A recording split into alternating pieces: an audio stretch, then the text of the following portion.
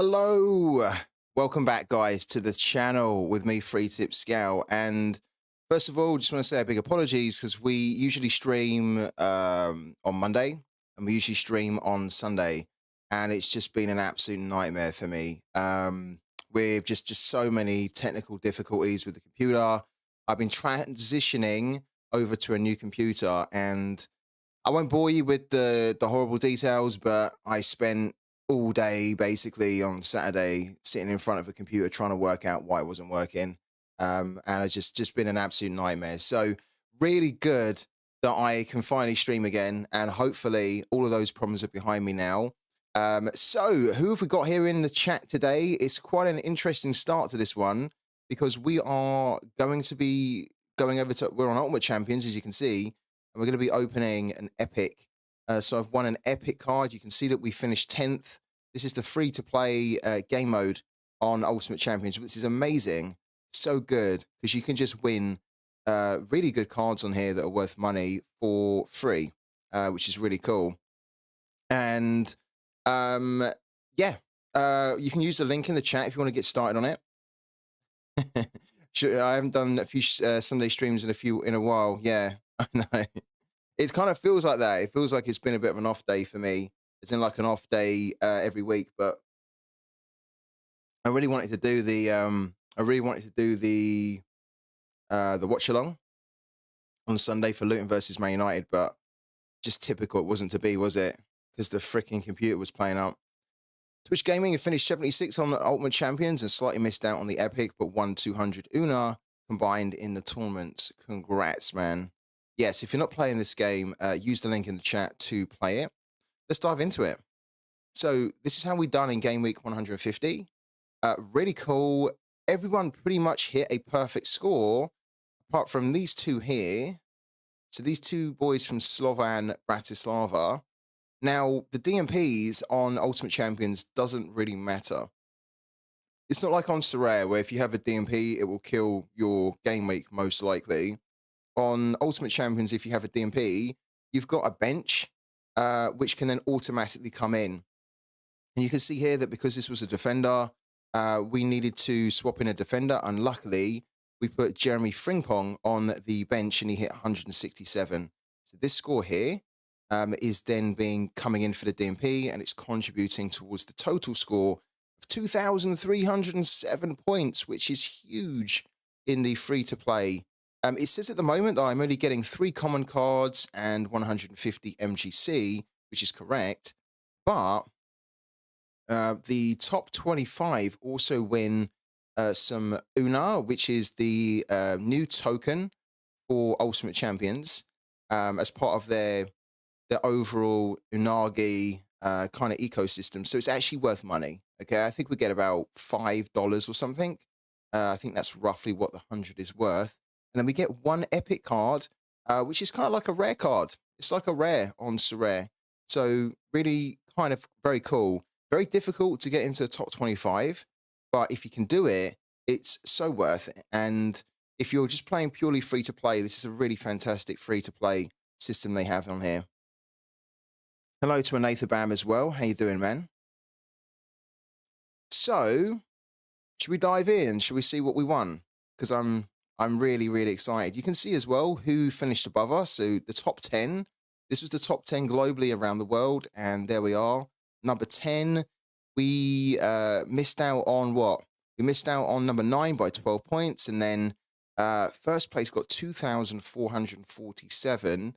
We can actually check out their team as well. Wow. Oh, look at that. Okay. So he pretty much had the same team as me. Apart from he put in, we have this goalkeeper too. We didn't play this goalkeeper, but we had him. But we had Gabriel, Frankie Kent. We didn't play Loco, even though we have Loco. Don't have this guy. And then we played Odegaard, played this guy too. He didn't play Saka. Maybe he doesn't have Saka. He didn't play Saka at all. If he'd have had Saka, he would have actually been able to get even more points from this team as well. Wow. Very good team.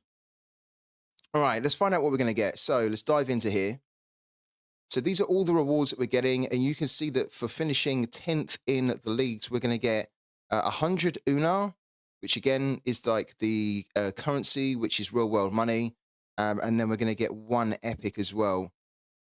Let's start off by claiming all these to begin with. Oh, wow. They've tweaked how this looks. This looks quite cool, actually. So this is just the MGC, which is in-game currency we can use to buy packs, which will allow us, as a free-to-play player, to get the cards that actually have real-world value. Let's claim all of this here. We always autofill. So, yeah, we always autofill for the tournament. So, hello to Silent Storm and Estonian Weirdo as well. How you guys doing? Let's claim this one as well.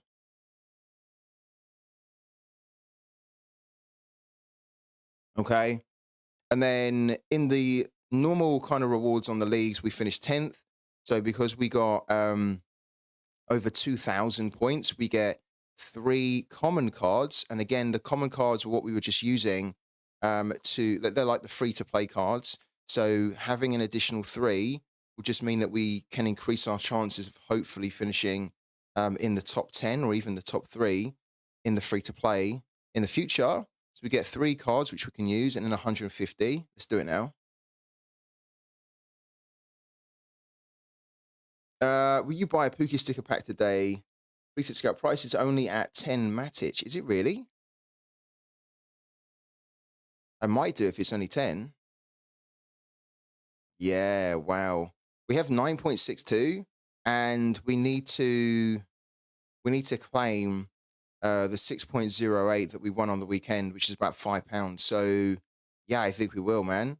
Good shout there, Nico. Thanks for reminding me on that. And we should buy it like pretty quickly because this will sell out. So in 1 hour and 38 minutes time, we need to be there on the dot to buy this if we want. I think we do want to buy it now. Otherwise, that will just sell out like instantly. I signed up for UC last year and haven't logged in for months. I'd like to know if it's worth it, what kind of prizes there are to win. If you stick around, you're going to find out. But because we're just about to open the card that we won for free, and we're going to see how much it's worth as well. So our free cards are Jason Pendant, Daniel Ballard, and then Nathan Smith. So we already have Jason Pendant. We already have Nathan Smith. So we get duplicates of them. We didn't have Daniel Ballard, which is quite nice because we have a couple of Sunderland players. So we can kind of get a bit more of a Sunderland stat going now. And his scoring is pretty good as well. So don't mind that. Okay. This is the big one. Here we go. So 10th place finish globally. We get 1 epic, which is essentially the equivalent of a rare card on SORARE. And we won this completely for free. We have not spent any money on the team that won it for us, okay? The team that won it for us, completely free, okay? No money at all spent, which is amazing. So let's claim it. Here we go. Have you already claimed yours, STRK, the Stark? No, I haven't. I haven't even had a chance to check it. Trust me, guys, I've been so busy trying to freaking fix all my computer issues. I haven't even had a chance to check whether I have it to claim or not. I'll be doing that later today. I'm expecting that I do have the Stark tokens, but I haven't checked. Last time we got an epic, you got O'Nean. I did, didn't I? Yeah, I got an O'Nean last time that I sold for $40. So, you know what I need? Let's just bring up Ultimate Champions quickly. What I really need is I need a forward. So this is like my collection at the moment, and I've only got 2 forwards. I've got Adam Polozek and Eddie Nketiah. Now, these 2 are kind of like young forwards that I've kind of picked up cheap for the future, but I don't actually have a forward that I can use like for the here and now.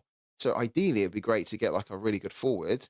Or if I don't get a forward, I would love to win Patrick Berg. A lot of you guys know I'm a big fan of Patrick Berg. I have been for years, and I can get his card. His card exists on Ultimate Champions. Unfortunately, his card doesn't exist on SORARE. Although I could be wrong on that. I don't think it does, though, no? I don't think he does, no. No, his card doesn't exist on SORARE, this guy here. But on Ultimate Champions, he does exist. So if we won Patrick Berg, I'd probably go mad. I don't think we're going to win Patrick Berg, though. I think that'd be almost too good to win as a free-to-play, but we can hope, right? So either Patrick Berg or some kind of a forward would be lovely. We don't really need another goalkeeper. We've got 3 goalkeepers of Kreidel, Connor Ripley, and Alexander Vulic, but again, it's kind of like Sorare. You can never have too many goalkeepers. So if we get another one, so be it. But I really don't need another goalkeeper. We need a playing forward, or we need an insane pool like Patrick Berg. I don't actually know how much Patrick Berg's worth on UC. Let's check it now. So we can go to this little site called uchelper.net. Okay. And then we can type in Patrick Berg. I think he's worth like about $60 or something, though. I think he's worth quite a bit. Yeah, look. He's worth, well, his last sale, which was on the 11th of January, to be fair, was $77.53.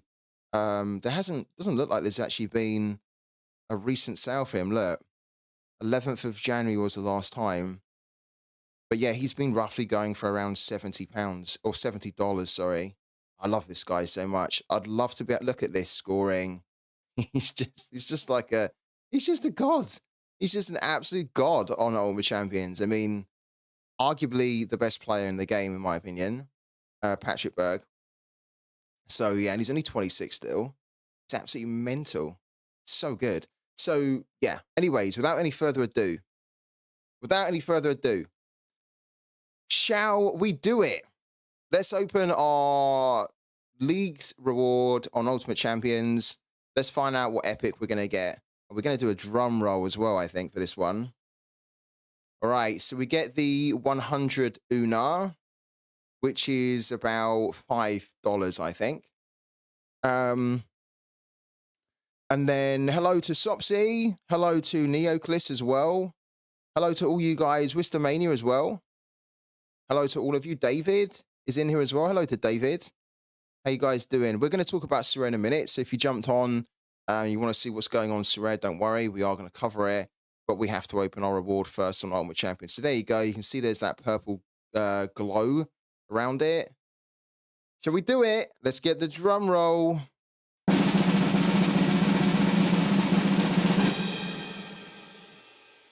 We get Lucas Grezak, 34-year-old midfielder. Not really what I wanted, but trust me when I say I'm not complaining because we've won this card for free. It's cost us nothing to win him. Oh, wow. He's had a couple of shockers recently, but before then, his scoring was pretty good. Let's take a little look at him. So, Lucas Grezak. I'm not familiar with him, I'll be honest with you. Don't know too much about him. Can we find him? He's got this kind of like weird name, which means that we have to probably put his yeah, we probably have to copy this name exactly.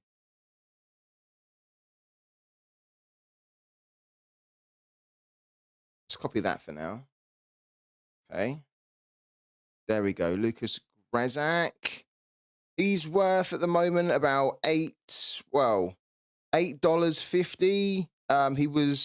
He's on the market for $9. So that's not bad. That's okay. You know, like, again, we can't really be complaining because we won this guy for free. He's playing in the Slovakian. He's playing in the Nika Liga. He's playing in the Slovakian league. I don't think he's playing for a good team, though, is he? No, look, he's playing for this team here, which are 10th. So not the greatest team. His ranking overall for Ultimate Champions is 1,039, and his overall ranking as a midfielder is 337. So we don't really need this guy. He's quite look at this here. He's kind of a guy that maybe has some use every now and then, but I don't know whether we're going to keep him or not. I think I'd probably prefer to sell this guy and then just put that money towards maybe getting a forward or something. At least his floor isn't 63p because UC has a burning mechanism. Yeah. Yeah, probably this guy would be about 60p or a pound, even in the rare on SORARE right now. Was looking to buy him 2 weeks ago, but didn't like the team he plays for. Are you talking about this guy, Twitch Gaming? Are you talking about this guy that we're looking at? You was looking at buying this guy 2 weeks ago. Whistlemania just bought a Messi as well. Wow. Congrats for you buying a Messi, man. What scarce did you buy? Did you buy the Messi in? Limited or rare? Also, guys, what do you think? I haven't asked the chat yet, but what do you think here? Is this a win? Is this a loss? What would you do here? Would you keep this guy? Would you sell him? What does everybody think about our award that we've just won? Because I think it's okay. I actually think it's okay. There's a couple of good scores here. It's a little bit on the older side, so it would have been nice if we could have won a younger player, but yeah, I think there's only 20, look, there's only 20 epics of him. I wonder how many there are of him on the market right now. There's only one. There's only one on the market for significantly higher than what he's been going for. So we can easily come in here. Look, 5th of the 2nd, the epic at 15% mint was $8.50. So what we could probably do, we could probably get this guy up for like $10 or something, and then just see whether anyone bites at $10. Yeah, me too. I'm kind of with you on that, Twitch Gaming. One of the reasons why I've been trying to pick up a couple of additional players that play in the big leagues, like I picked up Adam Holozek, I picked up Emil Smith-Rowe, and I picked up Eddie Nketiah, is because they play for big leagues, right? Big established leagues. And one of my worries with UC is the fact that they've stepped away from some small leagues that they onboarded, and then 6 months later, they're still like, no, we're not going to do these anymore.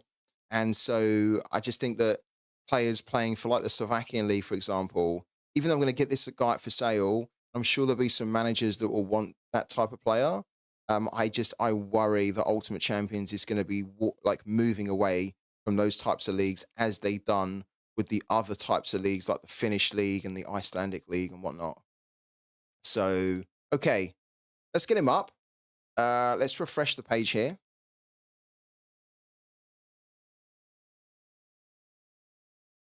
Let's refresh this page as well. But yeah, what does everyone think? Is that a win? Is that a loss? Yeah.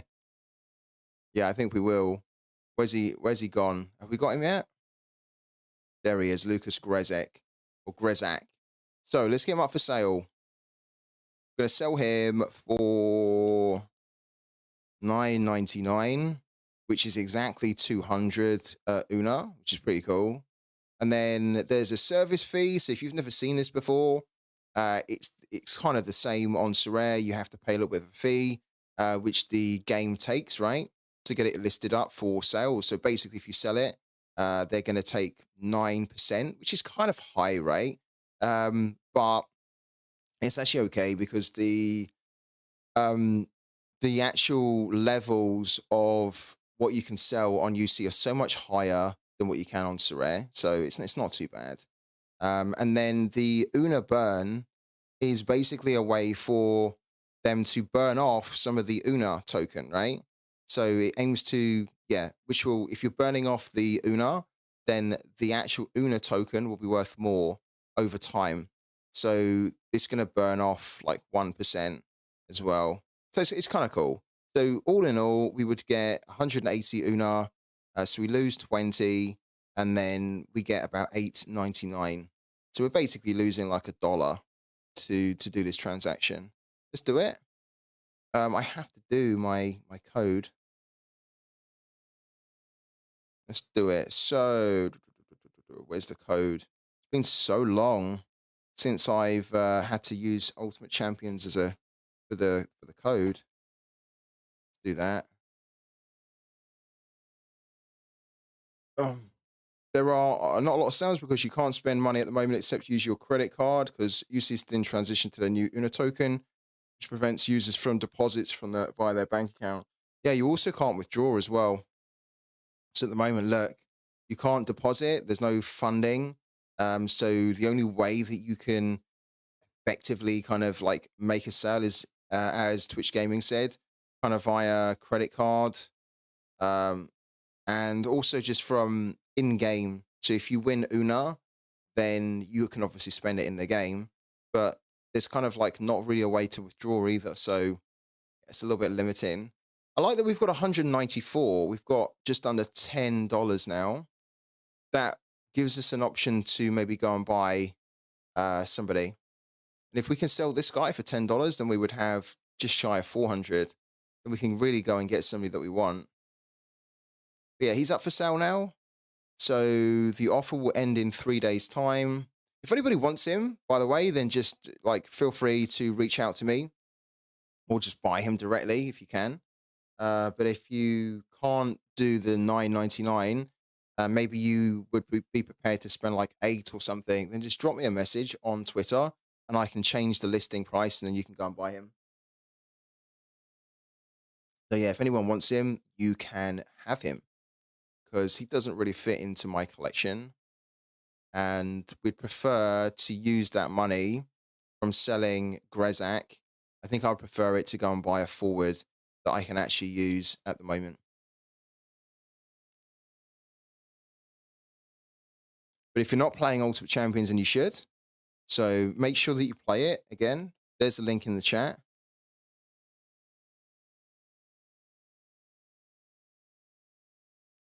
All right, cool. Did anybody else do well on Ultimate Champions this week? You guys tell me how you're done on Ultimate Champions.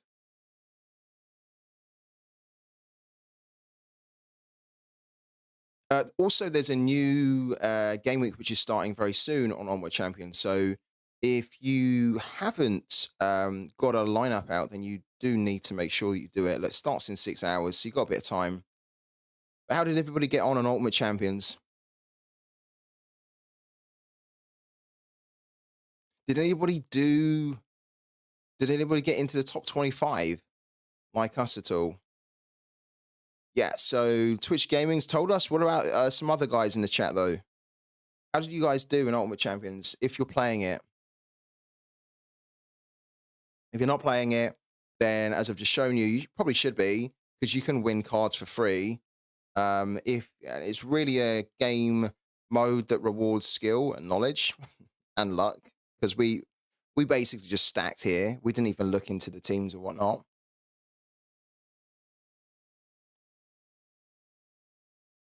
Any others here in the chat? How did you guys do on Ultimate Champions?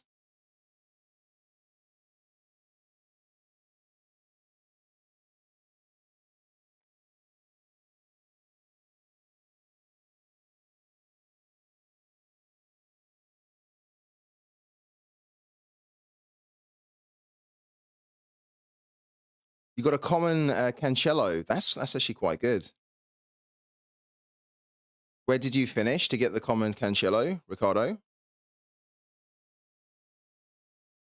I've got a ton of commons, but I don't think I have Cancelo. Look, I've got 581 commons, so we've got like a really beastly collection of commons. My best performing common player is Saka. Look, 50 MGC. Yeah, I probably should, but I can't be asked, man. To be honest with you, it's not. I don't think it is worth the time. Maybe if I spend more time on Ultimate Champions in the future, I might take the tournaments more seriously. But look, I mean, it's just easy just to autofill, and we're not really trying to win anything in it. We're just trying to win just the MGC. I'm almost just trying to win the stuff here in the leagues, if I'm honest with you. So I think if I took the leagues a bit more seriously every week, then I could probably win more of the epics in the Una. But you guys know that some weeks I might just autofill, and then other weeks I'll do like a proper lineup. And like last week, I decided to do a proper lineup, and we won it. Well, we won an epic. So maybe what I need to be doing is just trying to do more proper lineups where I pick the lineup itself. Because I think if I do that, then I've got probably very good chances of finishing top 25. So that's maybe what I'm going to do. But yeah, tournaments, you're right. I should probably try and do the tournaments more seriously. I think as I increase my collection, I probably will start doing the tournaments more seriously. So, like, if I can put out a full team of epics, then I will probably do it seriously. But because I think at the moment in the tournaments is that, like, I can't really. I guess I could, right? I could probably. Could I do a pro? I probably could. If I left this one, and then if I left this one, I could probably do the pros now. Maybe that's what I need to do. I need to stop doing the beginners, right? Because I'm just so used to doing the beginners because we didn't have enough epic cards, but now I don't have enough cards to do pro for Ultimate Champions because we don't have a mythic. So I need to keep doing the amateur for Ultimate Champions. But then for the international tier 1, we can probably do this because we have 3 cards, right? So if we leave this one, there we go, we can register. If we leave this one, so we don't have enough to do that. As in,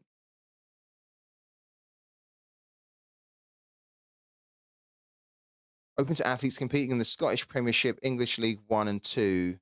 So we've only got, how many epics have we got from those leagues? I think we've only got 1.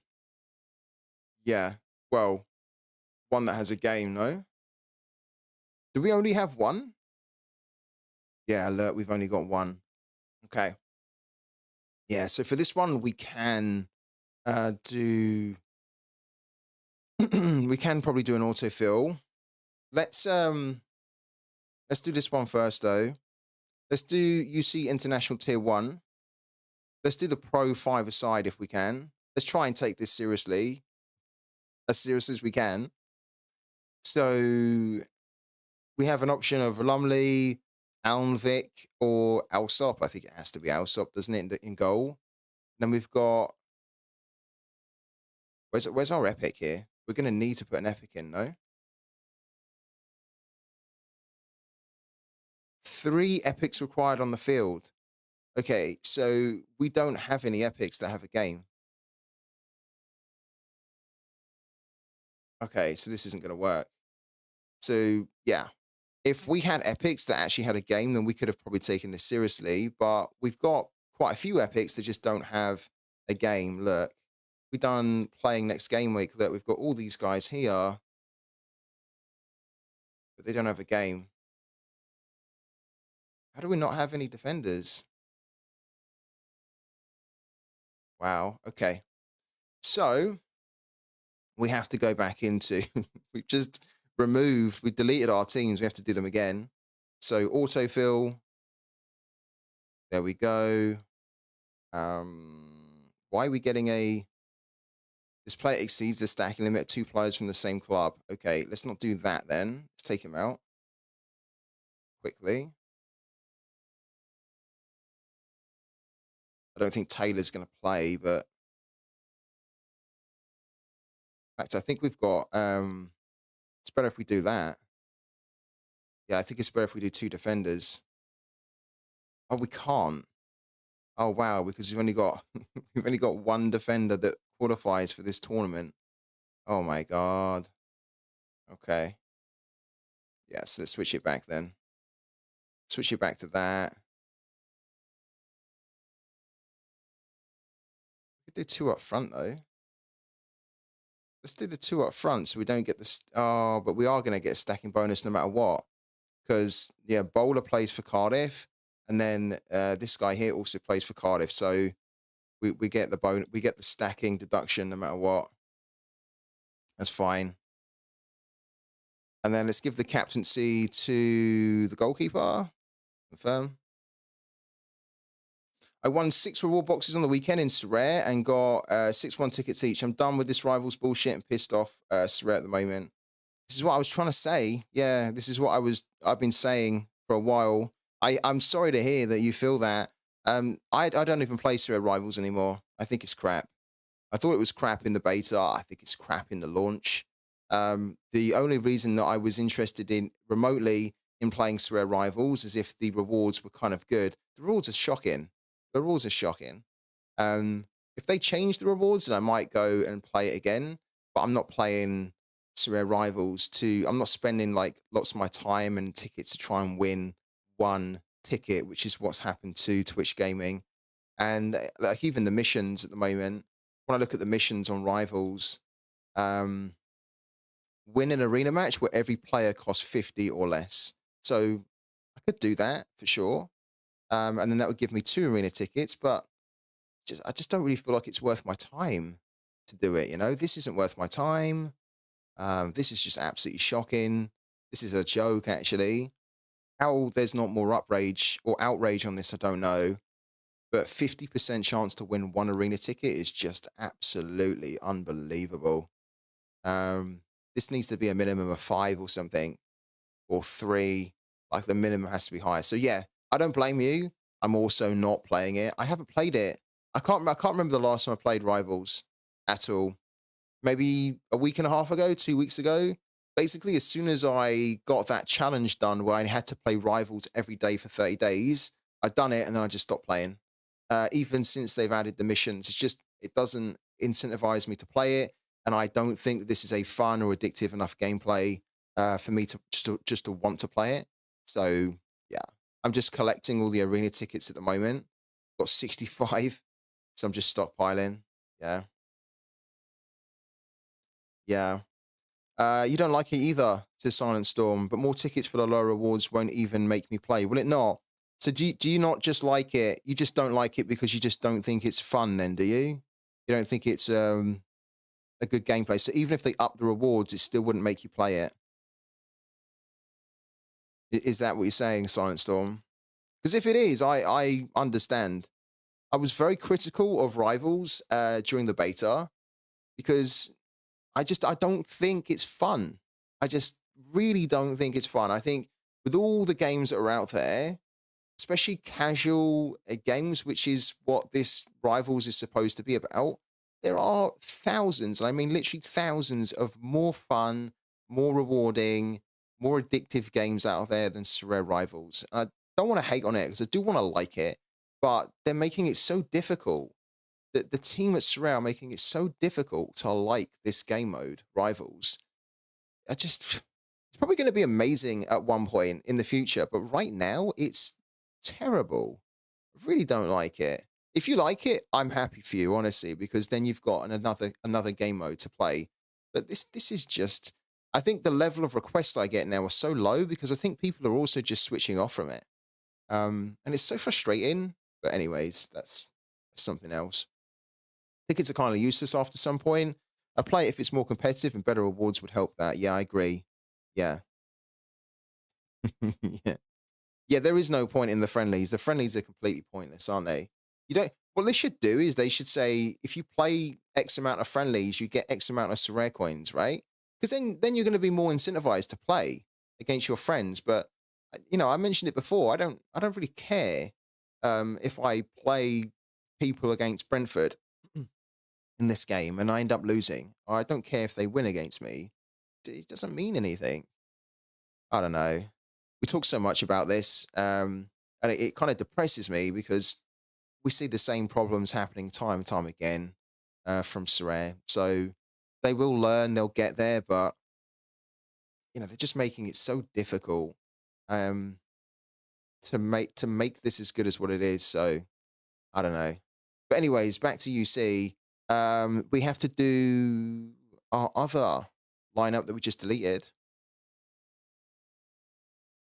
My 2 friends don't play that either, but nobody wins anything. I get that you can't have rewards in friendlies, so we don't have win trades, but still. But you could have rewards in friendlies though. You could just literally give out Sorare coins if you play X amount of games, X amount of friendly games, right? Then that at least means that people are going to continue to play it. But if people aren't even playing the friendlies, right? Maybe if people don't have arena tickets, to play, then they don't really have an incentive to even play the friendlies, Just mental.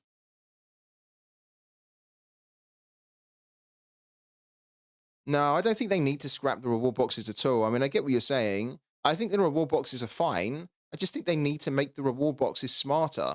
if you have a reward box and you're saying that basically 50% will win one ticket, then no one's gonna like that, you know. But if you say we have a reward box and 50% is gonna win 5 tickets and it's cost you say three to finally get that reward box, then that's okay. That's really not too bad, right? If that's the minimum you can win from it. But the minimum again has to be a lot higher. It kind of just reminds me of what they were doing on the month long, where their minimum was so low that it wasn't worth it. You know, like the month long, the minimum you could win was a 60p reward. Like, who in their right mind is really going to be playing that for a month to win a 60p reward potentially? And it's the same thing with rivals. Like, I'm just not playing it because it's just not worth my time. And I actually like this reward box. I like the fact that I have a chance to win a card. That's great, and I have a chance to win a mystery jersey. But the reality is that like this isn't really going to happen, is it? Unless you get super lucky. So then this here, your main percentages, your main bulk has to be attractive. And winning, having like what a 90% chance to win back what you already spent just to get this box is just a freaking joke. It's embarrassing. It's embarrassing to be honest with you. And they need to fix it. I've told them, I don't know why it's taking so long to fix it, but they need to fix it. I won a card yesterday from Rivals, says Audris Vinagris. Wow. What did you win? What was the card that you won? We need more milestones with rewards, says Twitch Gaming, such as play 10, 20, 50 amount of arena games and get a good reward box for it and stuff like that. Absolutely. Yeah, absolutely. But Twitch Gaming, like, why is it that they don't know this? Do you know what I mean? Like, it sounds so obvious. It sounds so obvious that, like, the way that this needs to be is it needs to be that you just reward, like, proper things. You reward smartly. This is not rocket science at all. This is just really not. But yet, it was launched like this. We're now hoping that it will get to a point where it will be like that. I just don't understand why it wasn't like that from the start. And it worries me, and I always say it just worries me, like how they're managing the game when this here is allowed to make it into the game where you have a 50% chance to win one. Like, who's signing off on that? Who's saying that that is a great way to promote Rivals and to get Rivals to grow the platform? Like, that's definitely going to be attracting people to play it more. That's going to be attracting people to come and sign up to SORARE because they have a 50% chance to win one arena ticket and it costs them 3 to win that one. Like, what kind of madness is this that they think that this is going to propel the game into the mainstream? Because they are honestly deluding themselves if they think so. And what's more frustrating is the fact that this is even allowed in the first place. Like, what's the thinking? What is the rationale? What's the common sense here to make it like this, right? Just so frustrating because we all want SORARE to do really well. And we want SORARE to keep growing. And we need SORARE to be bringing on a lot more users, right? Because if we get more users, then the prices just don't crash all the time, because then there's a huge demand for cards in the game. It's so frustrating when it feels like the company that's trying to get new users is also at the same time trying to stop themselves from getting new users by doing such dumb things in the game. Super frustrating, really is. Hello to SORARE Rec. Yeah, SORARE NBA is also a mess, isn't it? It really is. I knew it was a mess when I was playing it last season. I was like, I'm done with that.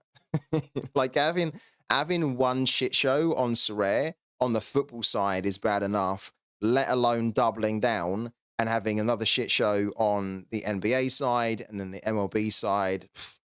If you're playing all three sports, then you are you're a glutton for punishment because playing just the football side on SORARE can be painful enough. I don't need pain times 3. Let's quickly go back. We need to do this, don't we? Autofill. There we go. Let's give the captaincy to Ben Garrett. No, to this guy here. Done. Confirm. All right. So on Ultimate Champions, we're good to go. So remember, guys, that you have 6 hours until the start of the new game week on Ultimate Champions. The leagues we've already done, and I done this yesterday.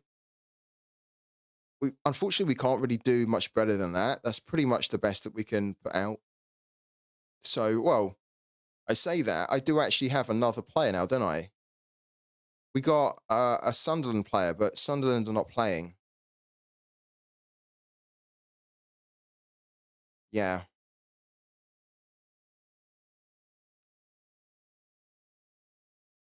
Yeah, that's pretty much the best that we can do. So, yeah, in this kind of like this midweek game week on Ultimate Champions, it's very much like SORARE, where it's just a case of just trying to put out the best of what you've got. It won't be the best team, but it will be the best of what you can play. So that's pretty much it. So I'm not expecting much from that. Pretty sure we will not finish in the top 50, let alone the top 25. But if we can get 1,500 points, I'll be pretty happy with that. Because I don't think this team realistically can hit 1,500. So that'll be a big score for them. Cool. All right, so let's jump over to SORARE now. We got our rare or our epic. So if you missed it, this was the card that we won on Ultimate Champions. We are selling it. So if you guys want it, reach out to me over on Twitter or on Twitch and tell me how much you'd be prepared to pay for it. And then if it's a price that I think is cool, I can change the listing to the price that you want, and then you can have him. Okay, so Lucas Grezak. This is for any one of you guys who wants to buy him, if you want to buy him. But now let's go over to SORARE.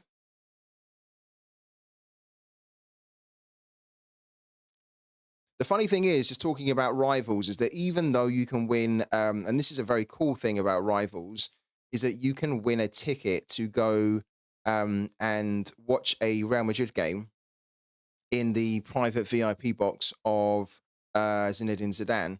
That is actually fantastic. But the damage is done for me with Rivals, where that's not even enough of a lure to make me want to play Rivals anymore. When technically it is, right? Because it's so good. That possibility, that opportunity, that should be making me think I should go into the game, whatever game it is, right? It's the what game is it? I think it's the Villarreal one. No, I don't know which one it is. To be fair, I can't remember. But I'm just so put off by this. I'm so turned off by this game mode that even the possibility of me winning a ticket to go and meet Zinedine Zidane is not making me play it. You know, and that's a problem. That's a problem. Like, what I would like is I would absolutely like there to be some ranked rewards. If there were ranked rewards, then I'd be playing Rivals probably, but there isn't. So, yeah, pick my lineup. I think, yeah, I saw your question earlier. So with the pick my lineup, we can't do that until I've picked my own lineup. So I think I have a quick I think I have a very good idea of what my lineups are going to be. So we can help you soon, probably. Let's go and do it. Okay. So we're putting a lineup out for rare, but it's not anything amazing for the midweek. So this is what we can put out, and it's not going to hit. It's not going to hit threshold, but it's what we can put out. So you never know. But I think that Brent Kalman and probably Randall Leal won't even play. So this is just to try and win some SORARE coins, as many SORARE coins as we can. We selected the 270. Of course, we're always going to select the lower threshold range for rare. And if we can get 130 points from this team, we get 100 SORARE coins, which would be lovely. But yeah, it's not going to do anything. And then we've got 3 limited teams. So the All-Stars are throwaway. And then the Cap 220 and the Cap 240 are kind of semi-serious. So this is what I have for threshold at the moment. We're going full Luton Town against Liverpool. And we have the captaincy on Alfie Doughty. which hasn't really been paying off at the moment because Alfie Doughty has just not been doing anything. I keep saying every week that I should take the captaincy off Alfie Doughty.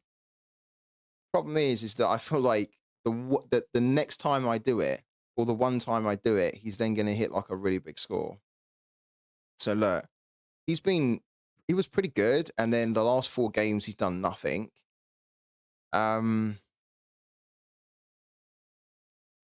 We should technically be putting the captaincy on Lagonga, because Lagonga's in really good form, and he's probably going to be very busy, Lagonga, against Liverpool. But that's his form at the moment. So maybe we should just brave it and put the captaincy on Lagonga. One of the reasons I quite like to keep on Alfie Doughty is because he is on the free kicks and the corners.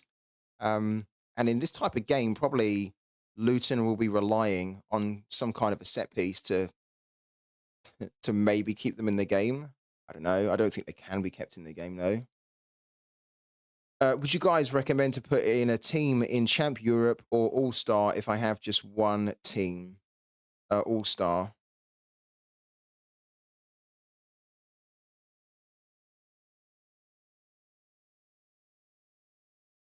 And the MLS is starting the next game week. It is, isn't it? Yeah. Starting this weekend. Well, it's actually starting on, I think it's what, Thursday? Starting in 2 days, isn't it? Inter Miami are the first team that are playing.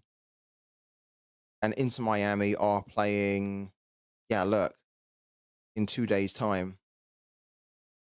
That is the opening game of the MLS, which is really cool. What do you guys reckon? Should we keep the captaincy on Doughty or should we put it on to Lagonga?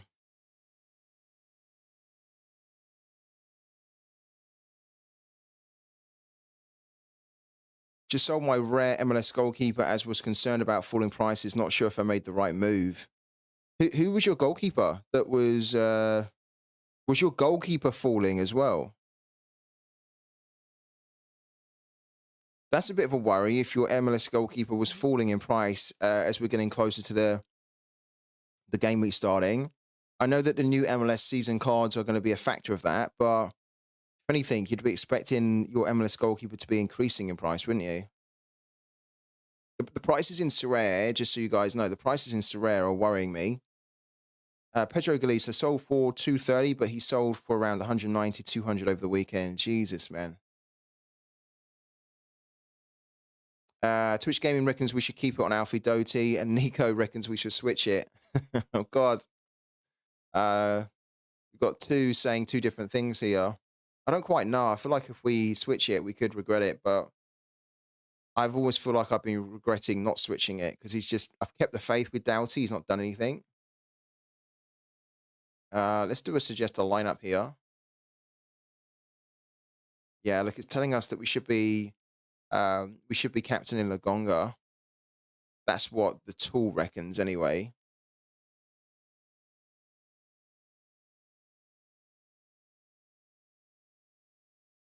I think Alfie Doughty. So quick look at him.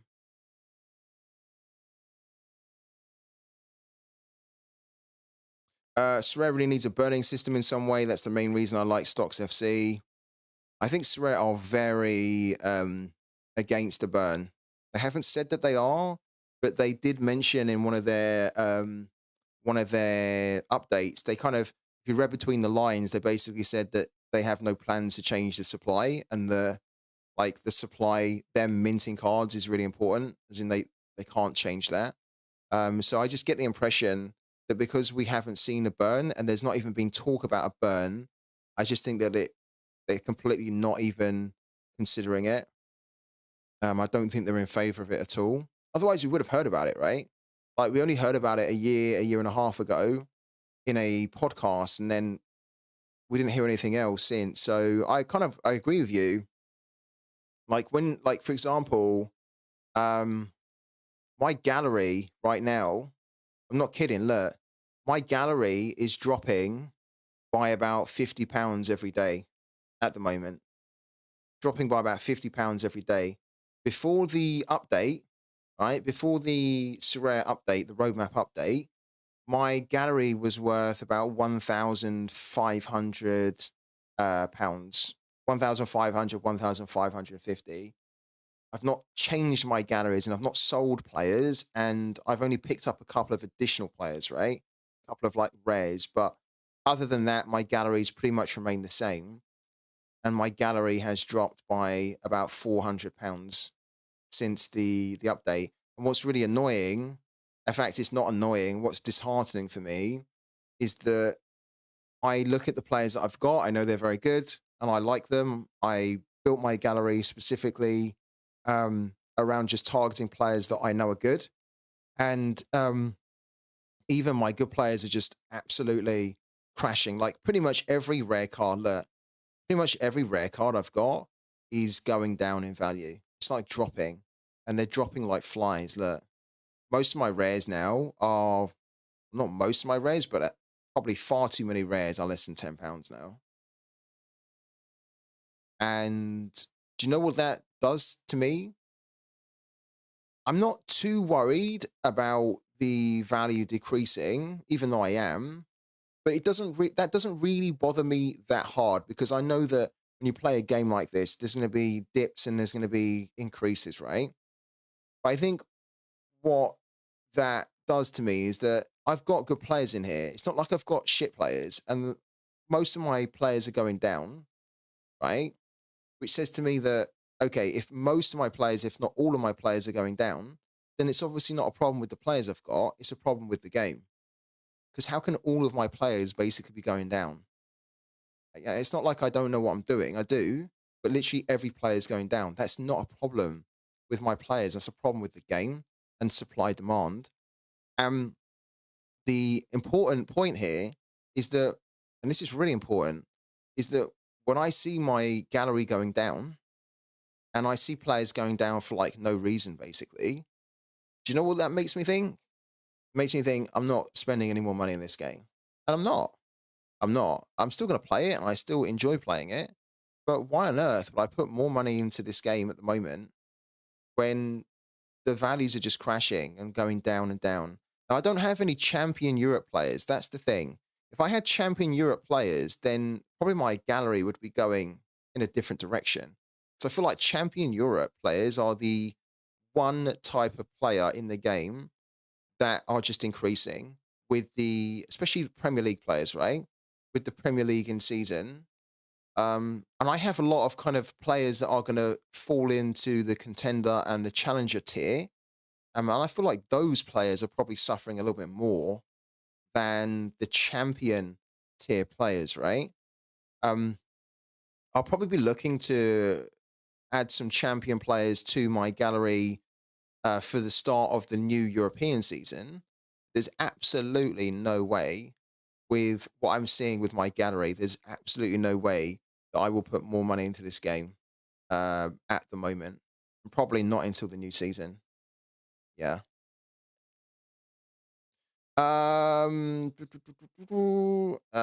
It's disheartening buying during the off season. Only to see prices decrease. All that planning, risk gone to waste. My gallery was around. My gallery was around Prem Champ Europe. Just 1 second. The future is defo Prem cards. Manage it. I'll invest like $300 and that's it. Try to build a gallery with the new update.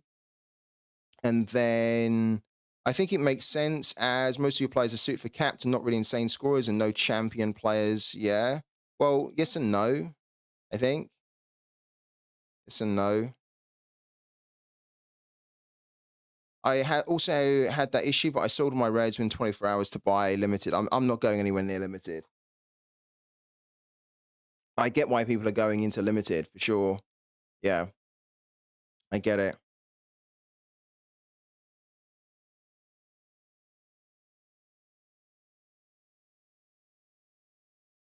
Do you think that the MLS Amateur will be available after today's deadline? Yeah, it should be. Yeah, it will be. An Bam.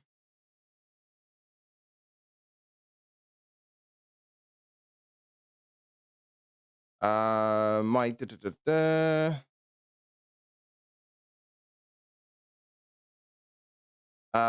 be honest, a lot of people are complaining that the prices are crashing like crazy, but my limited gallery value honestly hasn't fallen that much. Might be because I have a lot of MLS players. It could be, yeah, could be that. Was there a poll? I missed the poll. Did the chat vote for Lagonga as the captain? Do we do it? We should probably mix it up, right? We've had it on Doughty now for like the last 4 games, and he's not done anything. If we'd have had it on Lagonga for the last 4 games, then it might have helped us. So let's do it. Let's mix it up. Yeah, let's mix it up, right? Um.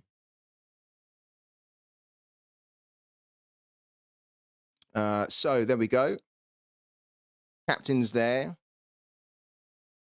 It's mainly cap players dropping while top tier players increased. Yeah, like I agree with you on that. I just think it's very disheartening that you pick up good players and those players, even though they're probably better for cap modes, right? Rather than they're good for all types of modes, but like they're largely considered cap players. They are just going to take a big hit, right?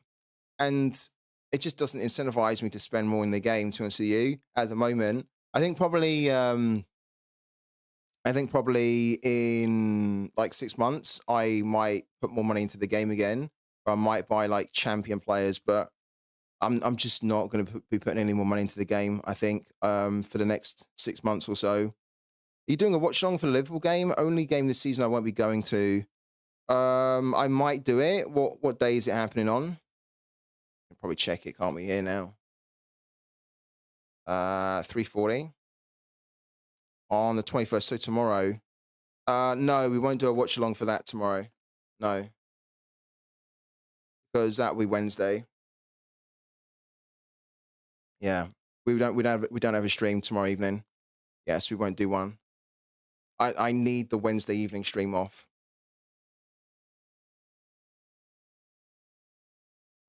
All right, so Cap 240, we put the captaincy on Lagonga. Let's have a quick look here. I don't think that the lineup's going to change too much, really. So Luton, not that one. I hate this actually. Let's go back.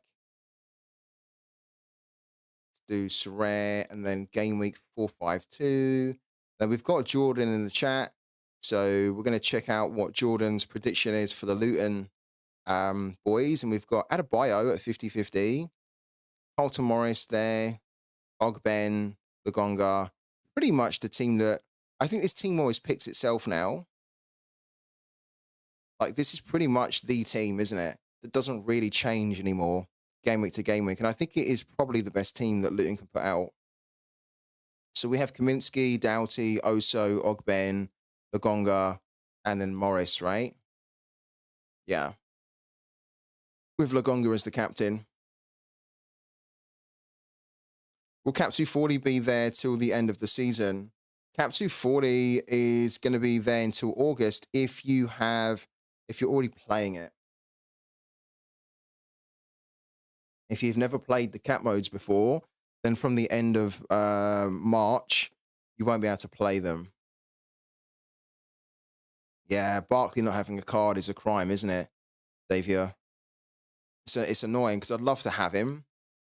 If I haven't actually looked at Ross Barkley's scores for a while, but Ross Barkley, look at that. Oh, that scoring's amazing, isn't it? This is the frustrating thing, is that we don't even know when Ross Barkley is going to be minting in the game. I've actually joked that by the time SORARE finally get around to minting Ross Barkley, he'll probably only have like 1 or 2 months left, probably a month left of the current season.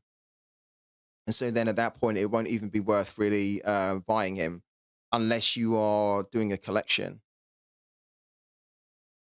Because then if you buy him, so let's say that they mint him in May, right? And May's the last month for the Premier League. They mint him in May, a few weeks before the season ends. You buy him. but then you've only got a few weeks to use him in the season, and then he then becomes a classic card at the start of next season.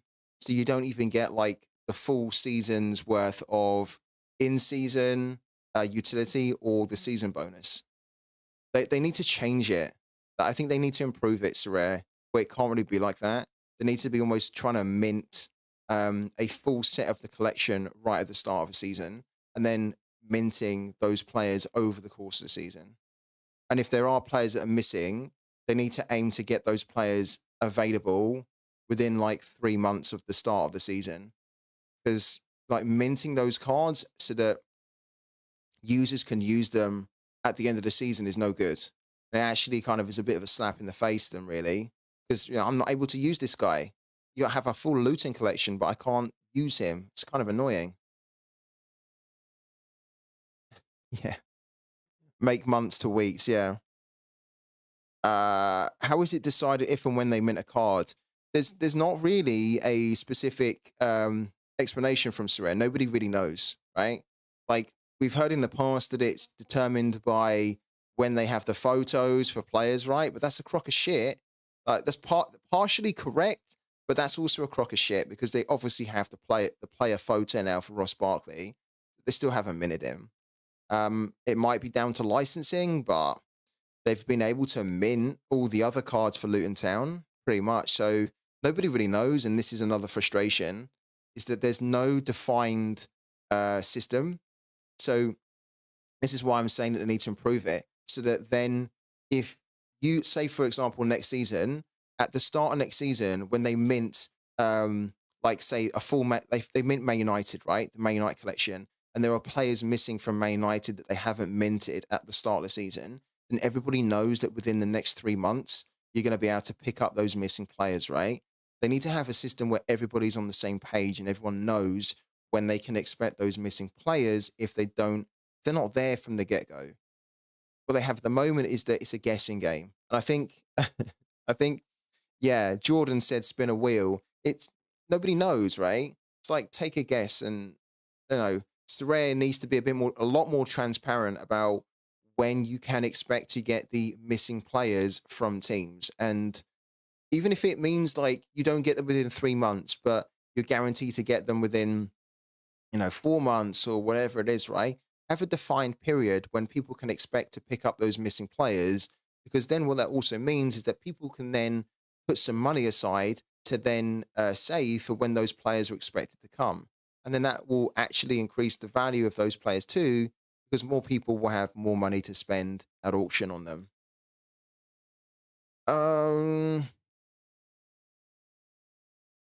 Yeah, if Barkley was minted at the beginning of the season, when I was doing his collection, it would be worth so much more. It really would.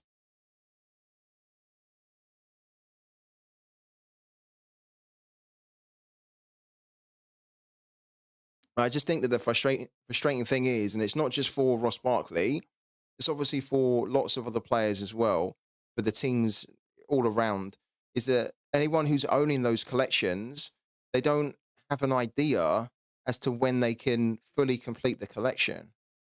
You know, like my Luton Town collection is marked as being complete. So look, completed, because we've got all the cards that are available, but it's far from a complete Luton Town collection. There's only 20. Look, there's only 20 players. I think the squad has about 30 or something, doesn't it? 20, 24 actually, maybe 24, 25, something like that. We definitely, like, we have Townsend that's missing. We have Ross Barkley that's missing. We have Loikia that's missing. There's probably a few others that are missing too. Even having Townsend would be great. And Josh Townsend would be kind of a useful one to have. Just frustrating for everyone that's doing collections, I think.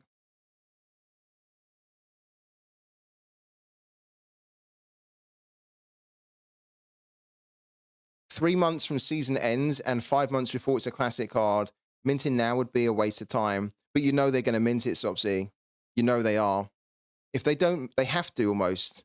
They don't have to, but like the way that SORARE will probably be thinking is that if we don't mint this card like soon, then we won't realistically be able to mint a 22, 23 or 23-24 kind of season card for those players. So it's just a way for them to squeeze out revenue whilst they can. Maybe that's the thing that they should also have too, is that they maybe they won't, but obviously it's a business, so they need to try and mint as many cards as they can whilst they can. So I'm fully expecting that Ross Barkley will be a card that they'll mint, but it's just frustrating that by the time they mint him, he's not really going to be a card that I can use anymore this season. He's just going to be a card that's going to be added to the collection.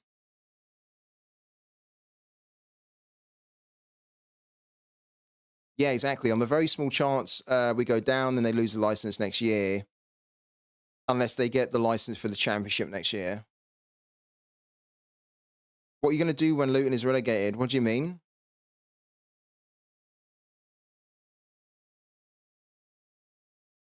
I'm not going to do anything.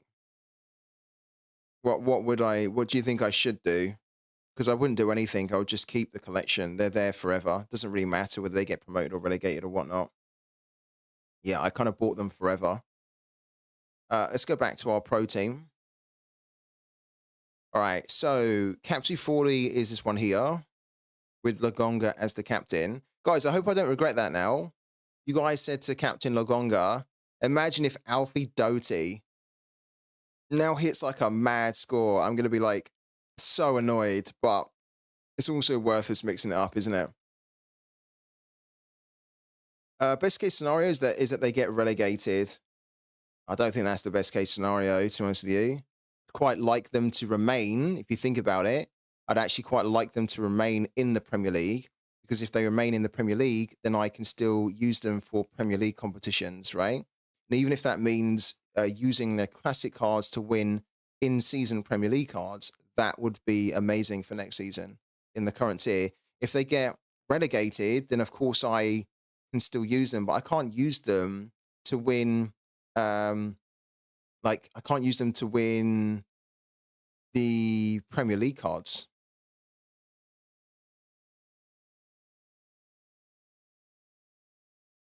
Then there's players that just mysteriously go missing. Oscar Bob of Man City has 34 limited cards, no new cards in months.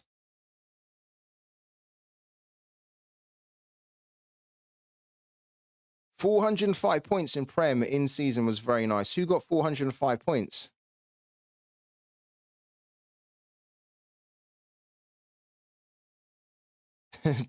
two decisives for Doughty, probably, right? Yeah, one of the things I wanted to do, and I haven't done it yet, is I want to check something.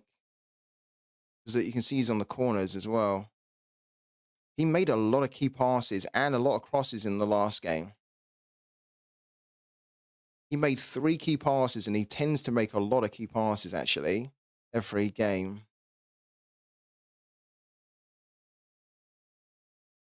He made 9 key passes here. He was super unlucky not to get a decisive.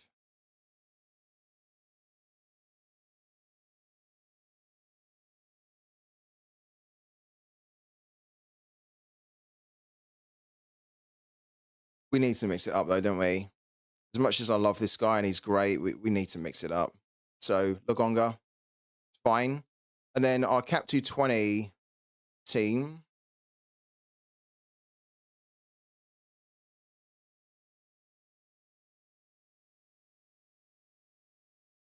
Oh, I see. I'm with you. This is what we're running with for our Cap 220. We're going to have Edison in goal. Wow, that ad's got longer. Used to be able to close that ad down after 5 seconds. That ad's got longer. Naughty play sharper. So Edison.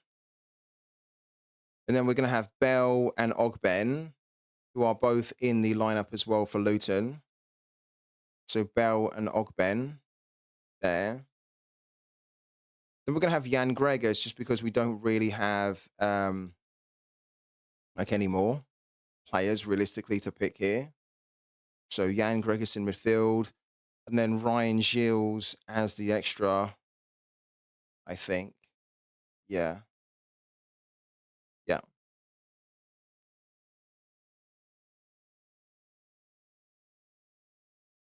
I might have the best 220 team ever. Ter Stegen, Walker Peters, Lincoln, Dybala, and Rafa. Oh, that's actually pretty good. Yeah. Wow. That's really good. You're in two minds whether or not to just drop Doughty altogether. No, I don't think you can. I feel like the moment you drop Doughty, Jordan, he's going to hit a big score. And I already don't like it that we're not captaining him. Because I still have a feeling that he's going to do well. Probably not against Liverpool, but as I mentioned, corners or any set pieces are probably going to be very valuable to Luton in that game. So he could actually get decisive. You got to play him though.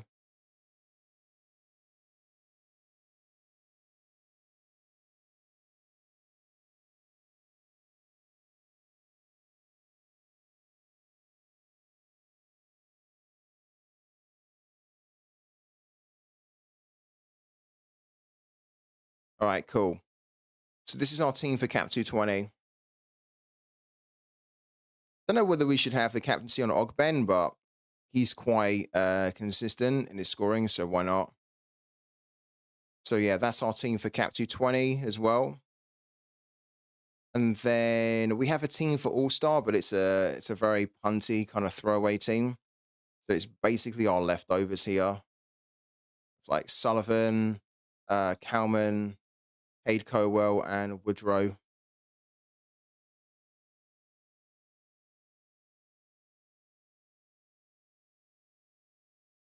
Big Merc 14. Hey guys, been a while since I played SORARE. Am I able to play my Leeds United players in second division Europe? Yeah, at the moment you can, yeah.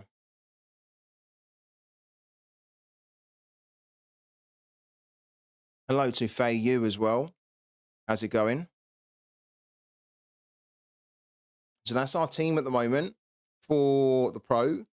We're going to take a very quick breather for 2 minutes, and then when we come back, we can start to help you guys with your own team. So don't go anywhere, stay connected, and we'll be back in 2 minutes, guys.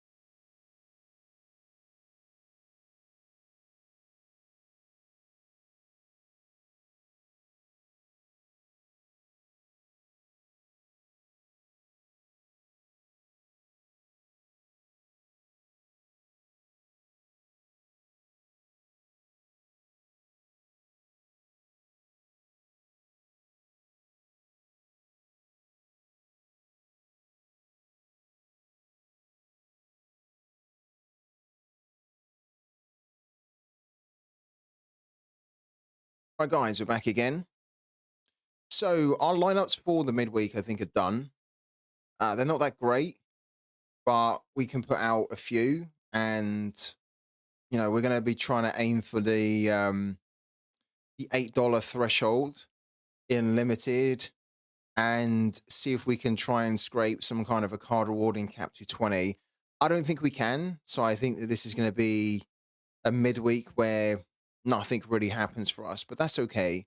Because with the midweek, we're not really expecting too much most of the time. But if we can just put out some lineups, it's great. And then we just have to hope we get lucky. On the weekend, it was a bit of an interesting game week for me on SORARE because we did win the threshold in rare. So the threshold, rather than that being $50 now, is $15, right? So we win $15 rather than 50. That's fine. With rare, we're always going to be trying to hit the bottom end. Don't think realistically, with the players I've got, I think hitting 340 in cap 240 is quite difficult. I think it's actually kind of tricky anyway, regardless of just my players. I think it's a little bit tricky to do because, yeah, you have to exceed it by 100. But we hit the threshold with a red card player, and then also Morales, who done really bad and continues to do badly this season. So we have to think about switching him out. The only positive at the moment is that these really bad scores from Morales are going to be reducing his L15 down, which means that he'll get to like 40, 42, something like that, fairly soon, which makes him a good option then for threshold. It's just a case of whether we're going to play him like that. But yeah, pretty good. We didn't win any card awards at all. So it was good in that sense, but then it was quite frustrating elsewhere. The Luton Town team actually done relatively well, given that they lost 2-1. We just got a bad score from Oso, and then Doughty, who we captained, again, didn't do anything. If we'd have played Carlton Morris here instead of Doughty, then we would have won £4.65.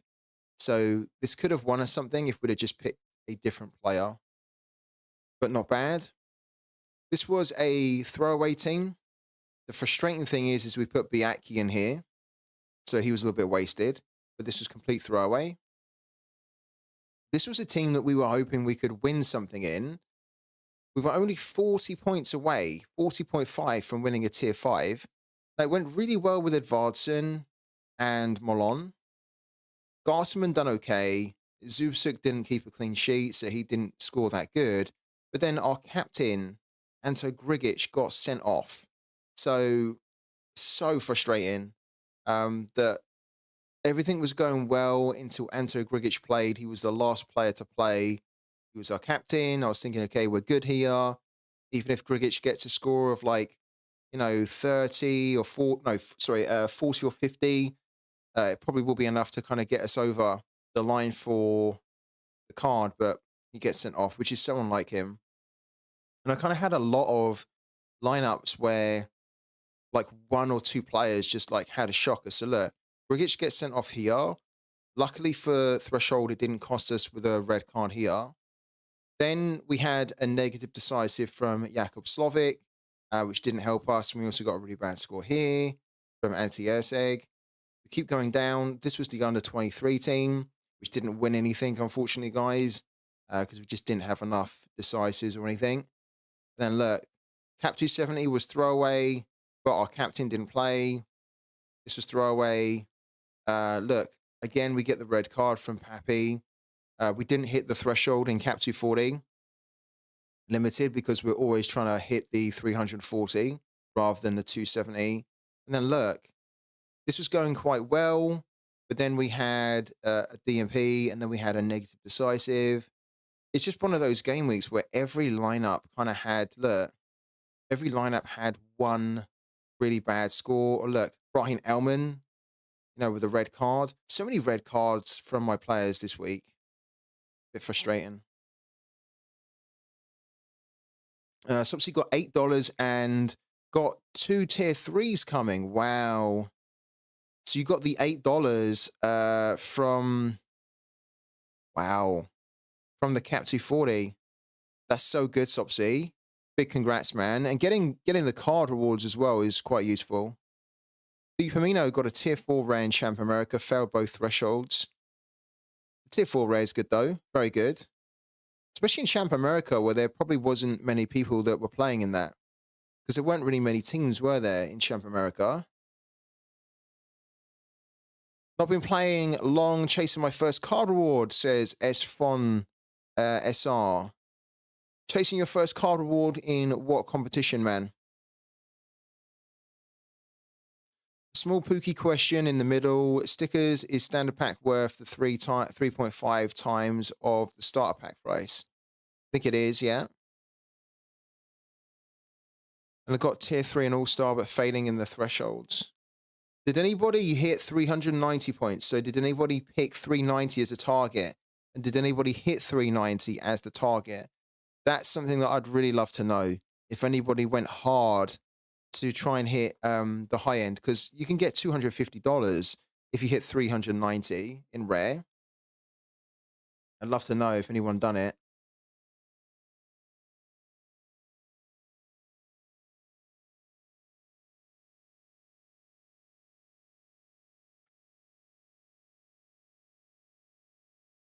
Some players are doing well, but the squad mix is not good.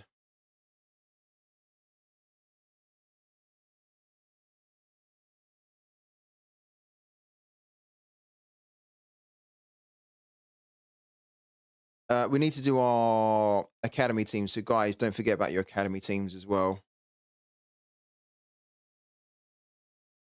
Let's get those registered. Confirm, confirm, confirm. And then this one, we might have to do a little bit of a change quickly. Hervey Kofi can go in.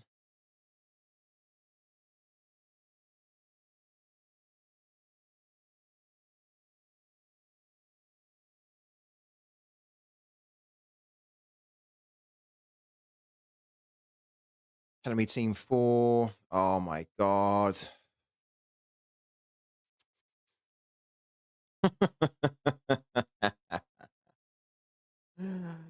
Oh dear.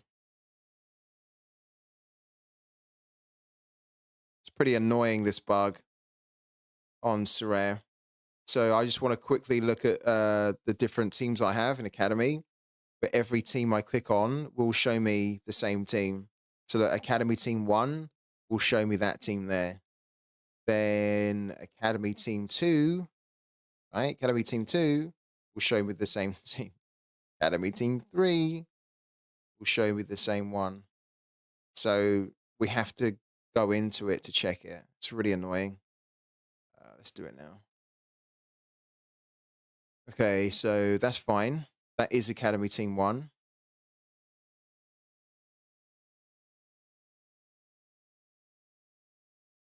Okay.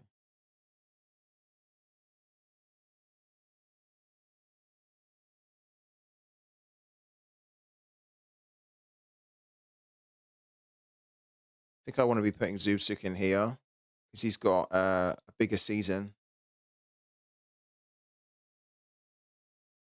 than Tascaran.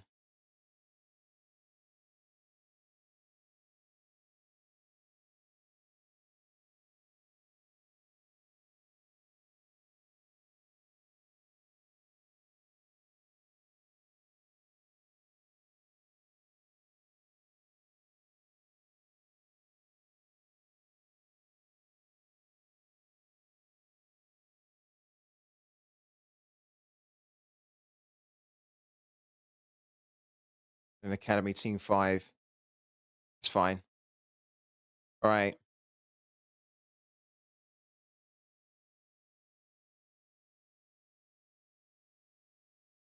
So we got asked earlier, do a pick my lineup. The pick my lineups are available now. Give me 1 second, guys.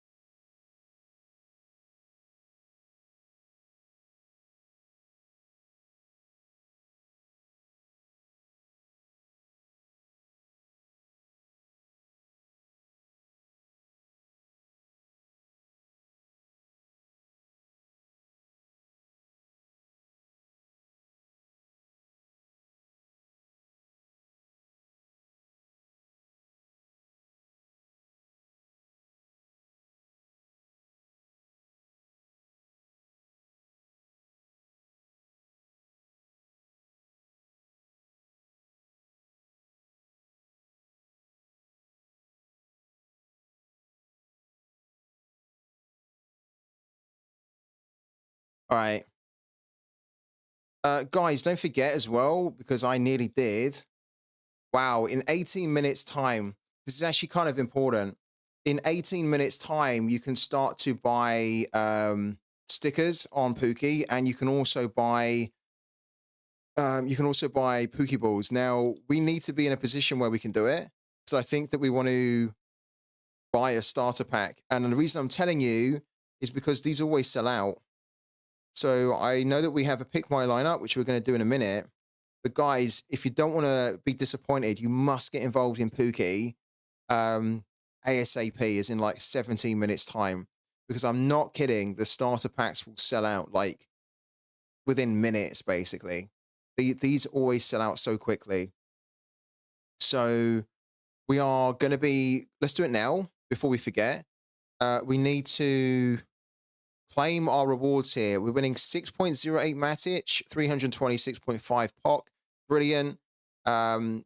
We didn't even, you want to know how we won that? I'm going to quickly show you. We go on to the game week, and then we go into game week 65, which was the last game week. We came 30th in the Argentinian league, where we won 4.29 Matic because we put 1-1 in for every single game. And then in the German league, would you look at this, guys? The German league, where we let a random number generator pick our scores in the German league. We came 119th out of 468 using a random number generator. And we end up winning 1.79 Matic, which is about £1.20, something like that. This is how we done with the random number generator. So it picked 3-1 for us, 4-1 here, 5-3, 5-2, 4-1. It basically picked loads of scores that were super high scoring. But the one that really mattered here was this one. Look, the random number generator picked 4-3. So Bochum to beat Bayern 4-3. And would you believe it? Bochum won 3-2, which meant that we correctly predicted that Bochum, the home team, would win and that there would be over 2.5 goals. And it happened, and we got 351.8. So pretty incredible. I don't think we're going to do the random number generator again this week, but it was pretty cool to give it a try and to see that even when we used a random number generator, so we didn't pick them at all, we just let the tool do it, we still won money.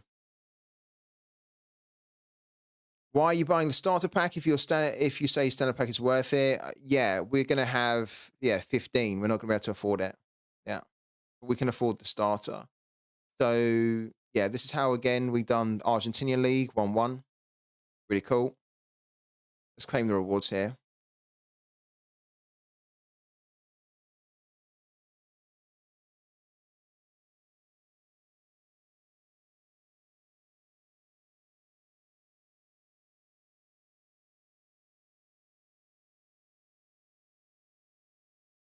Okay. Wow, it's going to cost me 2p. 2p to claim our rewards. We'll do it. I think we can afford it. 2p.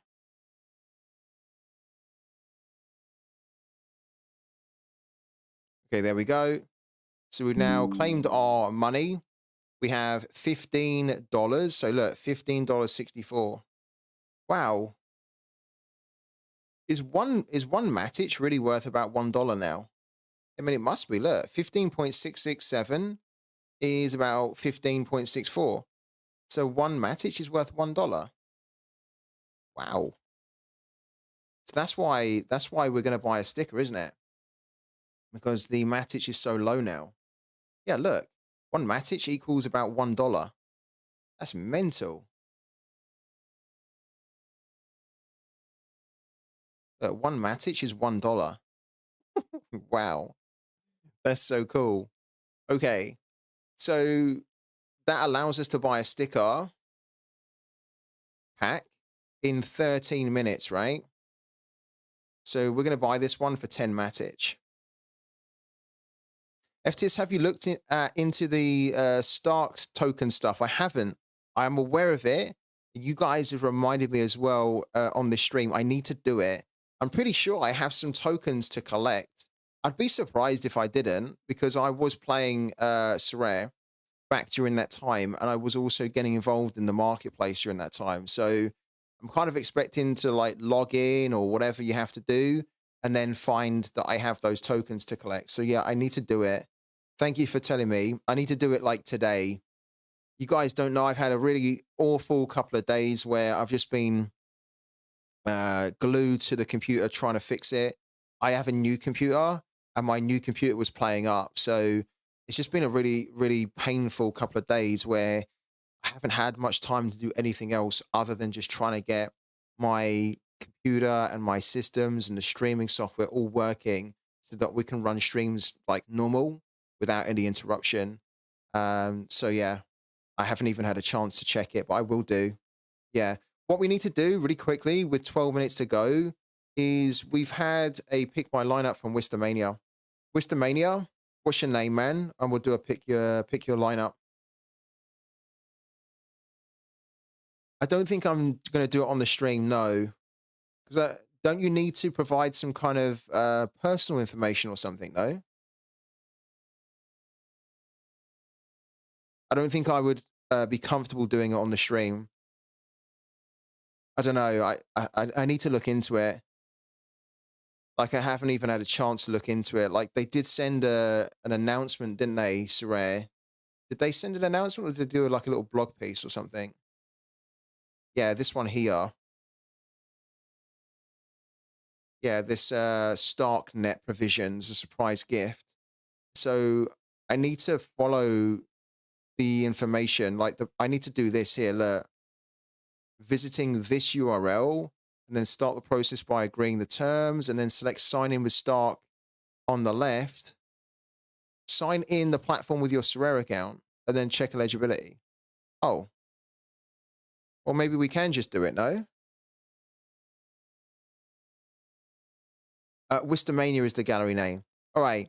Let's do that for Wistomania. Maybe we can do this live on the stream. We can see whether we have anything to claim or not. I don't think, I was kind of worried thinking, is it going to be a long process? And do we have to provide personal details, which will make it a little bit tricky to do online? But if we just connect in or sign in with our Sorare account, then we'll be able to check. But we'll do that afterwards then, okay? We'll do that live on the stream. Yeah, it seems really straightforward. So let's go over to Wistomania first of all, because he's waiting for us to do his pick a lineup. What's the game week that you not game week? What's the competition you want us to pick your lineup for, man?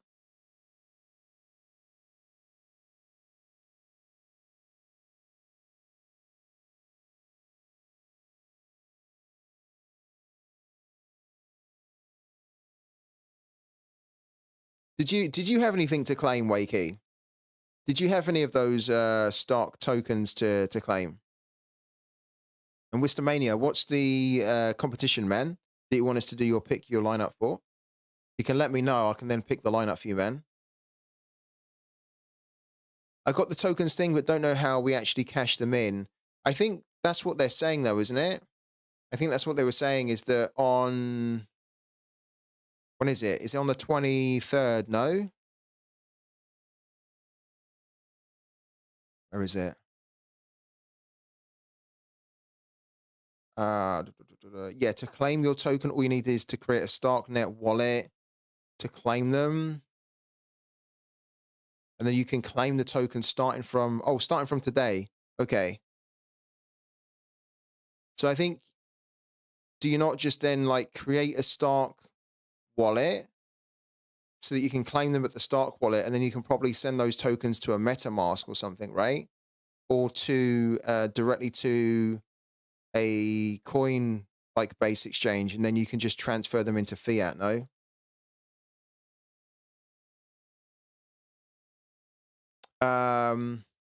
Hoping you can make a suggestion. I have very suitable players for Cap 240 or America. Rare. Okay, cool, man.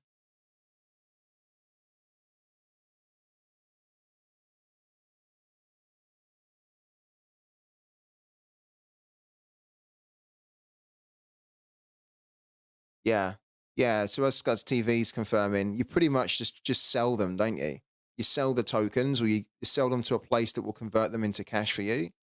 Um, I'd be surprised if you were not able to do that with Coinbase, you know? But that's something that I'm going to look into doing later on. But now let's do Wistomania, and we also have to keep an eye. 7 minutes, okay? Right. Cap 240 rare. Okay, so this is for the midweek game week for Wistomania. He has Joe Willis and Zach McMath. Okay, so Zach McMath is a no here, and Joe Willis is definitely a yes here.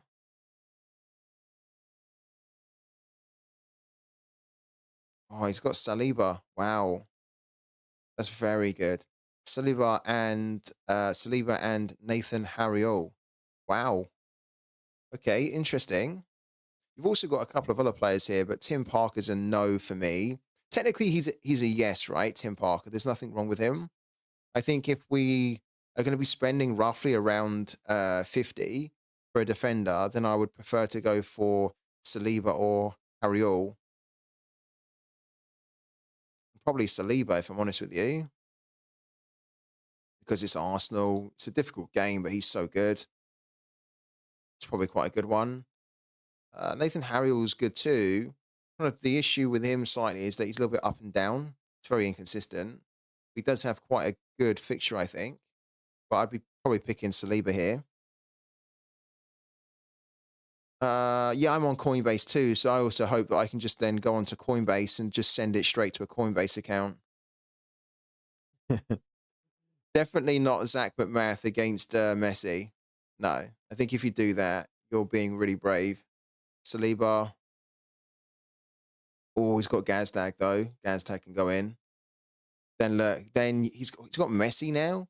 That's another reason why you don't want to do Zach McMath here. Then of course you got to do Messi there. Then you have what, 35? This could be. This is an insane team. Look, this is really good. He's only got 35. Oh, that's a bit of a problem, isn't it? Ah, okay. So I see the dilemma here. This makes me think that we don't put this team into Cap 240.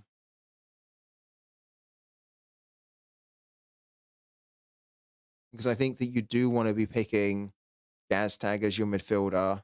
I think you also do want to be picking Saliba. You don't have to.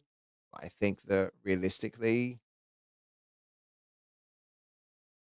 he's one of your best defenders there with an okay fixture. He'll be very busy in that fixture. I think you do want to be picking Joe Willis here. You don't want to be picking Zach McMath going away to Inter Miami, but you do want to be picking Messi for sure. And then we can't fit Carranza in or Klaus, and I think that's a bit of an issue. So I think having Klaus or Carranza as the extra would be really good. So yeah, I think that this actually just means that you don't do that. You maybe then you could technically make it an America team, but I think that for me personally, I would probably want to keep Saliba in, which then means that it would be All Star.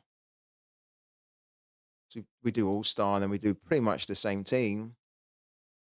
Saliba, Gazdag, then Messi up front.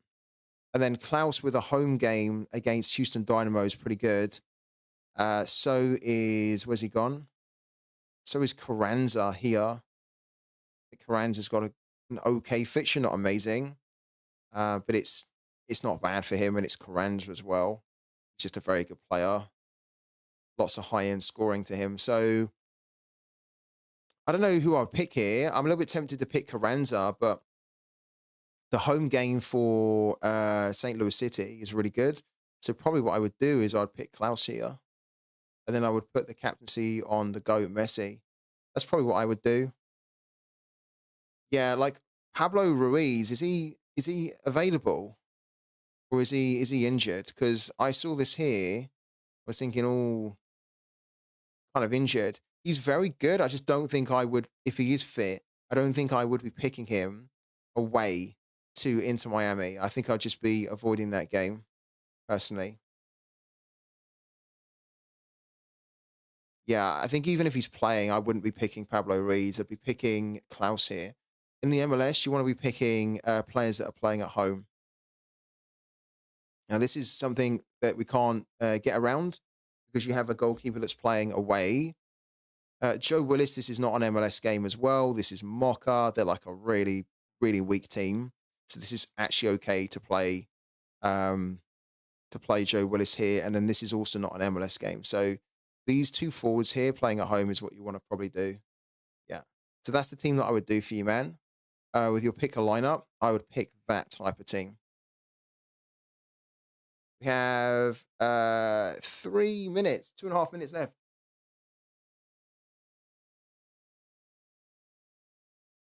Was that similar to what you would do, or like what was the team that you picked? Was it different from that at all? Wistomania. Yeah, 3 minutes for Pooky. So guys, you've got 2 minutes until the new packs for Pooky are available. And we are going to be not messing about here at all. You can also buy, so don't forget, it's not just the stickers you can buy, but in 2 minutes time, you're going to get a fresh drop of Pooky balls as well. So please do use the link in the chat if you want to give this game a try, because the link in the chat will give you lots of freebies too.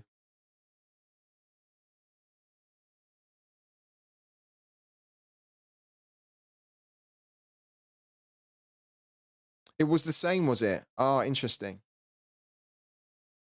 Probably quite nice for you to see that it was the same, right? Probably confirms like your initial instincts. So it was the same even with Klaus, was it? Even with Klaus as the extra.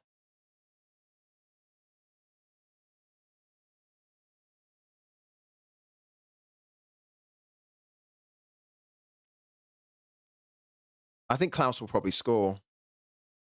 Could score a few against Houston Dynamo. They're a good team, but they're playing away.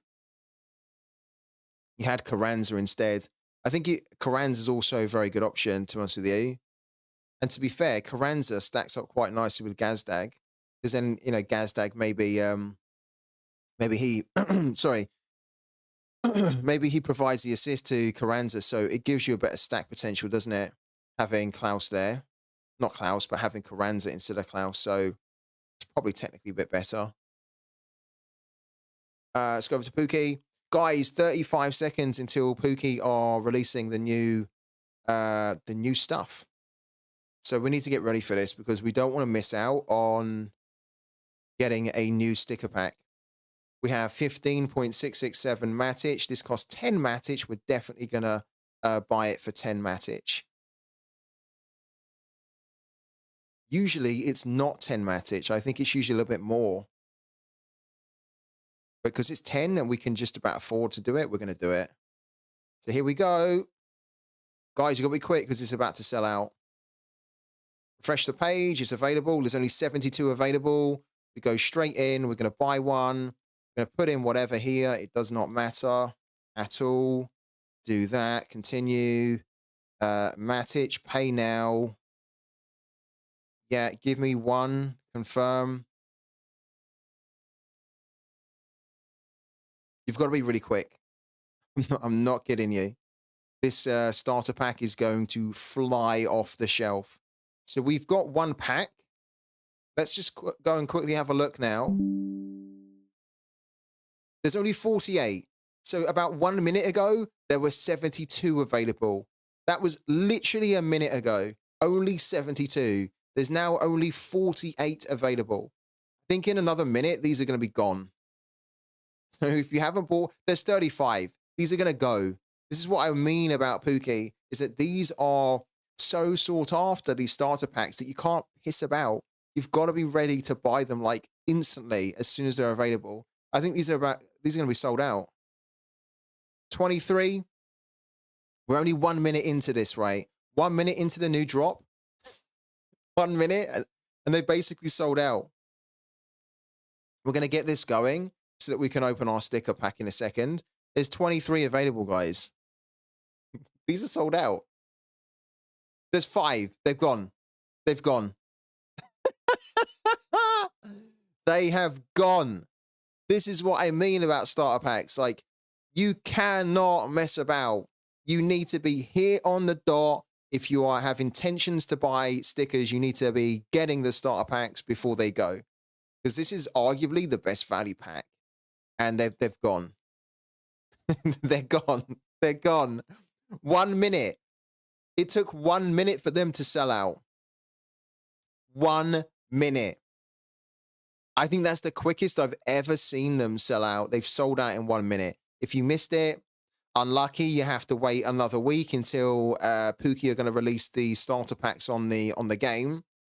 You can buy a standard pack, and if you have missed out on starter packs, then you probably need to be getting a move on buying a standard pack now, because anybody that's missed out on a starter pack is going to be focusing their attentions on standard packs, and these are the next ones which sell out really, really quickly. So, because they're now the cheapest on there.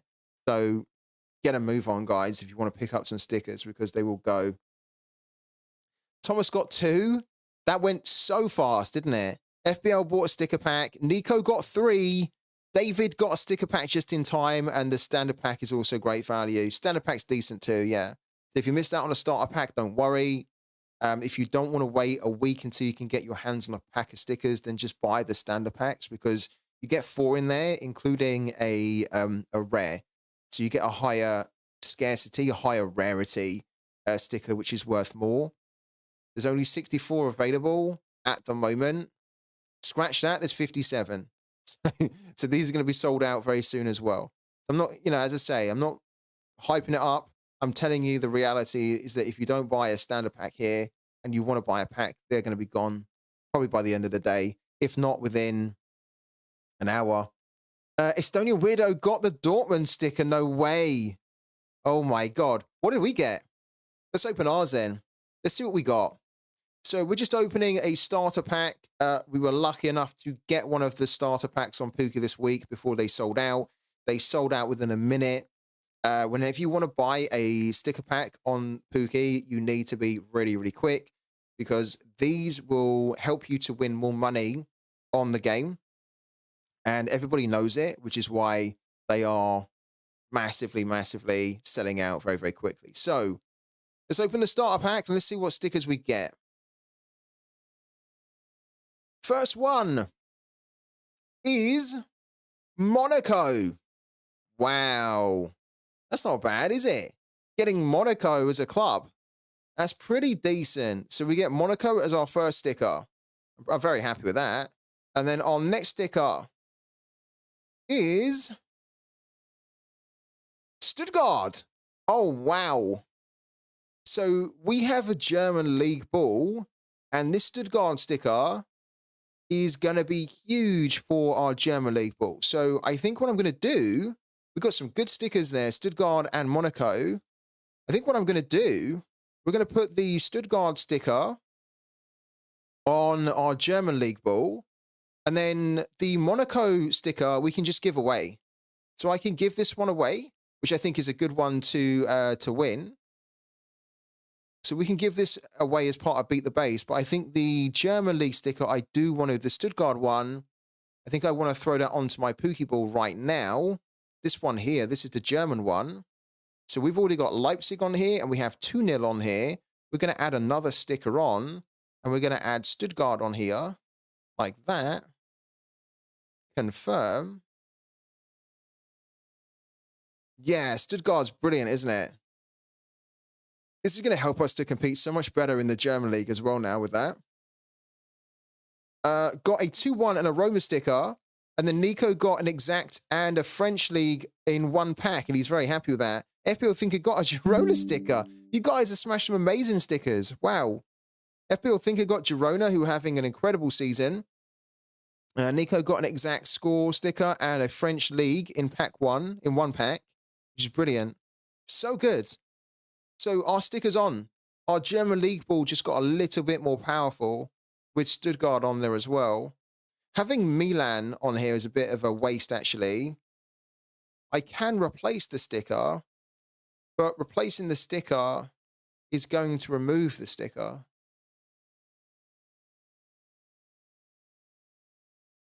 I think we're just better off just keeping it on for now. We've also got Let's quickly go back here.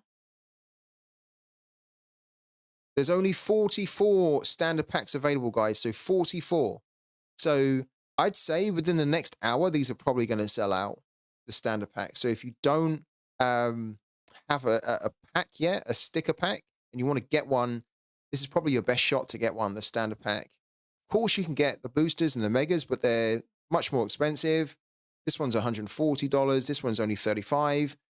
So this is the second cheapest, and it's now the cheapest because the starter packs have sold out. And we can use that Milan sticker for Ascension.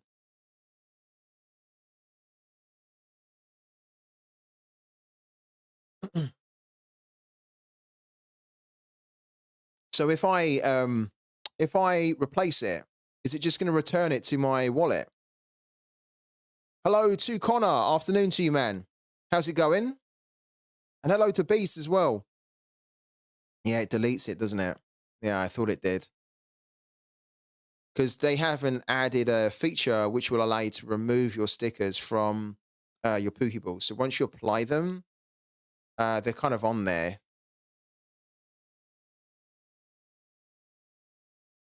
Yeah.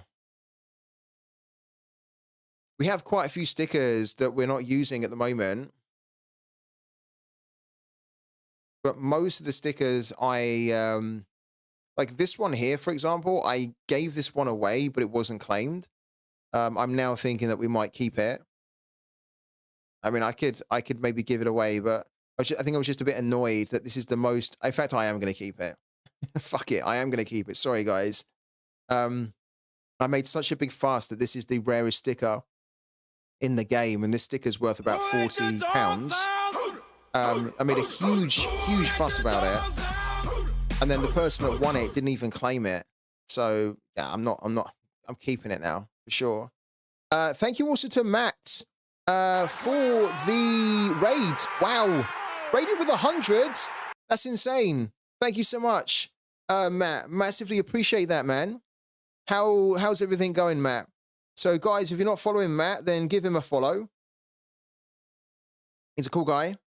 And why are you not ascending one sticker? I'm not ascending a lot of them for the moment. Hello to Mark Gork as well. Thank you so much for the sub, Mark Gork. Massively appreciate it. Hugely. And hello to Matt as well. Trying to bring up Matt here. We go. See if we can bring him up. Ah, damn Stream Deck. he's hungry. He's off. Okay. Thank you so much for jumping in, though, and bringing the party, Matt. I really appreciate it a lot. Go get some food, and we'll catch you on the next one, hopefully, as well. We have a couple of stickers that we can upgrade. Let's upgrade this one. Level up. Let's take this one to the next level. Let's do that one for the Leipzig one. Okay, confirm. How many standard stickers are left? 36 standard pack stickers are left, okay? So remember, guys, these will sell out very quickly. If you haven't got one yet, then try and pick one up whilst you can. Once they're gone, they're gone. You have to wait then until next week if you want to get another pack of stickers. It's not like SORARE where you can just log in every day and they're minting packs every day. It's like they have a set time. You have to buy them in that window. If they go, they go. You then have to wait. Okay. So we have a couple of these stickers that are high or ready to ascend. I haven't ascended them at the moment. Have you claimed your Sturk? No, I haven't, but I'm going to do that, I think, in a minute. Hey, free tip. Will you be depositing your Stark into SORARE? No, absolutely not. I'm not putting any more money into SORARE at the moment. Not probably until August. Not with all the prices. Well, not all of them, but most of the prices decreasing. Hey, free tip. T4 from Challenger. Euro from the lineup you picked for me. Oh, lovely. Unfortunately, PSV Benfica stacks done so well, and Celtic conceding in the 92nd minute didn't help. But Ginge won a tier 4 from a pick my lineup that we done for him. So Ginge, good work, man. Really good work. Love to see it. Really love to see it, man. Would rather invest in UC or Pooky at the moment. The same. Yeah. I'm actually thinking that the money that I get from the Stark tokens, I would actually love to put into UC, because I think I'm getting more into UC at the moment. I don't need to put any more money into Sorare as well. That's the thing. Like, so I'm good, as in, like, I was good before the update. I put a bit more money into the game so I could build my rare team or my rare collection.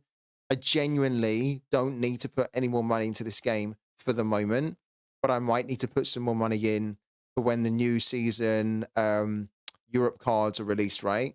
Because I think I want to compete.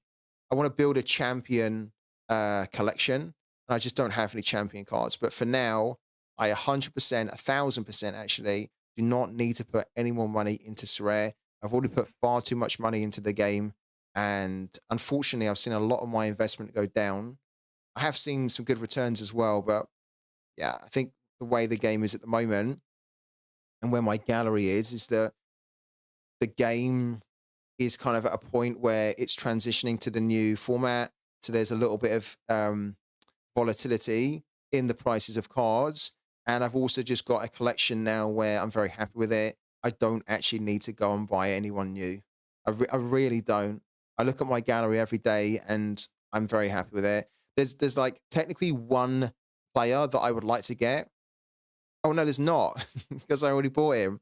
It's this guy here, Thomas Pochettino. I completely forgot that I bought him. I bought him the other day. But I bought him for £7, so I got a really good price on him as well. Look, I've been kind of after this guy for a while because he would stack up quite nicely with my Juan Lucero, and I just completely forgot then that I bought him, so I don't need to get anyone. Right. What we're going to do...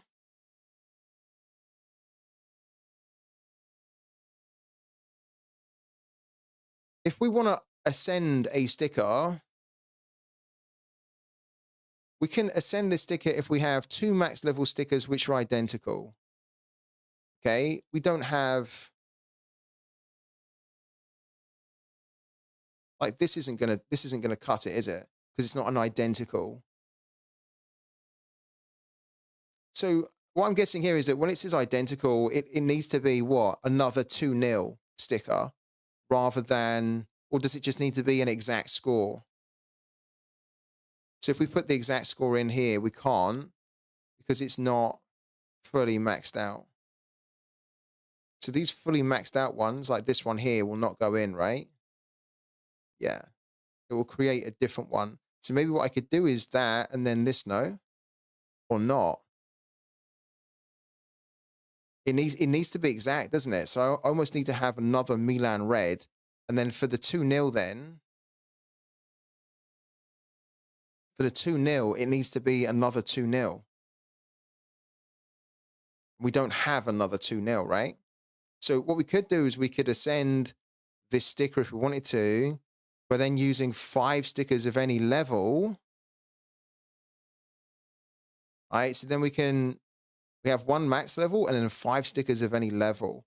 It's going to upgrade the rarity of this one to a rare. But one of the problems that we've got is that a lot of the stickers that I have, and you guys know, a lot of the stickers I have, I intend to give them away as part of my weekly series, Beat the Base, right? So technically I could kind of add these ones in, but these are stickers that I use to run the weekly Pooky series. Just ascended his first legendary sticker, Mark. Well done, man.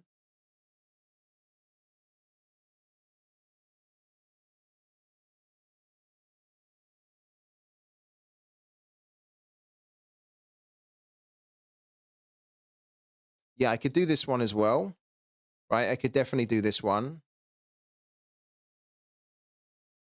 Just don't think I don't think I necessarily want to do that. I'm going to come and do this later if I am going to do it. Because, like, at the moment,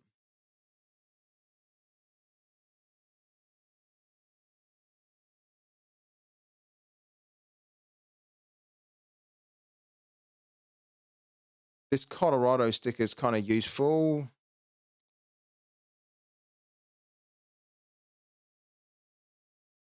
It's kind of weird because if I could change my stickers and I'd like to take them, I'd almost like to take them off.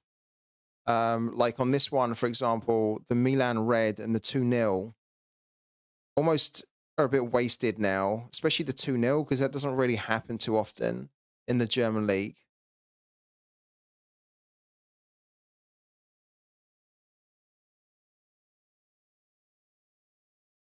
Yeah, I mean, I could send my stickers, but I don't really feel like I need to at the moment.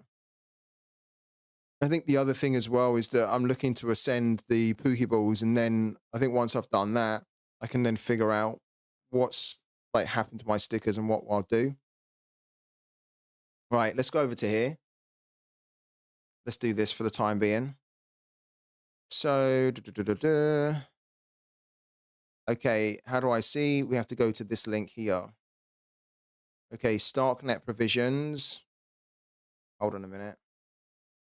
I want to follow the exact directions.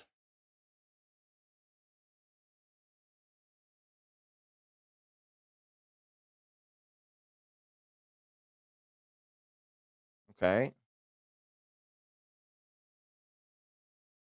Start the process by agreeing to the terms. Okay. Surely it's just claim this here, isn't it? Select sign in.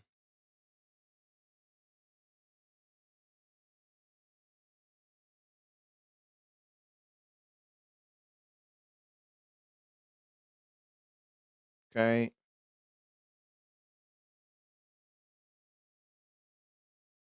What?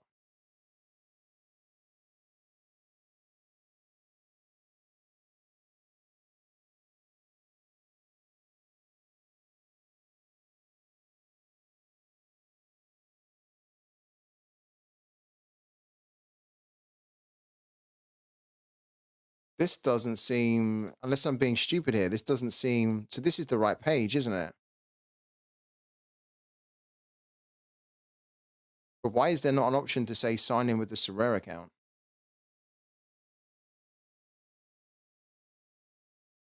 You're in the right place. I added the Argent Chrome extension to support.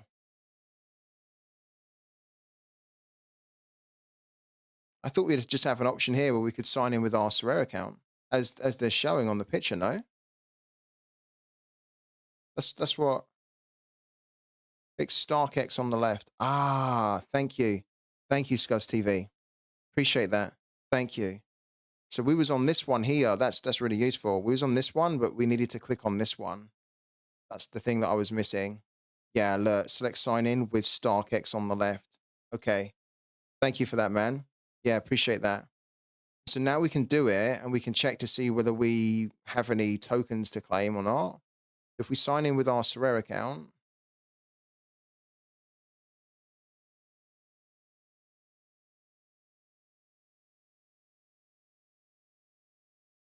congratulations, this Stark wallet address is eligible for provisions. Then we can click on the allocation, right? Okay. So then what we're going to do is we're going to click on the see your allocation. And there we go. We have 111.1. So we can claim them, which is good. How much are these worth?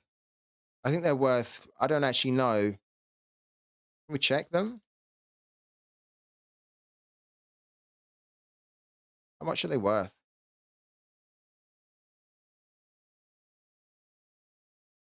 Oh, wow.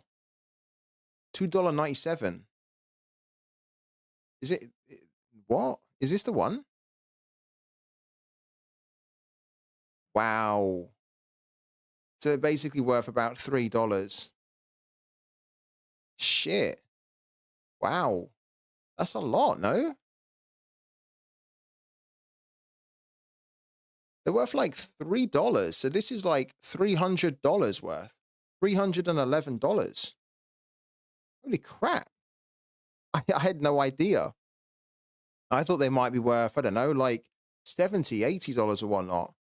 $311 there, give or take. That is really good, isn't it? Really good.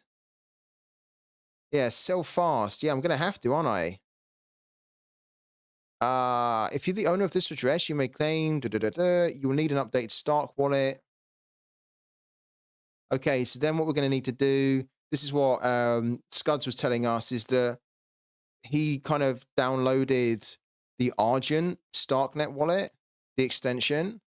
And then from there, I guess we can then transfer the tokens to that. And then from the Argent Starknet wallet, we can probably then sell the tokens to an exchange or something, right?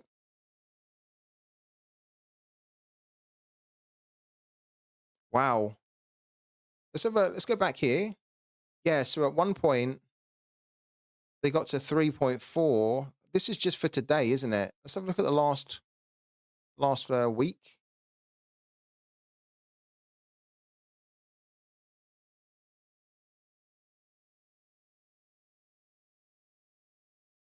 Why is it not changing?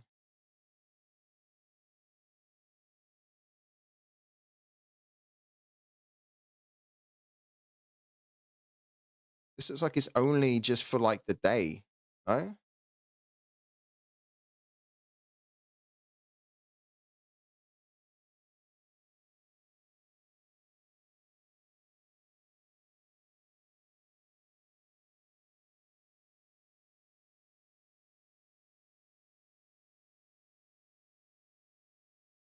What exchanges is it trading on?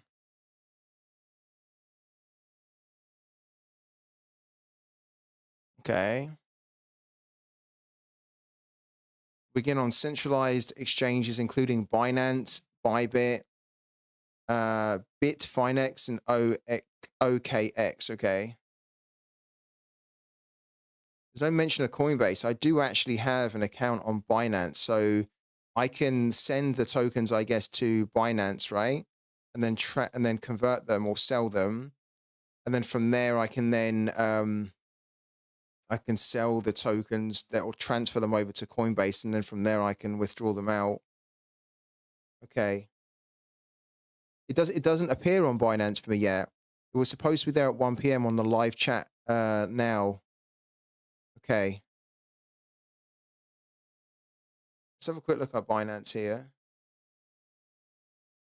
But let's go to Binance.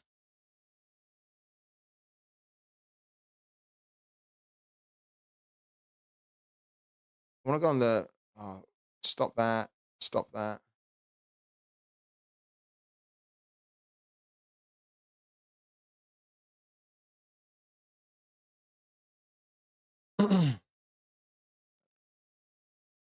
Where's the Binance exchange?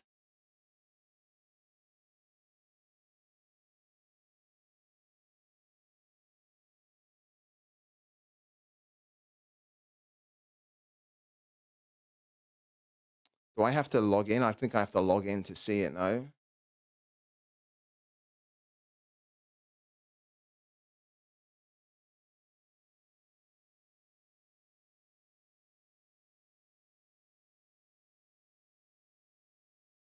Fan tokens. Look at these fan tokens of Porto and Santos. Don't want those.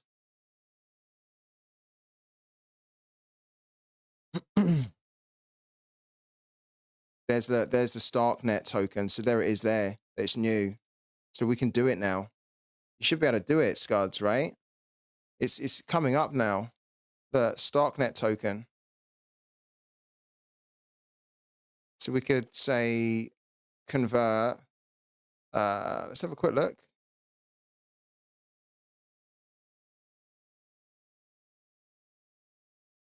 What I would probably need to do is I would probably need to convert it into ETH actually. And then once it's converted into ETH, I could then send the ETH to over to my Coinbase. And then from Coinbase, I could then withdraw. The problem with Binance at the moment in the UK is that unless they've changed it, you can't withdraw. You can't withdraw on Binance if you're in the UK. There's like a restriction, as in they don't have the license or they're not regulated to allow you to do that. Adebayo is out. I just can't believe that we've got basically $300 sitting there waiting for us to claim because we were playing Sorare back in 2021. That's incredible. I am going to do it, but I'm not going to do it live on the stream because I think what it's going to require me to do is, I'm going to need to probably download this here. And this is probably going to involve me having to do some, enter some personal details, which of course I could blank out on the stream. But I think I'm going to need to focus because anything to do with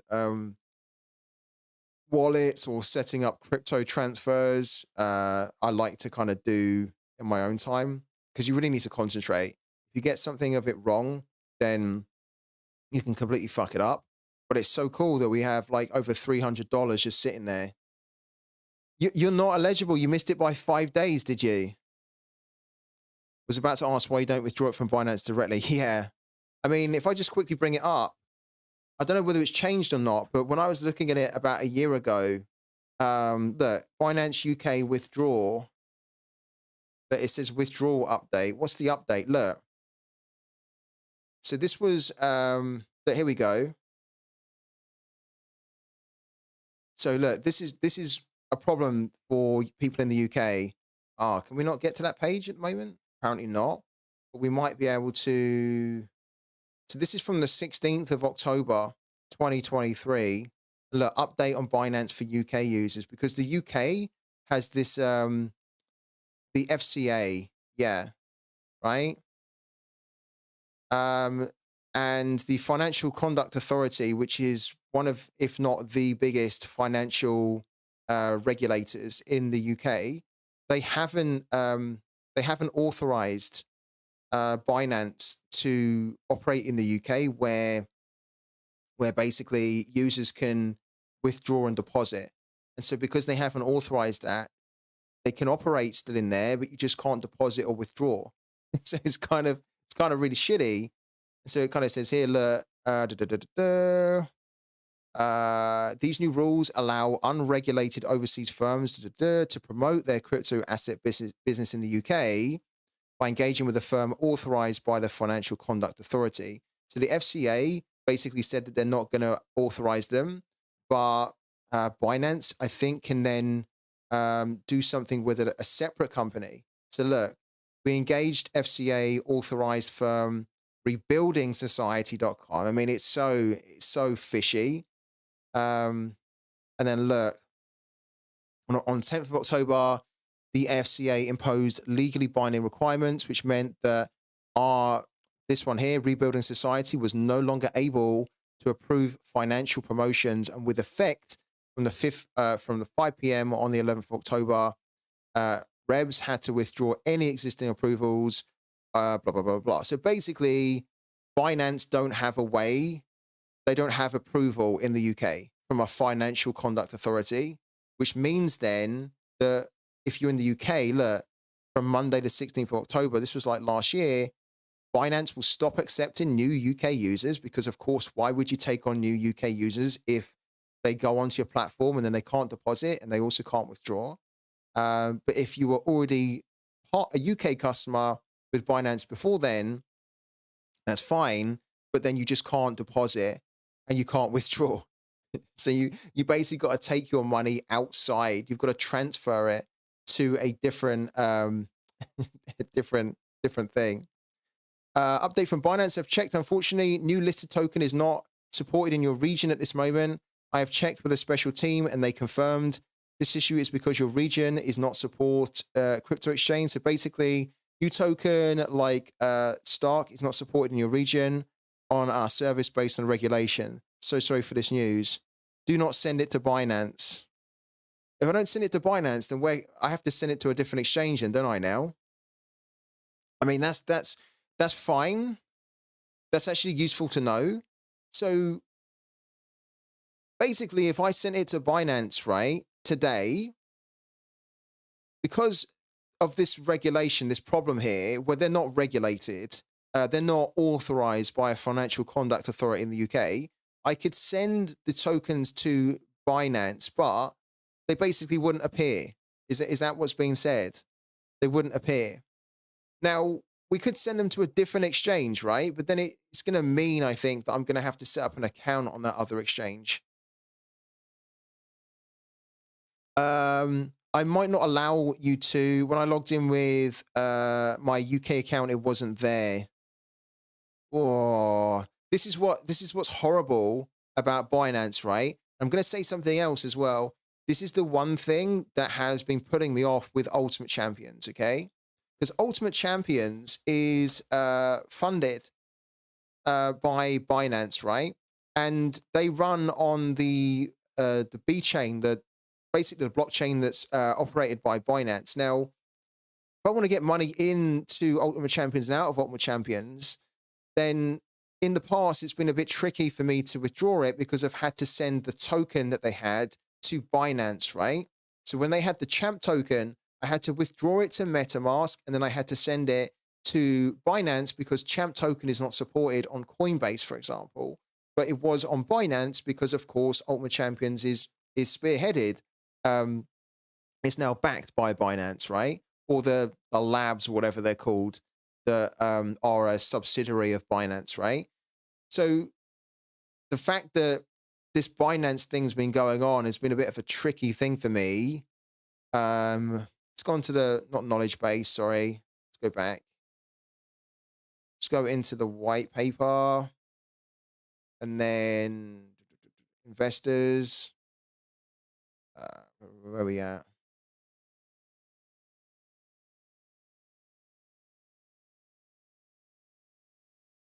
I thought that they would actually, I thought that they would be talking about Binance on here, but they're not.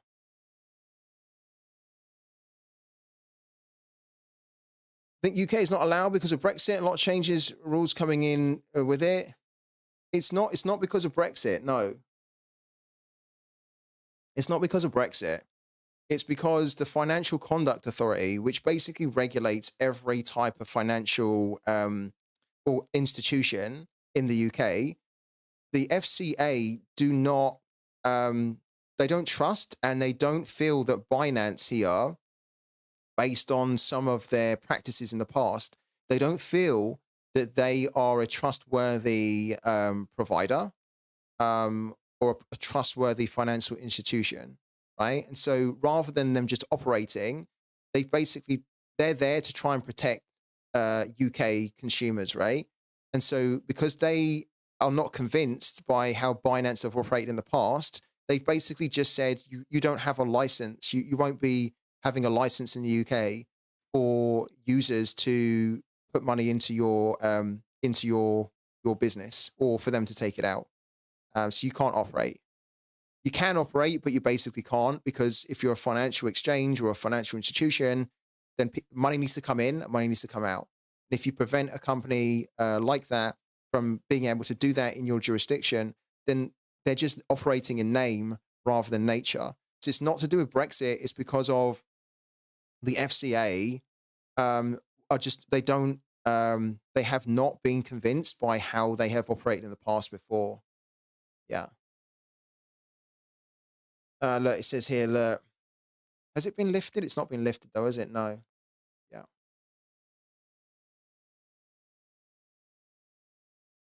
Yeah, here we go, look. And this was back in June.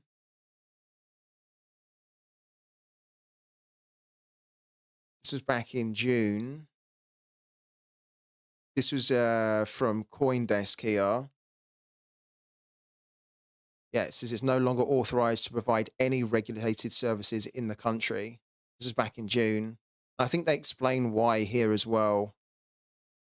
Yeah,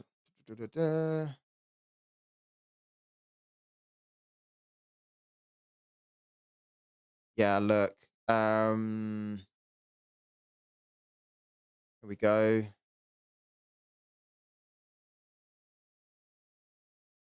Yeah, it's only... Yeah,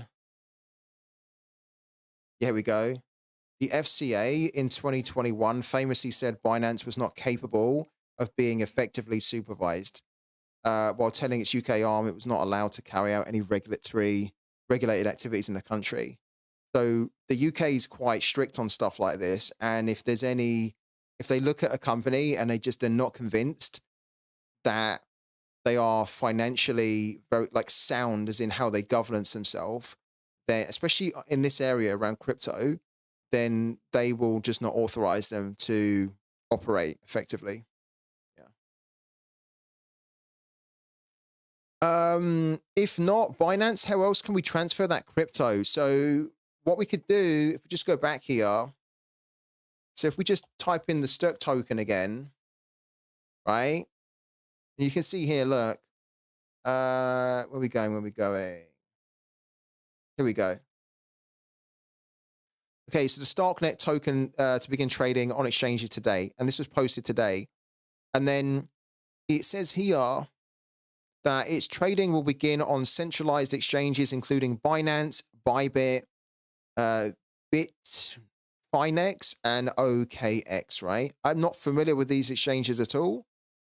But because if you're in the UK, Binance is probably out of the question. You then need to be looking at probably these exchanges here. The annoying thing is that I wish it was on Coinbase, if I was honest with you, but I just don't think it is it? Oh, I haven't signed in yet on Coinbase. That's a little bit annoying.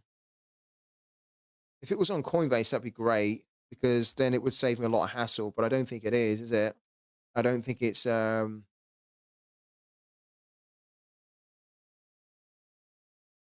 that's not it.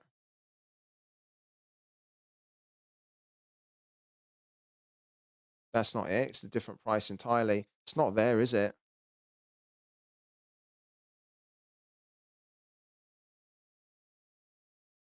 This is completely different. Yeah, look, this is Strike.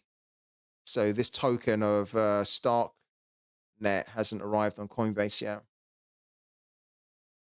I think VPN might be the answer. A couple of the other exchanges blocked me even from getting in due to the IP. I have a VPN, so that could be the way around it. But the problem is, though, Scuds. The problem is, though, is that even if you use a VPN, your account is tied to the UK, right? So you can get around it on an IP, but then I don't think that's actually going to make a difference, because I think I tried it before a long time back where I used a VPN to hide my location to a different one. But because you have to add some information that says that you are in the UK, I think then it then notices that and says, we can't do anything. We can't give you it because you have a UK account. This is going to be a little bit frustrating, isn't it? Oh, VPN with another exchange, new account, I mean. Yeah, okay, yeah.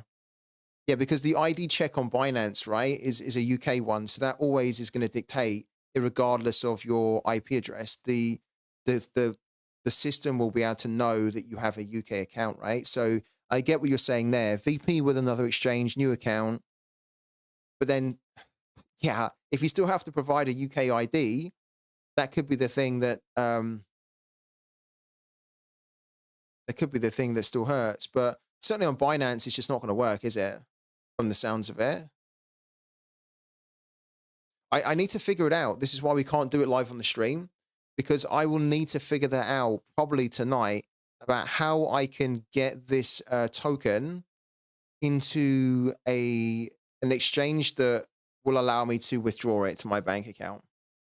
Because it's worth about $300 right now, that we need to figure out a way to release it. I don't want to lose it.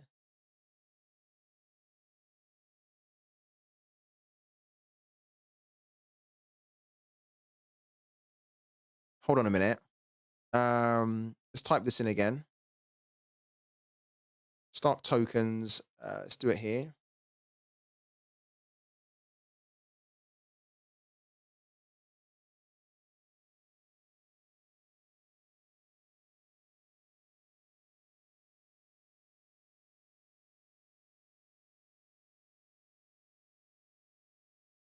Okay. Yeah, so there's even more. Look, there's even more exchanges here.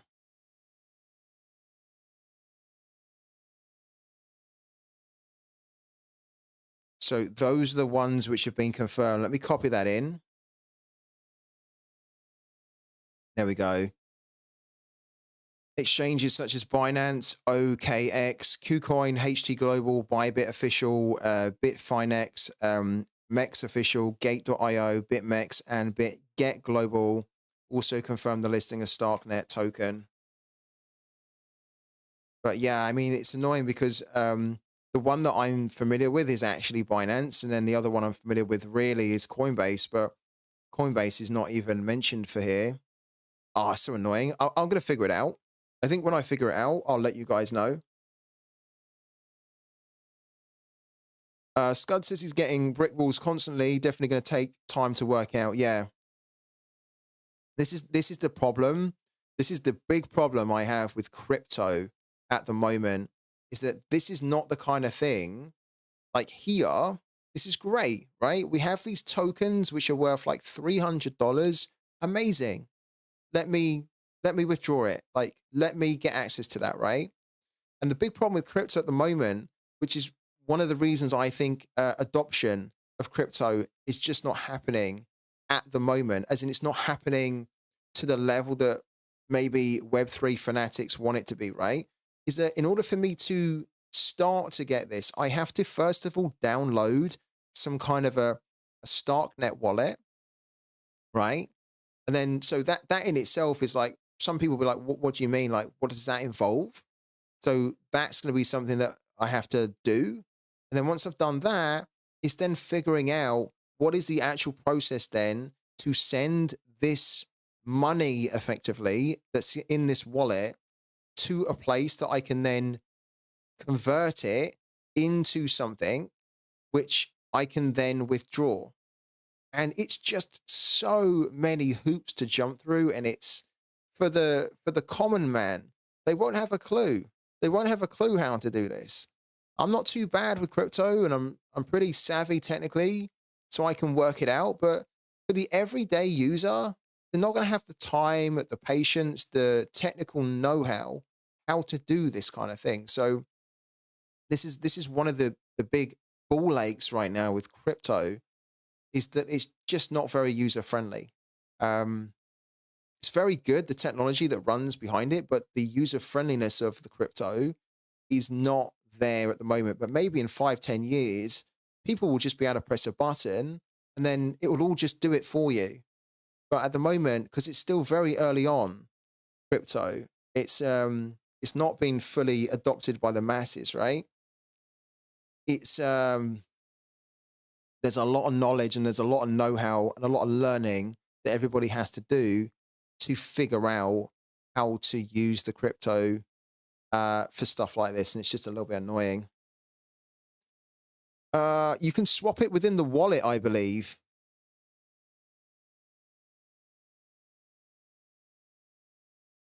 So in this StarkNet, do we download this now?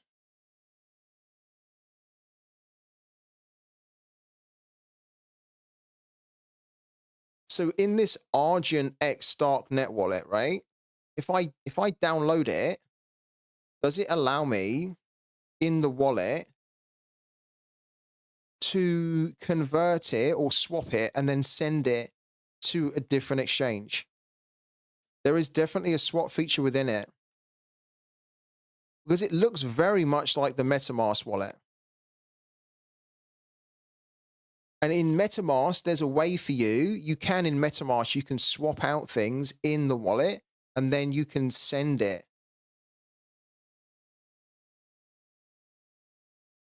to an exchange.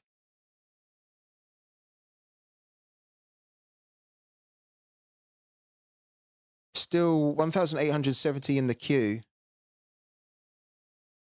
So, okay, hold on a minute. If you're the owner of this address, you may claim you'll start. You'll need an updated StarkNet wallet to do so. What's the wallet that you're using, Jordan? Are you using this Argent StarkNet wallet? Like, and also Scuds TV. I wonder. So Scuds TV says, I appreciate this as well, guys. By the way, started. Where are we going? So Scud says, I'm wondering if the Argent wallet may allow the transfer, still waiting for it to appear in that wallet. But if it does have an exchange functionality in it. I'm using Argent. I've just checked there is exchange functionality in there. Okay, so I think I need to download this then, don't I? At least add it to Chrome.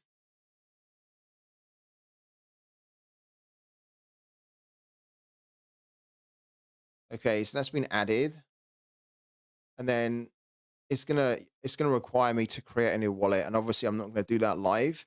So I'll do that after the stream. And then once I've created the new wallet, if it works in the same way as MetaMask, let me bring up MetaMask actually. I'm hoping it works in the same way as MetaMask, right? We do an expanded view here. So this is MetaMask at the moment. And what I can do on MetaMask is that you can see here that I have Matic, right? So for example, I could send the Matic to a Coinbase account, and then at the Coinbase exchange, I could then sell that Matic and turn it into pounds if I wanted to, right? Or what I could do is that in the actual wallet, there is this kind of swap mechanic here. So then it allows me to swap it for a different type of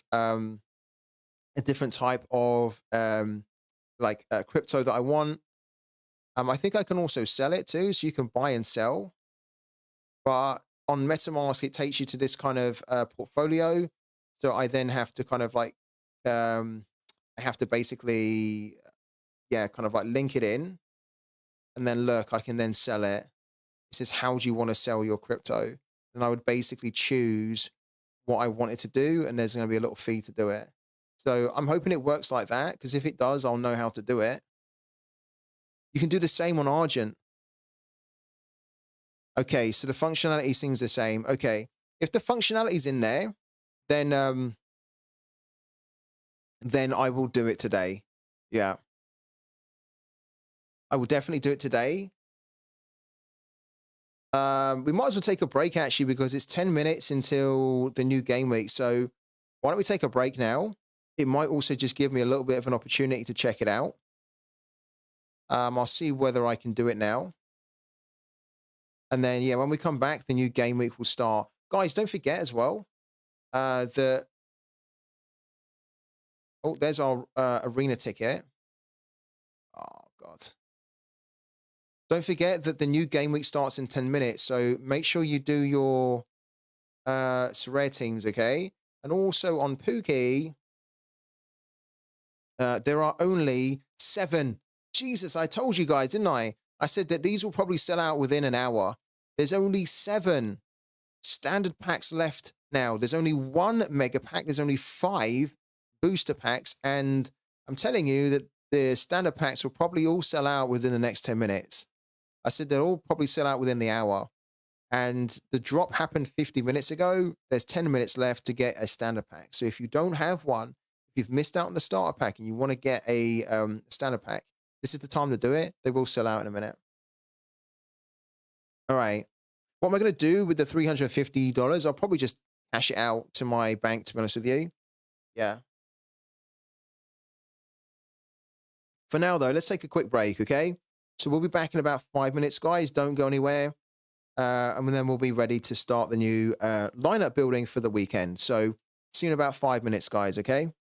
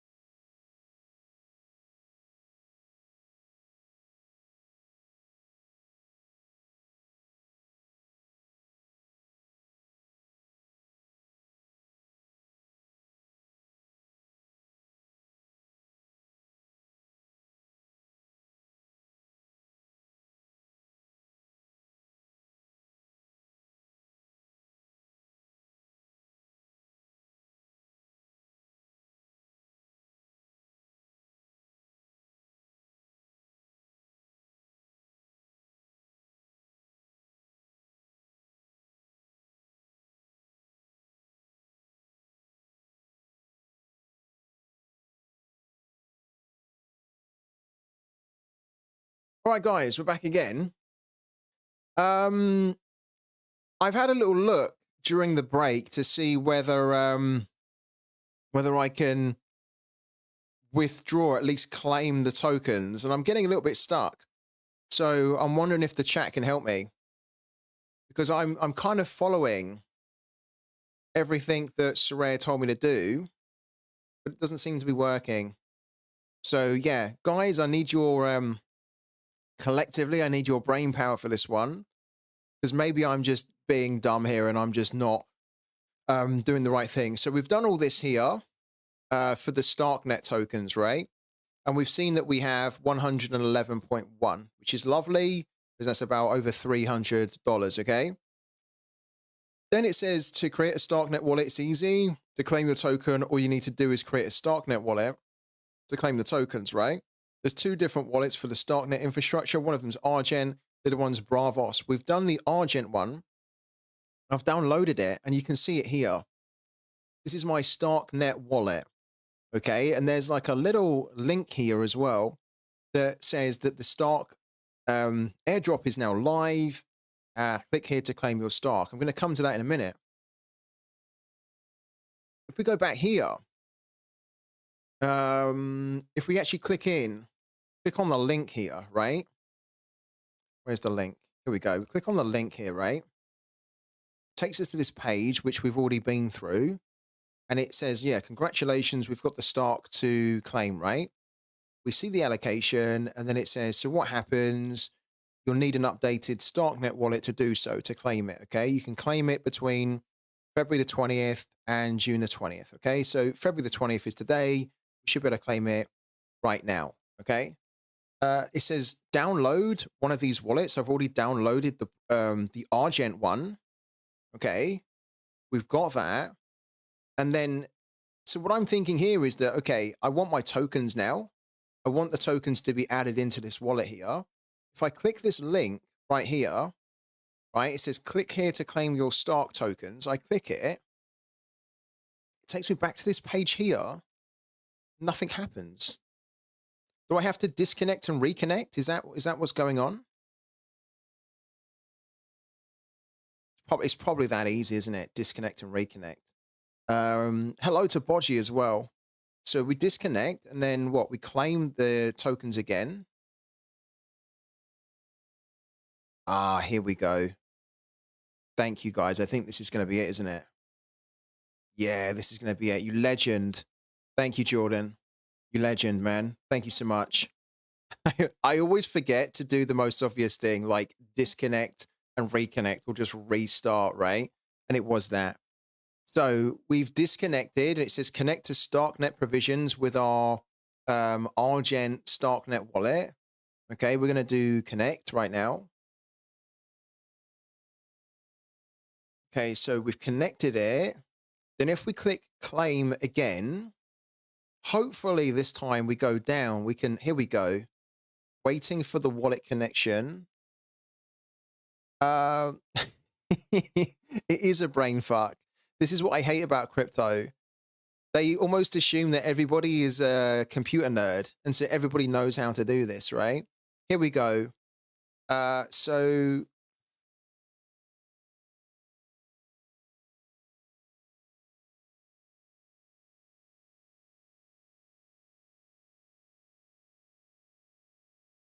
I bet their price is dropping really quickly, yeah.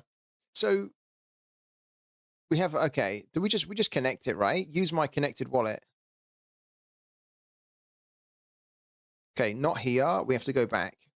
Oh my God. Let's go back.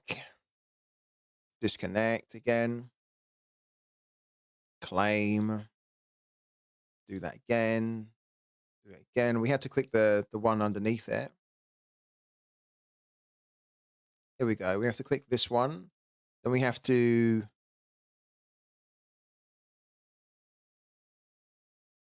Yeah, we have to do this one. And then I'm guessing we just sign in with the Sorare account. By the time I do this, by the time I do this, the Stark tokens will probably be worth nothing, won't they? Right, sign in. Okay, claim. Is this how we're supposed to do it, eh? We have to unlock it with what? Am I doing this right? Is this how it's supposed to be, right? I'm signing in with my Sorare account, and then it's saying claim your tokens, and then we put our Sorare account in. Is this is right? Okay. Just want to check it from you guys that have already done it. So thank you to everyone that's given a bit of help here. I always get very paranoid when I'm doing stuff like this. Okay. So now I need to put the let's put the code in. Honestly, this takes me back to when I had to figure out on Ultimate Champions how to take the champ token out of the game and send it to an exchange that actually received a champ token. It was a freaking pain. Right. It took me all day Saturday to do it. It was a nightmare. Okay. Now it's waiting for the wallet connection. We already have the wallet loaded in our browser. If anyone asks me for a guide on this, I'm not doing a guide for this. I'll tell you that now. Right. See the allocation. Boom. Claim the tokens. Okay. Do it. Here we go. We're getting somewhere now. Which unique features cannot be found on Starknet? Who gives a fuck? What? Who cares? What's this got to do with anything? What's going on here? Which unique features? What do we have to do? It's a robot puppy, right? Yeah. Of course it's a robot puppy. But what kind of madness is this? This is like this is to make sure you're not a robot, right? What does not describe Starknet? Users must learn Cairo to use it. Oh my God. It's absolutely pointless, really. Okay, voting and delegation. Delegate to... Oh, no. Delegate to myself, right? Can you skip this part? Oh, you can skip it, right? Okay, yeah, perfect. We're going to skip it too. I don't care about this at all. Then we have to verify that this is the right one. Before proceeding to claim your tokens, the processing time for claiming varies based on the demand. Okay, complete claiming the tokens. Okay. And we're position 2,451. So we're in the very last position. By the time we actually get these, I think Scuds is right. The value of these tokens is going to be nothing. But even then, it's still free money, isn't it? It's money that we were not expecting to get. Okay. Done. It moves 300 per hour around and about. All right, so we'll come and check this in later on this evening, and we'll see how we're getting on. And then hopefully, once we finally have it in our wallet, what's happened here? Okay, let's go back into the ArgNet. Yeah, hopefully once we have it, we can then, if we clicked on it, once we've got it, I think we can then sell it, right?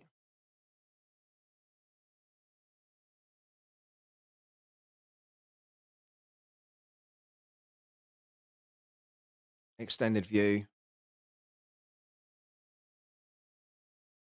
Yeah, this is the swap feature. So then hopefully what we could do is we could then swap it with, so swap the tokens for Ether, for example, and then we could then send the Ether to our Coinbase account. I'm hoping that you can send from Starknet to Coinbase. I'm sure you can if you are sending Ether. And if we can do that, then it's really easy on Coinbase because then I just sell it.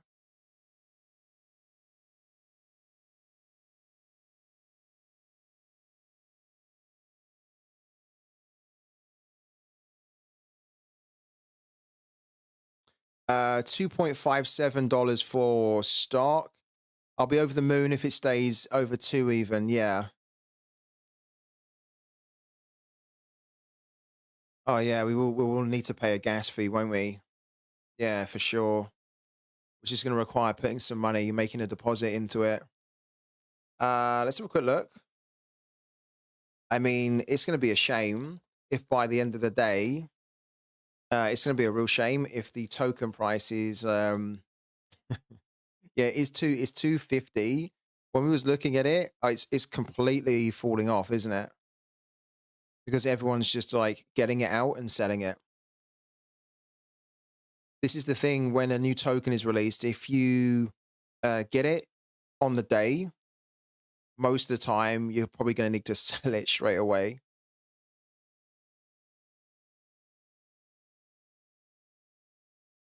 So now it's 244. Okay. Okay. We'll come back and we'll check this. We've got the process going. So a big thank you to everyone in the chat that really helped me with that. And hopefully, if you were confused, you can kind of, check back through the stream and see how it worked.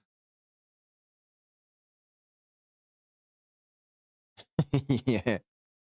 Yeah, the 3-hour stream, which is turning out to be a guide about how to get your money from tokens on the crypto exchanges. All right.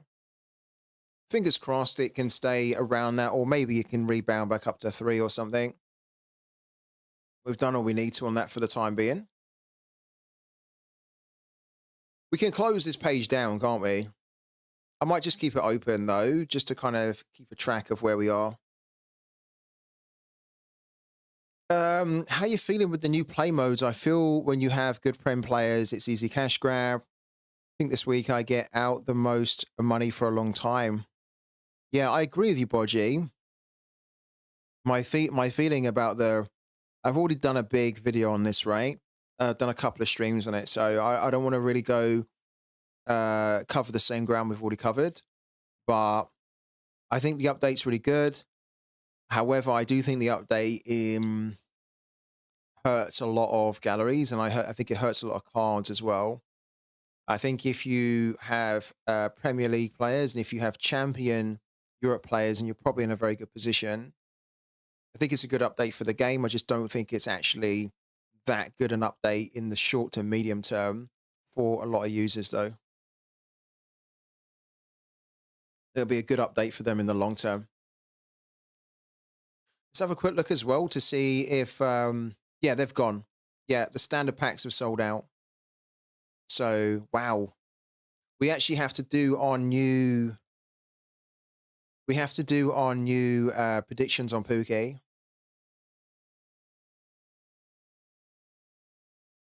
A quick reminder to everyone here on the stream about Pooky. This is an important one.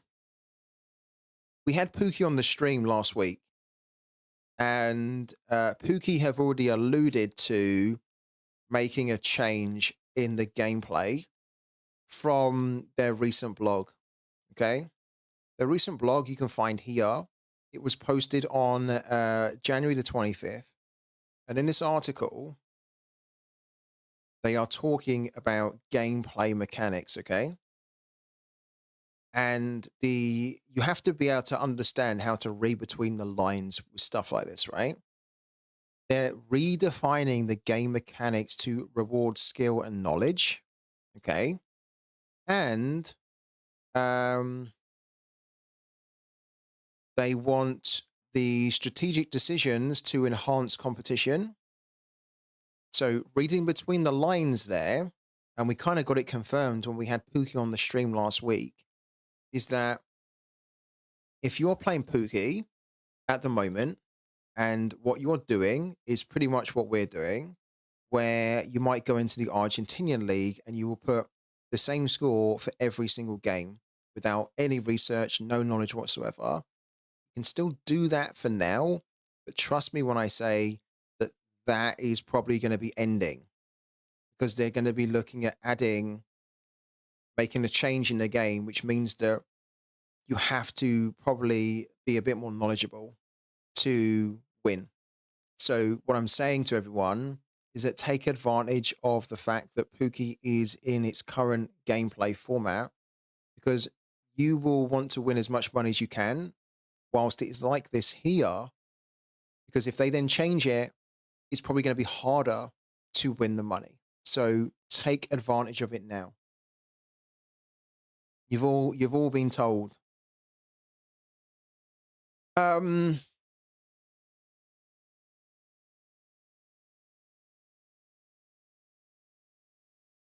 we need to spend our new pooky energy, which we'll do now.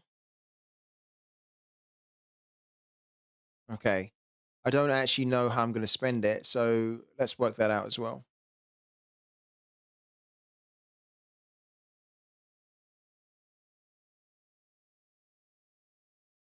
Okay, so the MLS is back this week.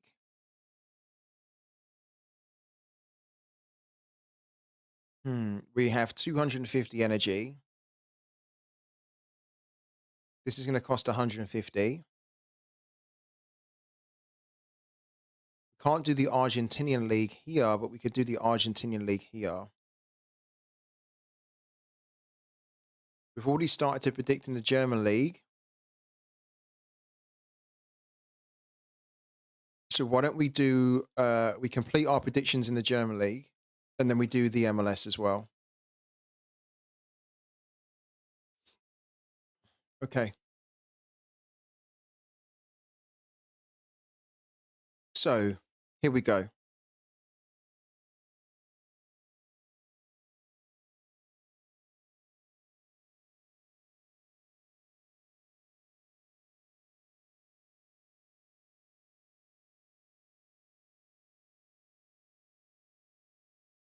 Okay. This is going to be really easy, actually, this game week, I think.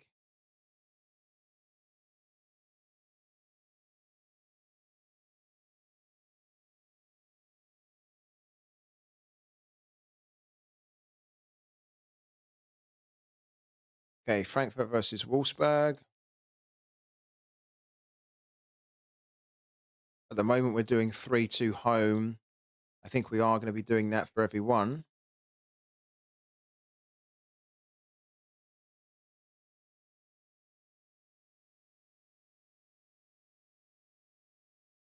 Apart from this one, I think we're going to do 3-2 away. There we go. Just to be a little bit different.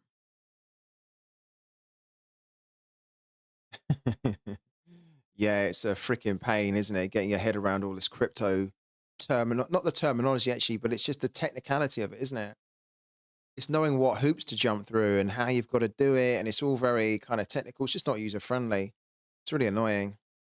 Can't wait until the future where it's a lot more user friendly for everyone. Then I think crypto will really start to take off. But at the moment, people aren't going to be doing this crap. It's too much information to understand. Right. There's a lot of games which are happening in the MLS, right?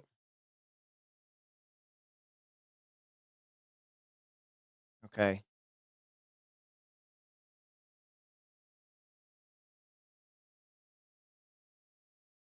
This is our MLS ball. It's not, but it technically is, right? Hmm. Do we do 3-2? I think we do.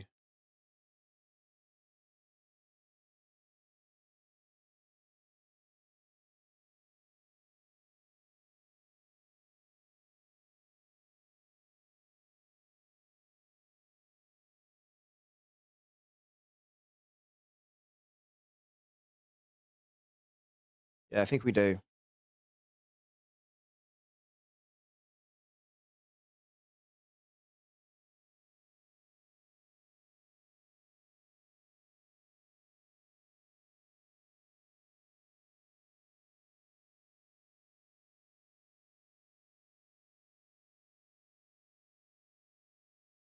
This is one of the things that we talked about with Pookie last week is that um, are there any plans at all to reward managers that don't do this, right? So plans to reward managers that do take the time to try and get more accurate scores than what we're trying to do. And there are plans in the pipeline.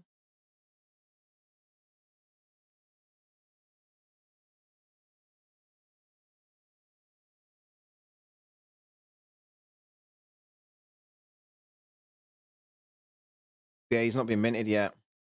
No, this is what we were talking about earlier, actually, Bodgy, is that nobody really knows, like, when new players or missing players are going to be minted. And I think it's just so annoying.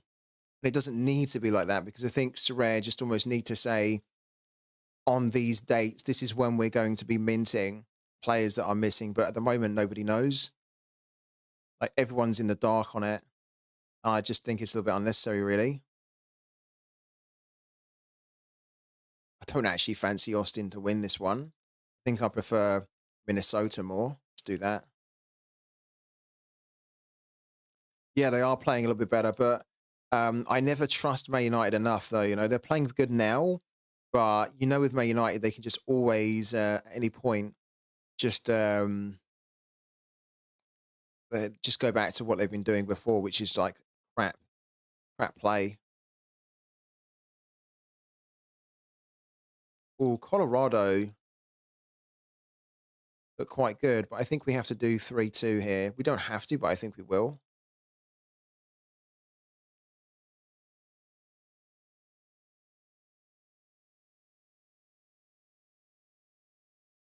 Okay.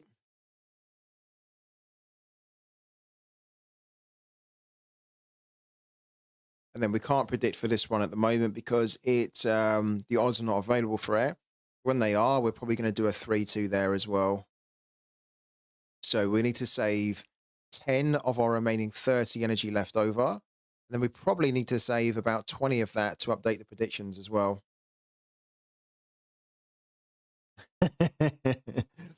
we'll be Starknet millionaires by the end of the stream.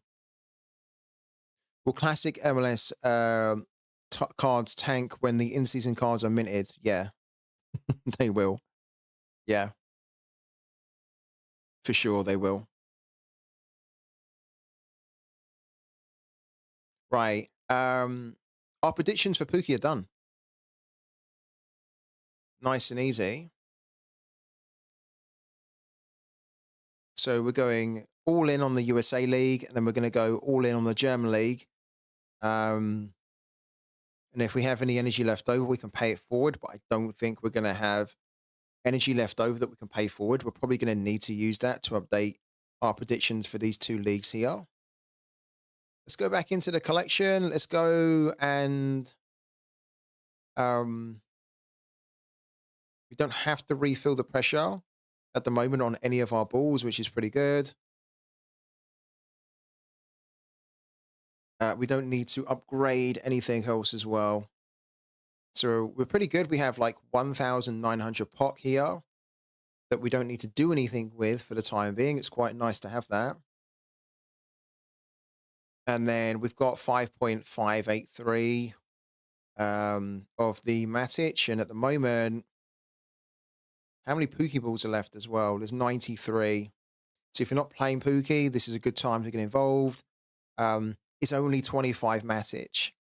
Only 25. About last week, I think it was 30 Matic. So it's even cheaper than usual.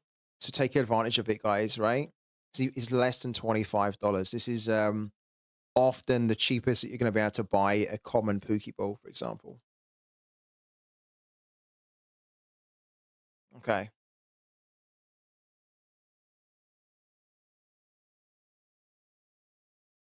Right. Game week 453 is available. We can't enter a Luton Town team because they're not playing. We can do a Cap 240 rare, though.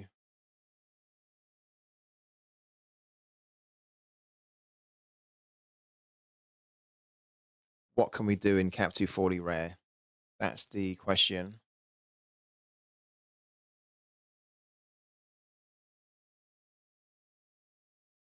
Okay, Jakub Slovic with 55. It's still a little bit too high, but he's got a good fixture, so let's do it. Which then means I think we want to put August next to him. Grigic is suspended. Kadri's back. Montiero.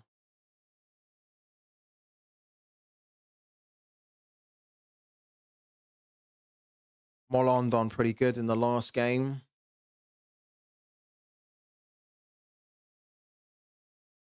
we can do Monteiro, I think we will. Just don't know if we can afford Monteiro. Zampedri's back as well.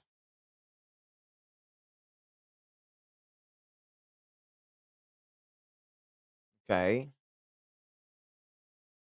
Peter Musa. Damn, Peter Musa has an L15 of 35. We're going to probably play him in cap 220, I think. With that really low L15. Or we could play him in here.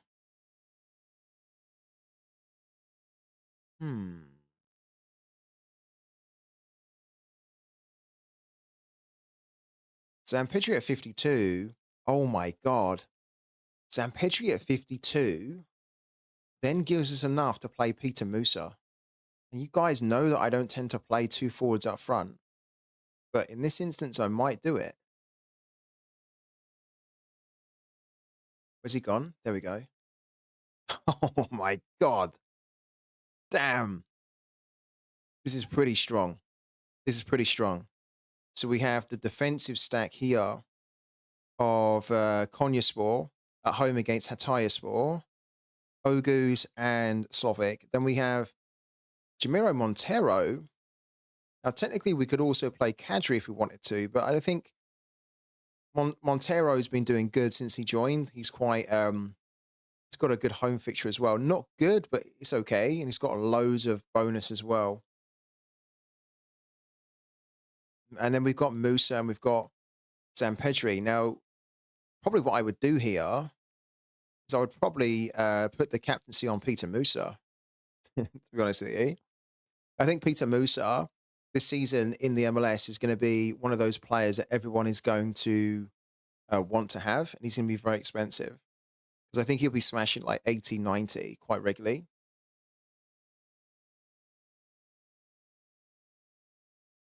Let's do that for now. 270. That is not a bad start, is it, for a Cap 240 rare? Damn. Slovak, Oghuz, Monteiro, Zampedri, Musa. Wow. That is strong.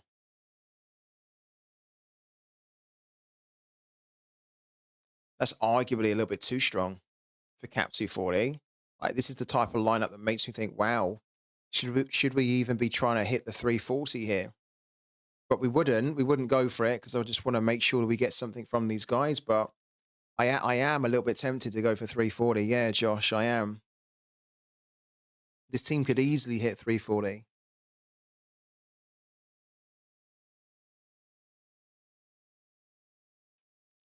Zampedri would likely hit about 60. I think Musa would probably hit about 70 because I think Musa will score on his debut. 130. Jamiro Montero will probably hit around 50. So it's 180. Then Oghuz, let's say that Oghuz hits about 50. So it's going to be 240. No, sorry. 230. And then Slovak. I mean, I'd like to say he can keep a clean sheet, but worst case scenario, let's say he doesn't, but he does well in his AA. So he then gets around 50. So that's going to be 280. But that doesn't take into account the extra bonuses on top of it. So then with the extra bonuses that these guys have, probably 30 on top of that. And that's a low estimate. That's a conservative one because we are not backing Slovak. I mean, we are backing Slovak, but we're kind of saying that if he doesn't get a clean sheet, then could this team still hit 340? It would probably depend on Musa hitting a mad score and Zampedri scoring. I think for the moment, we'll do this team and we'll do it for the low end of $15, but I think that's a really good start. Okay. Feels like a waste. I would try to win cards in Cap 270. No, not really. We don't have enough Like 240's still got to be the main priority, right? To try and hit the cash reward. I'm not too interested in 270 to hit card rewards, right? Because if we're doing that, then we're having to basically say that we're going to try and win tier 3 and above. I don't want to win a tier 4 or a tier 5. That's going to be worth less than the $15, right? Give or take. And I don't need any more cards per se. I need to be getting cash, really. So, yeah. Not really a waste, in my opinion. I think it's actually quite smart to do it like that.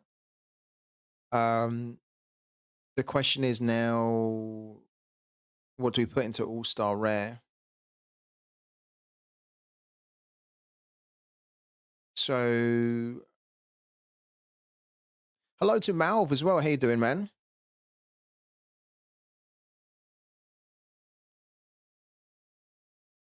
So, Kofi, Happy suspended. Morales has not been playing that good. Oh, rough.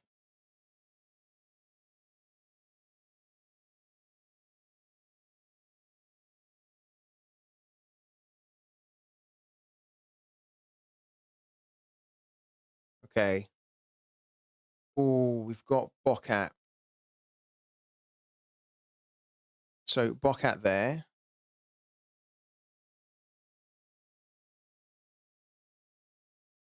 Lyndon Zalahi's been doing very good. This is a really difficult game for them.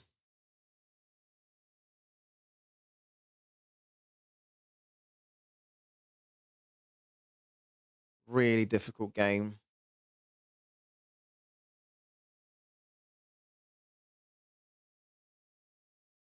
Let's put him in for now, because if we don't put him in here, we won't be able to play him anywhere else, really. Biaki needs to go up in here as well for 56 here.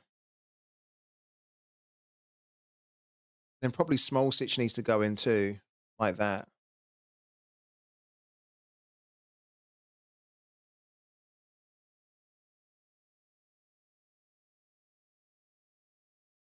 Hello to Ugar. How you doing, man? How's everything going? How was your week on SORARE? We're 2,237 position now.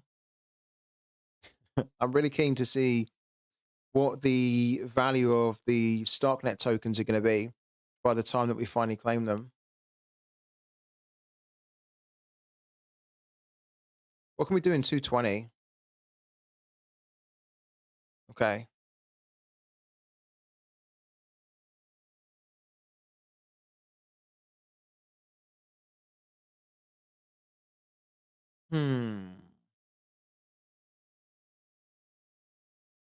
Okay, that's not too bad.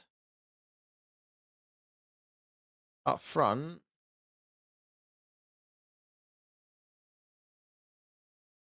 we have Gonzalo Tapia.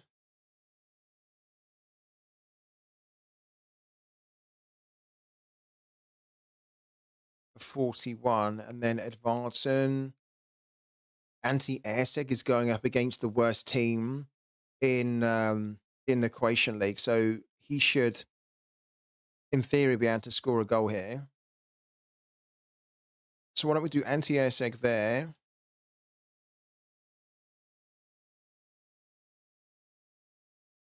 We might do Branco and Pereiro. We've also got Cosio as well. We've got Leonardo Morales, but the problem with Leonardo Morales is that he's not playing that great, but I almost just need to keep playing him, because at any point he could just hit a mad score.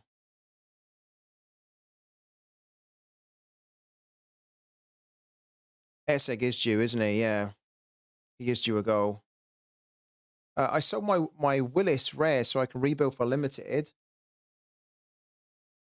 Don't know if it's the smart thing, but I think it is for the next couple of months. Have built my Premier League in-season squad, and I'm buying MLS cards. So, Ugar, did you you sold your rare Willis, and you're then going to be buying what new in-season cards are you? So when the new MLS cards are released, you're going to be buying those using the rare money from Willis to buy the new MLS cards, right? Adebayo's definitely out of the Liverpool game. What's wrong with him, Jordan? Is it a hamstring? And did you have him? Did you have him in any of your lineups at all? I didn't. I took him out. How incredible would that be if Luton ended up winning against Liverpool?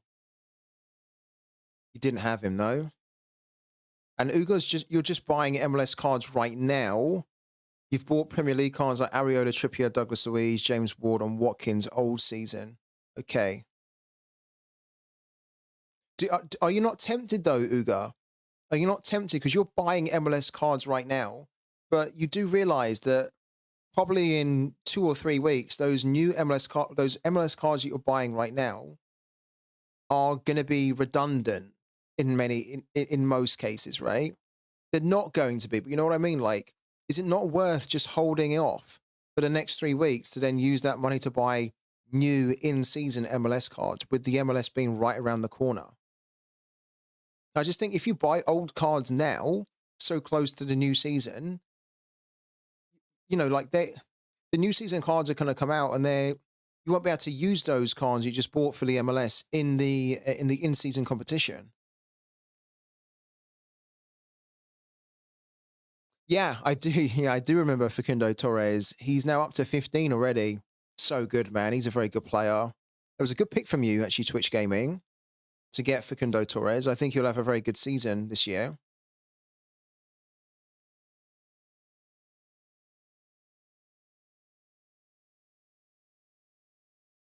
No, it would be not smart to go for the new cards. And why is that, Audris Vanagris? Why would it not be smart to go for the new cards? Actually think it is smart to go for new cards, like to save the money and go for the new cards, to be honest with you. Sure, they will be more expensive, but you'll be able to compete for cash with them. So you have basically the whole season to win the cash back that you spent. So even if you overpay for them at the start of the season, if you buy good players, then you should easily be able to earn that money back. I want to win in-season cards with that squad. Okay, I'm with you.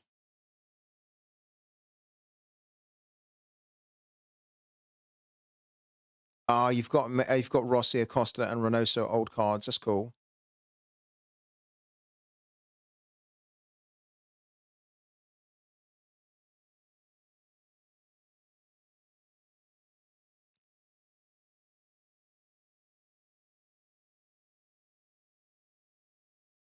I think it depends on your preference, though, to be honest with you. I mean, like, for me personally, right? For me personally, if I didn't have any MLS cards at all, now it sounds like you do have some, so that's fine, right? But let's say that if I didn't have any MLS cards whatsoever and I wanted to build an MLS team, I wouldn't go and buy old cards now with the new season cards, which are going to be released in like 3 or 4 weeks' time. I would just wait until the new season cards are released, and I know that they will be more expensive, but I will then have a brand new season card for the whole of the season, like from the get-go, that then gives me a massive season bonus as well and allows me to start competing for the cash, right? To begin with. Now, I don't really mind too much about overpaying on the cards if there is a way for me to win a lot of that cash back. One of the problems that I had with one of the big problems I've had with SORARE is that you can end up overpaying on SORARE for cards, but there hasn't in the current format been enough ways to win the cash value back other than just primarily through threshold, right? Or if you get really lucky, you end up winning a tournament and then you've won like $1,000 or $500 or whatnot, right? So then you just win a lot back. In the current format, you could end up spending like 500, 600 pounds in the past, but there hasn't really been enough ways for you to get that money back or to win the equivalent of that, right? So that's why I don't really mind personally for me. If I was going to build for the MLS, right, I wouldn't mind spending more at auction for the new season cards, because I would know that I can win most of that money back in the in-season tournaments. And the Premier League Winter Special has shown me that. You know, now obviously, if you can pick up some players for as cheap as you can, great. But it's your preference, isn't it? You might think, well, I don't want to spend too much on the new season cards because I don't really know and I don't feel confident enough that like I'd be able to win the overpaying amount back from the rewards. So maybe just focus on the classic. But for me personally, I would buy the new season cards. Yeah, definitely. Yeah. So Jordan's basically saying what I'm saying, and I think it comes down to preference, really, preference and budget. Yeah, because Jordan did overpay. So Jordan overpaid for his Luton Town collection, and then I started to collect my Luton Town collection not long after him, but I paid significantly less than him, right? Because Jordan was one of the first to start collecting for Luton Town. Um, but I don't think he really minds that he overpaid because the amount that he's won back from the in season has more than made up for how much he overpaid for. And I think what will happen again is that the new season cards will be released, right? And then everyone will go crazy for them for like the first 2 or 3 weeks or so, like because that always happens, okay? But then after the first initial 3 weeks, then you can still buy new season cards and you will be paying significantly less than what they were for the first 3 weeks. They will still be in a lot of demand. Don't get that wrong. They'll still be in high demand, but they won't be the prices for the first 2 or 3 weeks because they're going to be mad high because people are going to want the first mints as well. They're going to want the first cards immediately. The strange thing also is I'm hyped again after some months. Buying the big guys in limited makes me a bit of happy instead of holding a rare goalkeeper like Joe Willis. Isn't that strange? It is strange, yeah. It's strange how the game's kind of evolved to that point. Like just to just to talk about it as well a little bit more. I've been asked a few times, am I buying let's bring it up. I've been asked a few times, am I buying um, Premier League cards to compete in the Premier League in season? Of course, I've already got a Luton Town collection. If I didn't have a Luton Town collection, would I be buying Premier League in season cards at this stage of the season to compete in this tournament for cash? No, no, I wouldn't. Would I be buying classic cards so that I could not compete in here because you need to have in season? But would I be buying any Premier League cards at this stage of the season? No, absolutely not.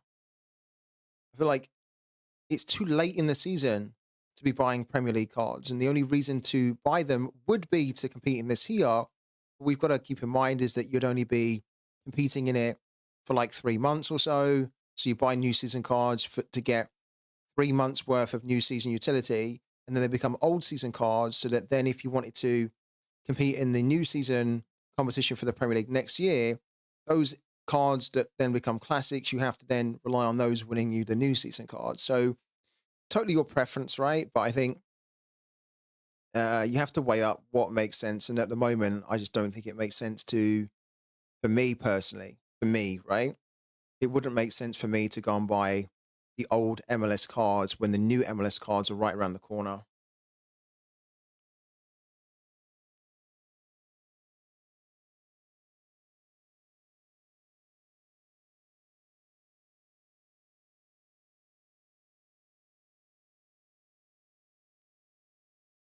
All right.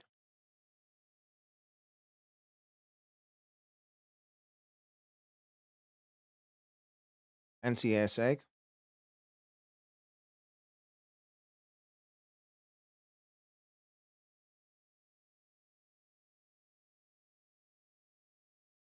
I might put Molon in here.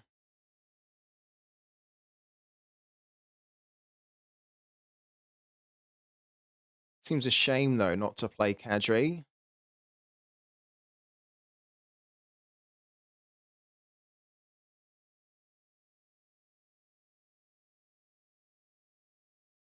I also saw you did the Stark net. Yeah, we did. With the help of the stream. Couldn't have done it without the help of the stream. Does that mean we can also trade the tokens to Ether? Yeah, you can. You can trade them. Don't ask me to explain because it's a very long-winded way to do it. But yeah, you can in principle. You can trade them for Ether.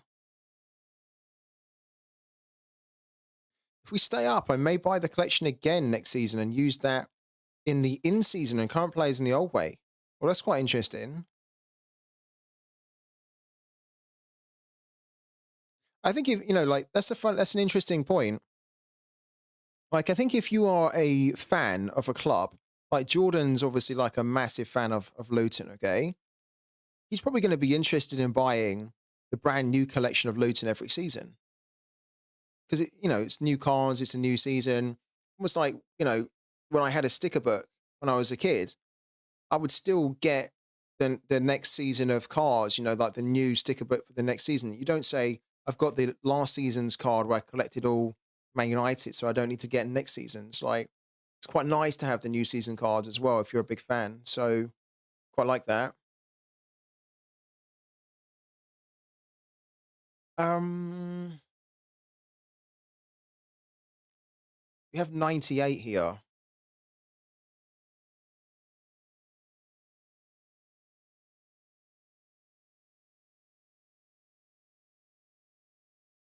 Oh, would you look at that?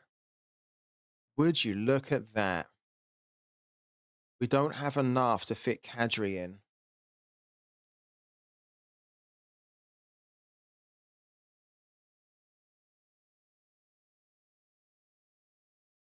Wow.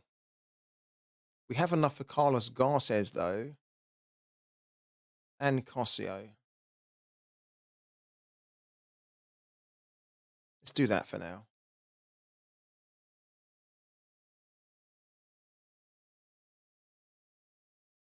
Seems like I on the road of only having 3 lineups in SORARE. Let me ask a question to the chat, actually. Since the update, how many people have put more money into SORARE and how many people have taken money out of SORARE? I'd actually like to know that. So that's a question for everyone. Since the update, have you invested more or have you decided to take money out of the game? I'd really love to know. Jordan's unchanged. Okay, cool. Done neither. Okay. So a lot of you guys haven't done anything, which is great to hear. Football betting, you've put more in, have you? Why did you put more in? Was you planning on putting more in before the update kicked in, or did the update make you think now is a good time to put more money into the game? Theopamino, I've sold what I could and it's sat in my SORARE account. But are you looking to reinvest that into SORARE, Theopamino, or are you going to be looking to take a lot of it out of the game?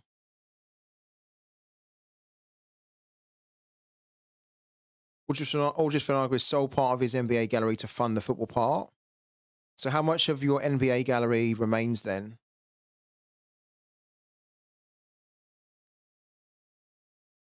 I never invested much. I still plan to invest to really play the game. Has the new update, Manjit, made you feel like you want to invest more though? As in, like, you want to put more into it now? Like, do you see the new update being very positive for you?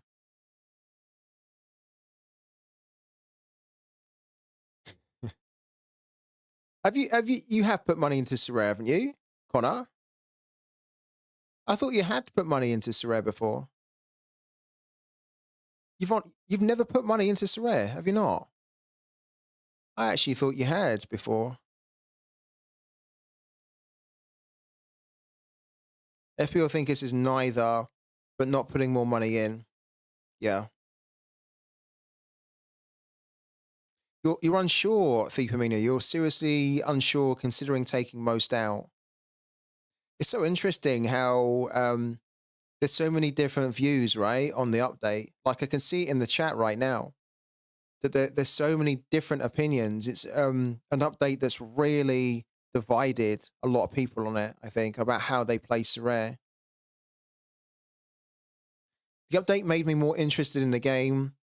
Wanting to get higher scores instead of wanting to score 280 points is more interesting. I agree with you on that. Yeah, I do. I do agree. At first, I didn't like the update because I just played Captive 40 for the threshold, but now I really like it. If I want, I can play for new season cards or I play for cash. Yeah. I really like the new update. I've been a big fan of it since they announced it. The one thing I said that I really hated and I really didn't agree with at all was when SORARE decided that the changes to the threshold were going to come into effect like just over a week later. I thought that was really, really bad, really poor from the company, really poor. Other than that, pretty much liked everything else in there. I didn't really like the cap modes being reduced or like being not removed, but being scaled back. But actually, I think it should mean that the cap modes should be quite fun when they come around. But I think it's a really cool update. Even though I think it's a really cool update, though, I'm not putting more money into the game. So I'm not at the moment, right? Um, I'm still very worried about the state of prices for a lot of cards in the game. Like I don't like how the rare market in general just seems to be, aside from a few areas, I think that the a lot of players in general is taking big hits, right? And I'm very I just think that SORARE will change things more over the next 6 months, and then that will have a further knock-on effect to some of the prices too. So I almost want SORARE to get the remaining changes done that we don't know about. Because with SORARE, there's always things that are going to change that you don't know about. And I wouldn't be surprised. I've even said that in the next 6 months, I'm sure they will change a few other things as well that they didn't necessarily announce in the update. And I think after that, then once everything's settled, I could then maybe look at putting more money into the game, but I really don't need to at the moment.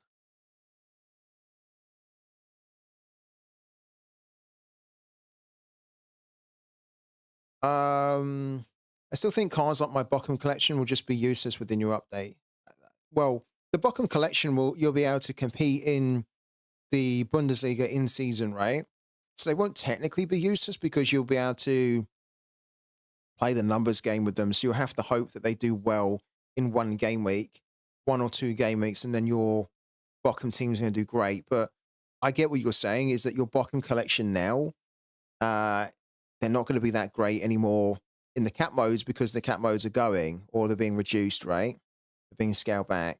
And the Bochum collection would probably be very good to use in like 220, 240, primarily. How do you feel about rare as a scarcity in general? Not selling, low values. I don't like the rare market at the moment, if I'm honest with you. I think it's very good if you want to start coming in today and you want to start building from scratch in rare. I think it's probably, we keep saying this a lot, right? We keep saying there's never been a better time to build in rare. And today, there hasn't been a better time. And then probably next week is going to be an even better time because the prices keep going down and down and down, largely, right? So I think this is a great time to get involved in the game and to be buying and building teams in limited and rare. I think if you're an existing user, it's a really horrible time because a lot of the players that you've bought, and I even bought a lot of players, I'm talking like a lot of players for really cheap. They are now reaching prices that I didn't think that they should be able to. And so, as an example, let's take, what's a good example? I don't know, we could take anyone, like Lyndon Zalahi, for example. I mean, Linda Zalahi is kind of has been dropping again. He had a really good game on the weekend, so his price went up a bit further. But yeah, Linda Zalahi um, is a player that just continues to drop. Now, I bought him arguably probably a little bit too high. I thought at the time that that was quite cheap, but probably in hindsight, look, it's probably quite high based on where he'd been going before. Um,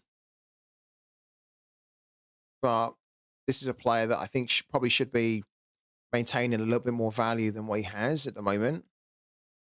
I know he's kind of getting towards the end of his season as well, so there's always going to be like a decline in players' values, right? So I get it, but I think there's just been just play like this. This is a good example. Tapia's, in fact, actually, Zampedri is a great example. So Zampedri, I bought. Look, um, I bought him back in January, so we're talking just like basically a month ago.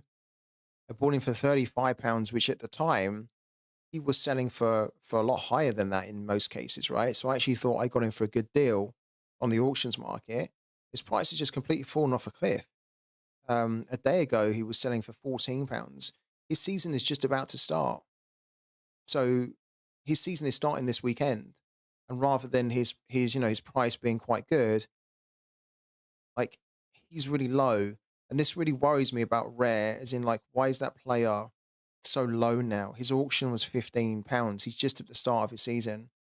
And as an existing user, it's just a little bit frustrating that you can try and pick up really good players and you try and pick them up at times which you think are opportune. And you think like, okay, I picked him up at the right time because technically he shouldn't be getting any lower than that. And then like a couple of days before his season's about to start, he's selling for like £15. He's selling for like 3 times less than what you paid for him. And like, the problem I've got with that is that where does his price go from here? I mean, technically his price can go up, right? And maybe his price will go up. But what I fear is that now we've reached this point with his price, right? What I'm thinking is that this is going to be the new normal for him now. That then a lot of his cards after this are going to be selling for around this new price point here. So it's almost like this is going to be the new baseline for Zampedri. He's going to be around 15-20. And then maybe he will remain at 15-20 as he kind of remained like at this level for so long, right? And then if he does, I just think like it's not a good sign for Rare, because like this type of player I think should not be that low, so that the 144 whatever are able to get him for so cheap. Not 144, but you know what I mean? Like there's just certain players that just shouldn't be that cheap, and I think he's one of them, because he's the type of player that actually I think can do very well in the new format. I don't think he's really that affected in the new format, yet his price has tumbled off a cliff. Yeah, Slovic's an example as well. Yeah. Like we almost panicked. We almost panic bought Slovic because we clocked on to the fact that maybe the market hadn't realized that he was going to be the new number one for Konyaspor. And so we saw his price and we were like, he's around 120. That's really, really too cheap for a goalkeeper that's going to be the starter now. Let's go and let's pick him up really quickly so that his price doesn't increase a little bit. And yeah, Slovic now is what? His floor price is £64. Like since the update, his price has just gone further down and further down. And his price is a little bit tied to the position of Konyaspor, because they are kind of in that relegation zone, but they should be fine. Their next kind of few games or so, they have a good chance to win them. And I think they only need like 1 or 2 wins to climb out of it. So I don't expect them to get relegated. But I think what's largely happening here is that after the update, there's just been a big sell-off of rare players, right? Because some managers have just like interpreted the update and thought the way it's going, there's no point having this type of player anymore. Like we need to have a player that's like the top player, as in like a top goalkeeper, like a champion Europe goalkeeper. And so there's been a bit of a surge and a panic to then sell off these players, right? Get your money quickly and then put it into players that are going to be better for the new format. Free tip scout, I feel that bots are bringing the market down. Like I own a Borja Baston rare who was selling for 40 euros. Last game, he was benched due to fatigue. Even during the game, one guy sold to Sahis for 13 euros. That's the price. Borja came on to score, but bot lowered the floor. I agree with you, but actually, I don't think that the bots are responsible for bringing down the market. Like technically, they are, but I don't think they're the root source of bringing down the market. I do think that the root source of the market being so low is because there's still too many cards, right? And if there's just too many cards and not enough demand, then you're just going to get a situation where you're trying to sell and you're not getting anywhere selling, right? I've had this myself. I don't know whether you guys have had this too. I'm sure you have. But if I put a player up for sale and I put them up for sale at the floor price, right? And I don't feel like I'm getting anywhere selling them at the floor price. And then there's maybe another 10 or 15 other managers that are also selling that player and not getting anywhere at that floor price. Then what will happen is that you just start to undercut each other, right? And so everyone then just tries to become the cheapest, most attractive, so that they can then try and trigger that demand. And so if we had a game where you could put your players up for sale at the floor price and there's maybe 10 or 10 others of the same player that's up for sale, right? But then all 10 of those managers were getting offers like every day, then I don't think we would have that situation where there'd be the undercutting that happens and that then people are just trying to sell for lower so they can actually sell, right? A lot of people get fed up of trying to sell on SORARE because they'll put a decent player up for sale at the floor price, right? They won't sell for like a week or something. They might only have like a few offers for them. They're thinking, why is this player not selling? He's up at the floor price. He's got games. He's doing well. Why is he not selling? And they might actually think that, well, I can't wait anymore. I can't. How long do I have to wait to make this sale? Because actually, if I wait any longer, I could miss out on an opportunity to pick up a player that I really need, right? Because in SORARE, things move quick. So you almost can't wait a week or 2 weeks to sell a player. So you think, okay, I've waited long enough. I'm sick and tired now of waiting. I'm going to sell to a bot. And the bot's going to give me some trashy price, but at least I can actually get the liquidity out of the game, which I haven't been able to get by trying to sell and list up normally. So even though you're right, I think the bots do bring down the market. I don't think the bots are the main perpetrators. I think the fact that just liquidity in the secondary market is so bad because of the fact there's just so many cards, there's not enough demand, and there's a big emphasis now in the game about buying new cards, right? And the way that the game has been evolving is that it's pushing more and more new users to buy the cards from the new cards market rather than the old cards market or the secondary market.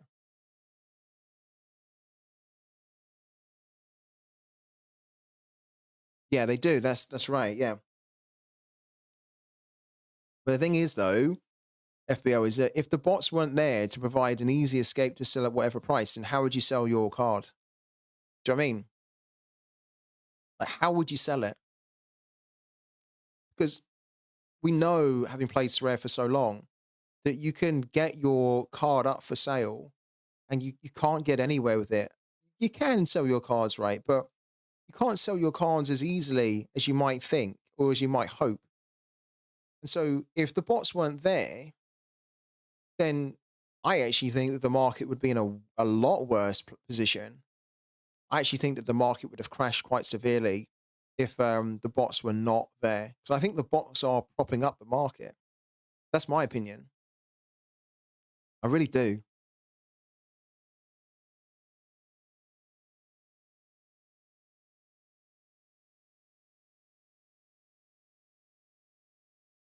the game could be dead if it weren't for the bots.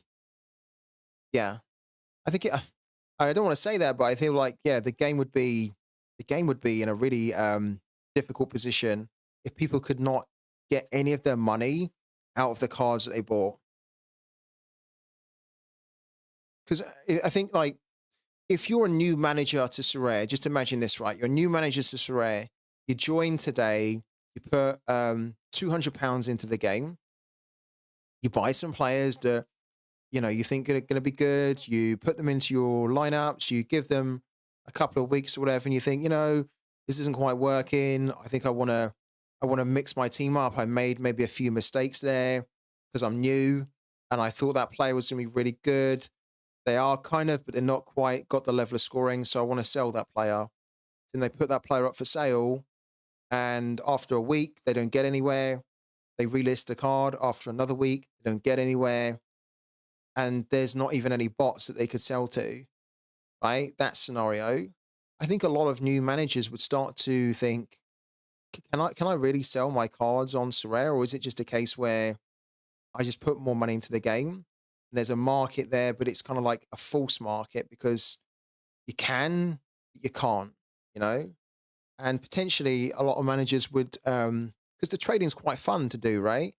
And it's not only just fun, but it's also kind of necessary from time to freshen up your gallery. So if the bots weren't there, I think, yeah, it would be in a really difficult position because I think a lot of new managers would have then jumped on, seen how difficult it would have been, and were like, fuck this, I'm out. Can't even sell my cards. Let's say in UC, it works. Though supply low and can't be compared to Sorare, every user has to value their card. Yeah, I agree. I agree. The funny thing is, right? The funny thing is that we know that Sorare are very, very clever. They have a lot of smart people there. They know what they're doing around the economy. So, like, if you want to increase the values of your cards and you just reduce the supply, everybody knows that. That's like economics 101. And so Sorare aren't reducing the supply. So what will happen is that the values will just continue to go down and down and down unless there is a huge amount of demand that just continually outstrips the supply, right? We're just not seeing that. We're not seeing it. And of course, Rivals is supposed to do that. Now, Rivals hasn't been launched globally. It's kind of almost been like a soft launch in a few markets, although everyone around the world can play it. But what I mean is that it's not been launched globally with a big global marketing campaign. That's still to come. And so potentially what could happen is that they could do that and then Rivals could explode. There could be this huge surge in demand on the platform. And then actually, we're no longer talking about struggling to sell cards or there's too many cards in the game. We might actually then be talking about how it's amazing that we can just get cards up for sale and then they sell within like an hour or something. We're just getting so many offers that it's so difficult to keep up with them. Like this would be the ideal, but because Sorare are not cutting the supply and they have not indicated they have any plans to do that, then the only way that we are relying on card values ever being at a decent natural, right? A decent natural value is by the demand being so big in the game. Now, one of the things that you guys would have seen is that like Premier League players, for example, and the new update is going to mean that the cards are going to increase in value mainly at the start of their seasons, right?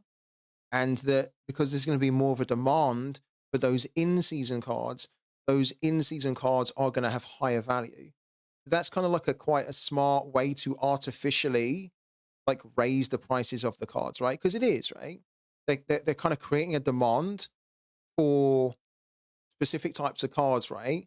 That technically doesn't really exist in the game naturally. Okay, they've had to trigger it by almost saying, you need this card now. So that's why now everyone has to surge to get that card.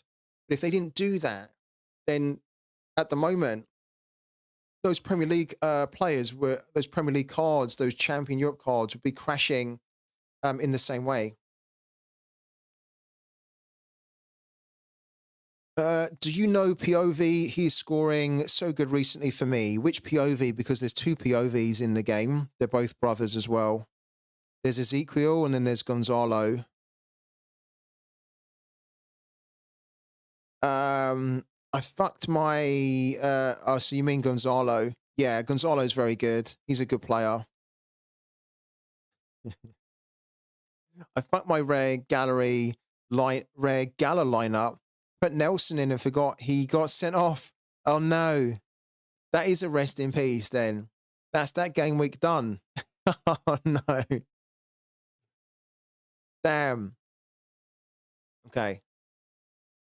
We still have lineups to build that we haven't built yet. Should we do the under 23? You guys usually like to do the under 23, right? Because this is for everyone. Okay, so as far as I know, Yankovic is injured still. So if you don't know what our under 23 team is, let me tell you. Our under 23 team consists of Lovro Majkic as the goalkeeper. So, of course, we have to put him in. And then our defenders are Smolcic and Kosanu. Our midfielders are Yankovic and Fruk. Our forwards are Christoph Lang and Killian Corridor. So, midfielder-wise, I think we need to go with Fruk again, because we can't rely on Yankovic at the moment. And then what we probably have to do here is either Smolcic or Kosanu. I'm guessing we would do Smolcic. And then up front, we could then do Christoph Lang and Killian Corridor. What do you guys reckon?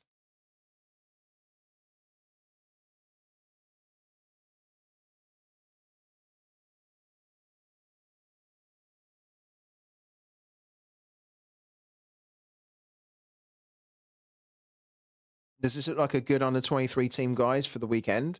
If it does, then let me know. And also let me know who you think we should captain here. Does Play Sharper work for you on PC? I have no clue where I find the lineup prediction after the update. It does, yeah.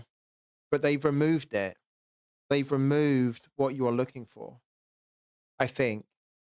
So you go on to Play Sharper, then you say, I want to go on to Sorare, and then you have to pick the game week here, of course. So game week 453. And then that's where you can then start to see the lineups, right? Before they had a section here in the tools where you could go to tools, Sorare, and then lineup predictions. And they've removed it. Look, it's gone. Because that was quite cool, because you could do that, tools, Sorare, and then lineup predictions, and it would give you the old view, right?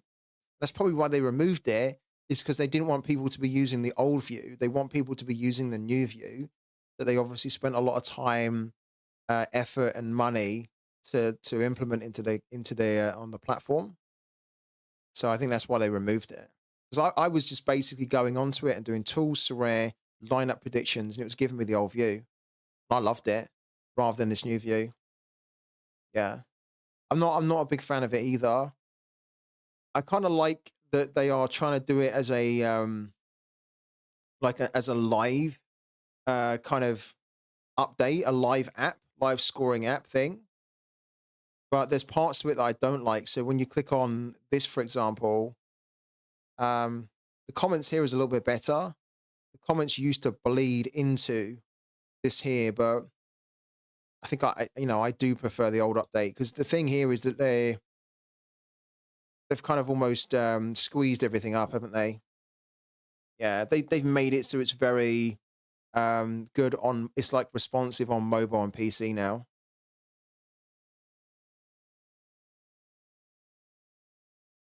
Guys, what do you think about the under 23 team? Is this the type of team that you want for under 23 this weekend? If it is, we need some captaincy ideas, please. So put your captaincy ideas in the chat too, if you can.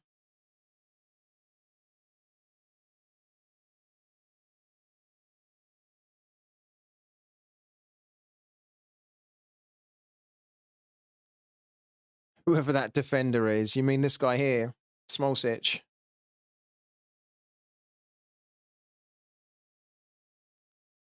I actually think the goalkeeper, funny enough, is probably quite a good one to captain this week. I think that I'm never really a fan of captaining goalkeepers, but I do think the goalkeeper's probably got quite a good fixture to target. But you guys are saying Lang or Smolcic. Any other suggestions on the captaincy, guys?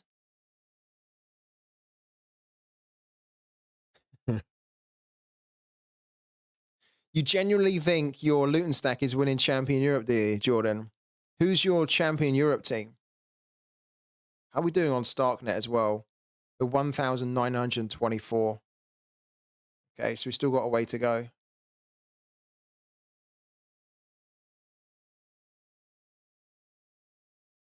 Did you see the post from SORARE Support about Central and South American cards? No, I didn't, Manjit. Let's have a little look. Thanks for that, man.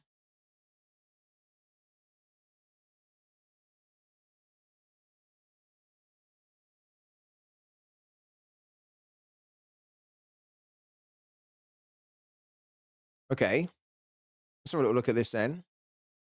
Hello, managers. Roadmap facts, okay? Central and South American cards. We have updated our live facts to answer some of the community questions we spotted about the status of Central and South American cards.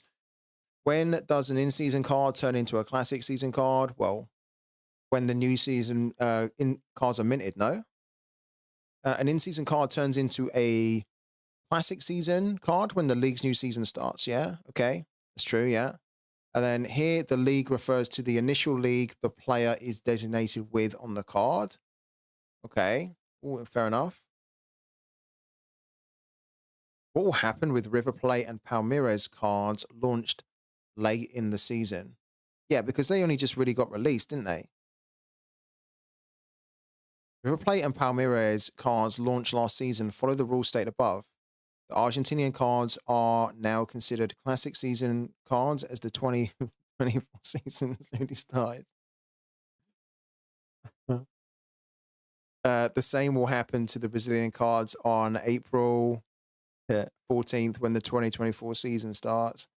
Classic season cards retain the same utility during the transition phase with several competitions. Okay.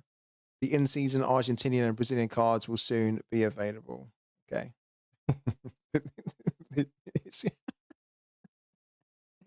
This guy down here. Yeah.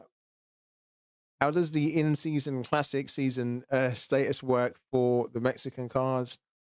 2023 Mexican cards will be considered in-season until July the 1st, as that's when the new Mexican season starts, the Apertura phase. Yeah. This is the problem.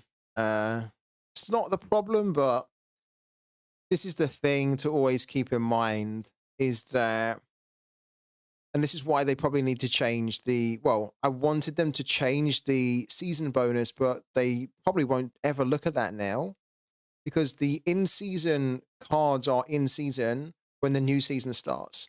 And so one of the things that we were kind of talking about several times on the stream is that it's really unfair how SORARE can mint a in-season, like a new season card, right up until the point when a new season is about to kick in, but then that new season card, which was a new season card, until they launched the new cards, until they minted the new cards, that new season card that you got, that's now an old season card, you maybe only had 1 day of utility of it being a new season card, right? And then they've launched the new ones, okay? So there's often been a little bit of a talking point in the community around, surely if you mint a card on the date you mint it, it should have like 365 days worth of new season utility or something like that, right?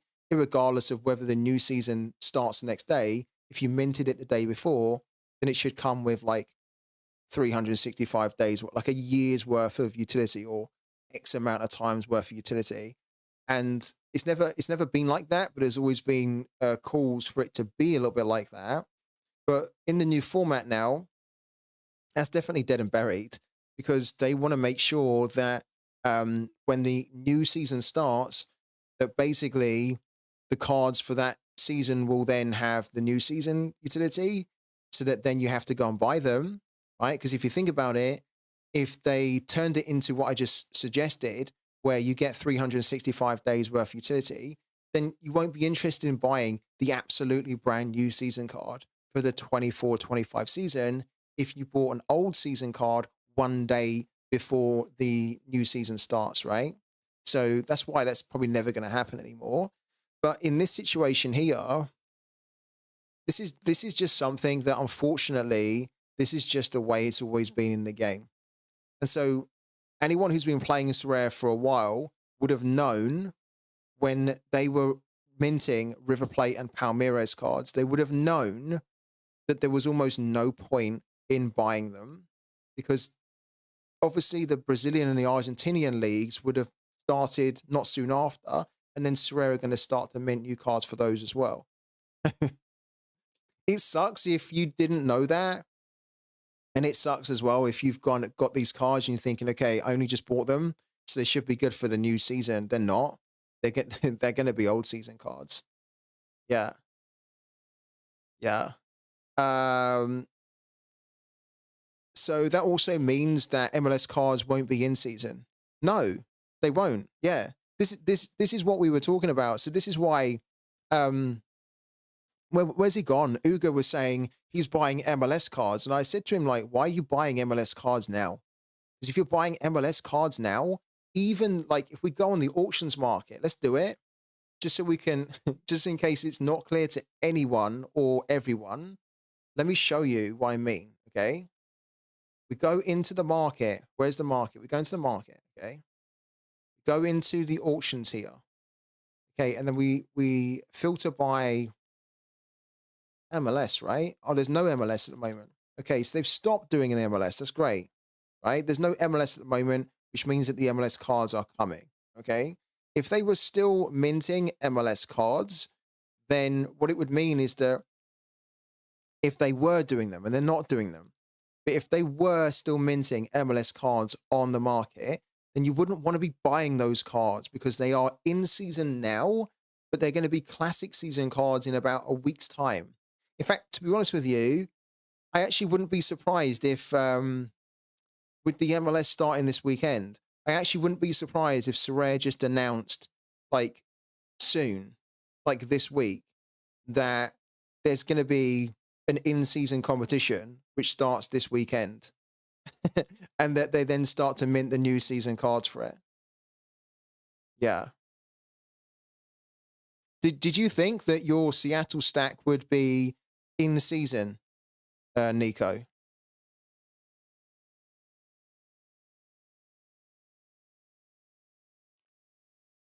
No, you didn't. Okay.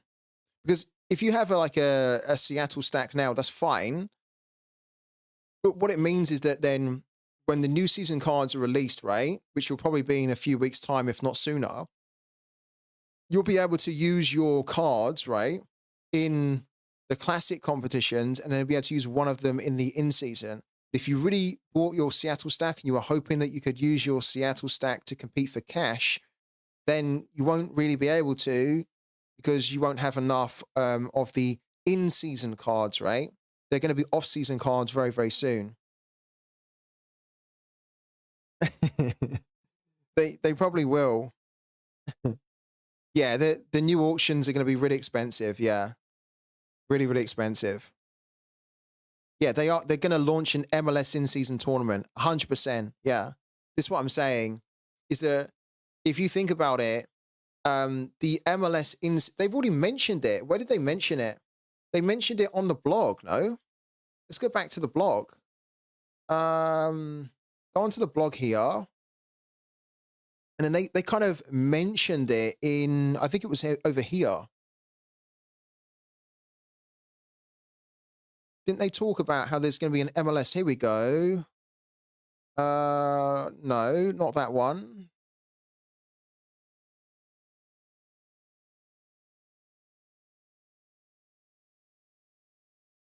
They mentioned it. I know they did somewhere.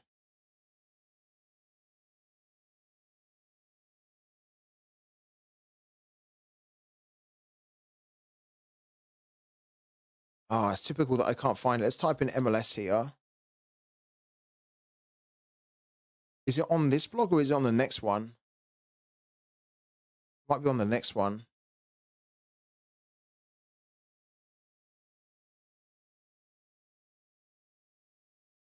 Okay. Oh, so this is probably what I was talking about here. This is what I was thinking about, actually. This MLS Special Weekly. Sure.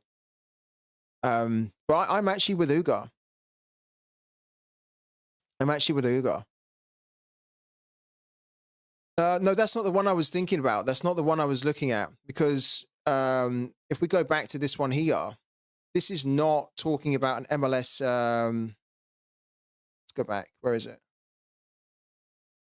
Yeah, this is not talking about. Well, actually, it is, isn't it? I guess it is. Or MLS and Asia Special Weekly, but it's not. It's not a special weekly, right? That's the thing. It's not a special weekly. So what we're talking about is more like what they're going to do, what they're doing with the Premier League. So at the moment, there's a Premier League in season. That's not a Premier League special weekly, right? Their special weeklies are going to be different. So that's why that wasn't what I was looking for.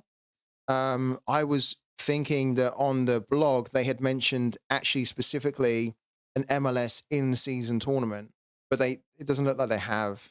No, it doesn't look like they have.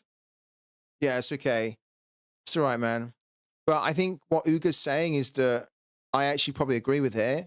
I really wouldn't be surprised if this week or next week, SORARE just turn around and say that they're going to be doing. Was it gone? And it wasn't mentioned in here either, was it? Let's zoom in.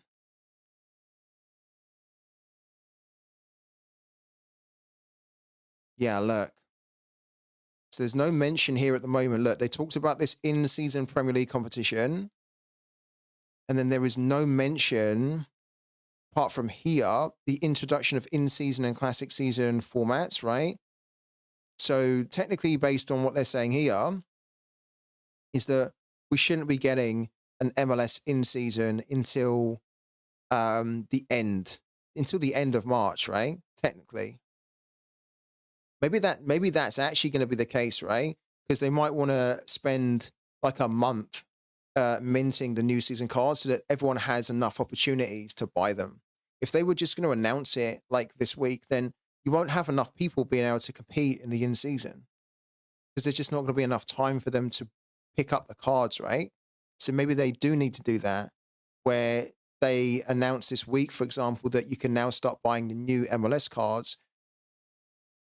But then you have like a month until then the new season starts. But it's funny though, because if they start minting the in-season, then you technically want to start using them, right? In tournaments straight away, if you've got them.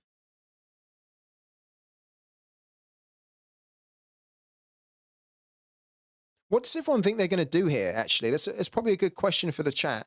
Do you think SORARE are going to, for example, announce, say this week or next week, that you can now start to buy new MLS cards, right? So new in-season MLS cards, but then there's not a tournament to use them in. There's not an in-season tournament to use them in until the end of March, which is what they've put here. Because technically that would kind of make sense because it then gives like people a month to try and get them and to build teams with them. But then at the same time, if you went out on the day and you bought like 5 of them, you're going to be like, well, I want to use them now to start winning the cash, right? Why do I have to lose effectively a month of in-season utility from them? When I'm ready to go, I'm good to go, right? And I think they should be really launching it when they mint the cards, no? And then whoever is just lucky enough to get them can then just start competing in them. This is either going to be very, very well worked out from SORARE, or it could just be a bit of a shit show.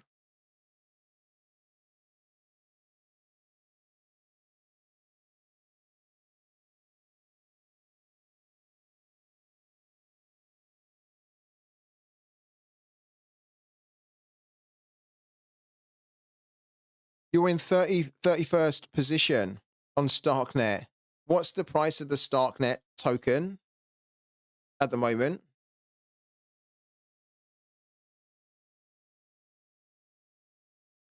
Oh my God. It's $2.14. By the time we're at, look at this here. By the time that we're actually going to get our tokens in our wallet, it's probably going to be worth 50 cents or something. Oh no. I mean, whatever we can get from it, great, but it's going to feel pretty horrible that at the start of the day, when we were looking at it, is that we could have sold all our tokens for about $300. And at the moment, even if, which we're not in a position right now, even if we were in a position, because we're 1,787 position, right? But let's say that we were in a position to get our tokens right now.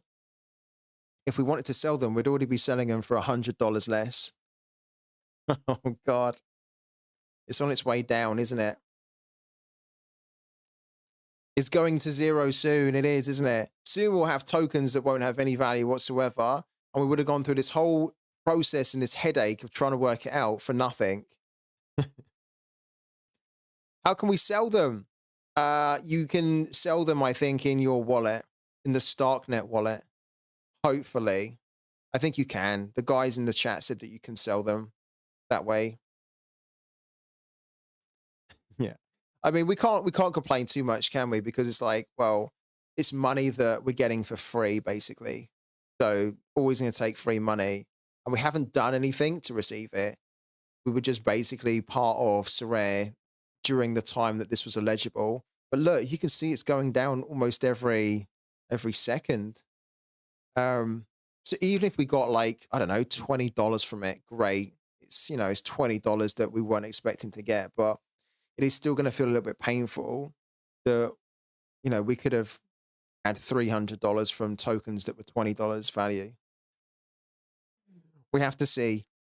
We have to see what we can get. Whatever we get, we're going to be grateful for. Yeah, it's just the way it is, isn't it? But I've been a bit more switched on. If I'd have been kind of like, okay, this is the day, just been so busy.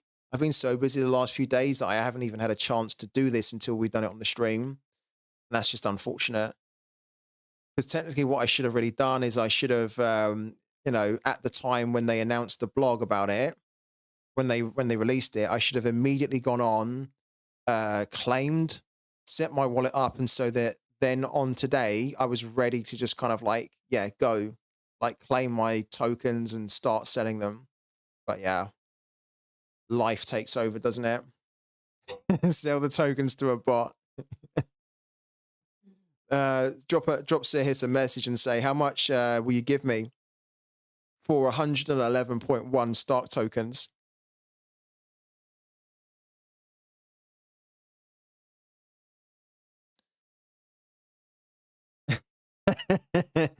This token is the only thing falling faster than Sorare cards, says FPL Thinker.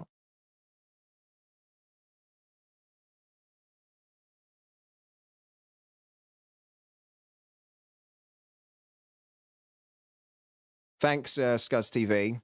Thanks for the info as well, man. Appreciate that. Yeah, well, one of the 250. Who got 250? Oh, yeah, okay. Have you got that? You've got them? Really? Yeah. You don't send them to your Sorare wallet. Do not do that. Do not send them to your Sorare wallet. They will not work. It doesn't work like that. No. Yeah, thank you, Twitch Gaming, as well. Look, Twitch Gaming's brought up a link as well. Let me bring up the link in case anyone is kind of struggling with it. It's there already, but this here, look, how to claim them. Does it say in here how to sell them as well? Because we've already done this, and this is actually really good. So thank you, Twitch Gaming, for this here.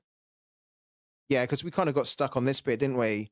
Where I couldn't see my wallet, but we had to kind of disconnect and then reconnect.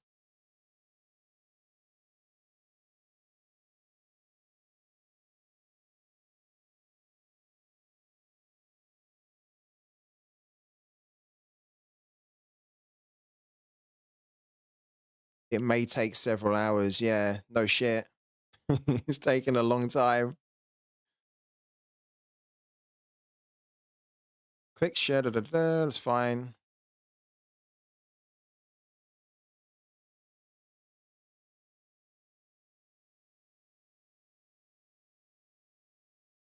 You can swap. Look, it says here, look, you can swap. You can swap your Stark tokens inside Argent X with no fees. But yeah, Scuzz TV was saying that a few people have had a few issues with that. Okay, interesting.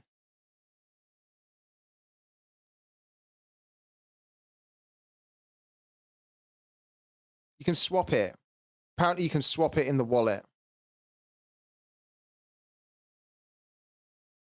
Basically, use that link that Twitch Gaming's just given you, but you need to convert it. You can't send this, for example, over to SORARE in its current form because this token will not translate over onto that blockchain. So you need to convert it into something that will then work on the right blockchain. The fact that even if you join the queue now, it should still be worth over 100 with the current drop rate is mad for nothing. It is good. Yeah, it's pretty good. I mean, yeah, if we, I think to be honest with you, even if we got like $50 from it, I'll be happy because it's money for nothing, right? So I'm going to have to figure that out tonight. I'm supposed to do a stream tonight, but I think what I might actually end up doing is not a stream, if that's okay, guys, because I want to make sure that I can get this all done. I just don't think this is going to be the sort of thing I can do live on the stream. I might do it. I might start doing it and then realize, okay, maybe we could start a stream because I've done it and then I could show people how to do it. But yeah. Oh, shit, I just closed it. What happens if I go back to that page? Shit. If I just go back to that page, will it give me the, will it give me it again? Will it tell me my number? Oh, yeah, that's pretty useful. Okay, it does. That's good. I just need to bring that up in it. That's really good. Okay, 1,700. How long do you have to have played? It says it. So basically, just go on to the. Let's enter this in. There's a certain time period that you needed to have been in. So if anyone's asking this now, if anyone doesn't know, just go on the blog section on SORARE, and it's covered in this article.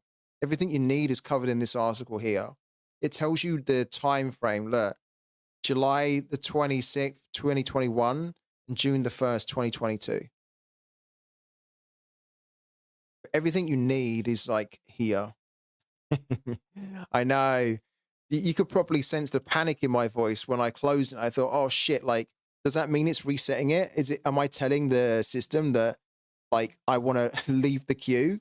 Because you know what happens in real life? If you leave the queue, you can't technically go back to where you were in the queue. You've got to go to the end, right? Once you leave that queue, that's it. Your position's not reserved. I thought for a split second that that's what happened, but luckily not.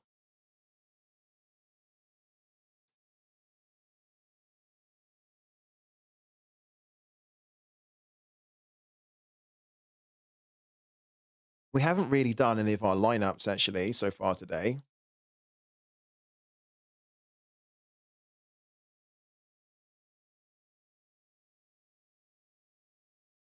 Did we do our Cap 220? We did, didn't we?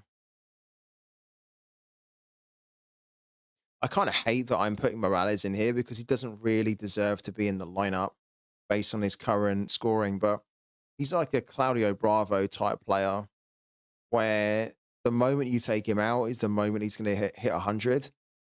I feel like we need to persevere with him because eventually he's going to start to hit some mad scores, which we know he can do.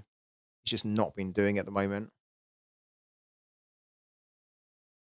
What's our other rare teams then? So Cap 240, and then we can put like a punty one in here, can't we? It's going to be really punty if we can do it. Yeah, so Edvardson.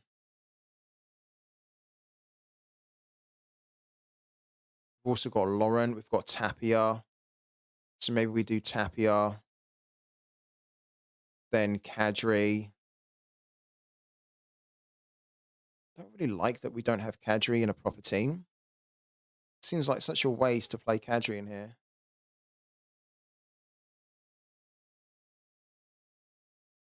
Could do Branco and Pereiro here, actually. Which I think we'll do.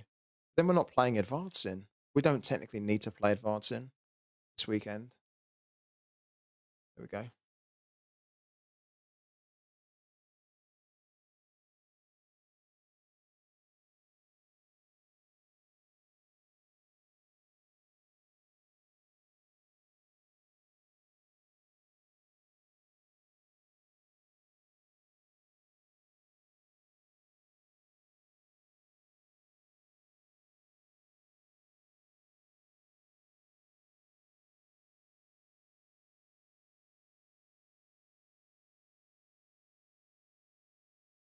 Okay, all my games are happening tomorrow apart from Edison and Gilles, Ryan Gilles, okay.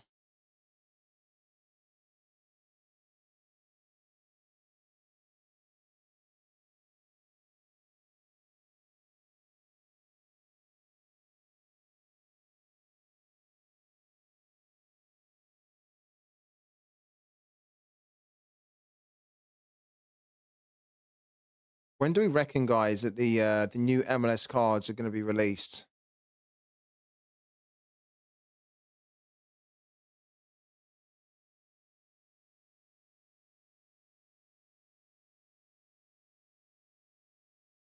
Why are there J2 cards being minted?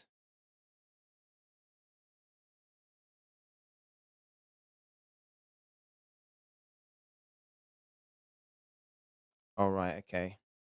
So these are the old Yokohama boys that got relegated.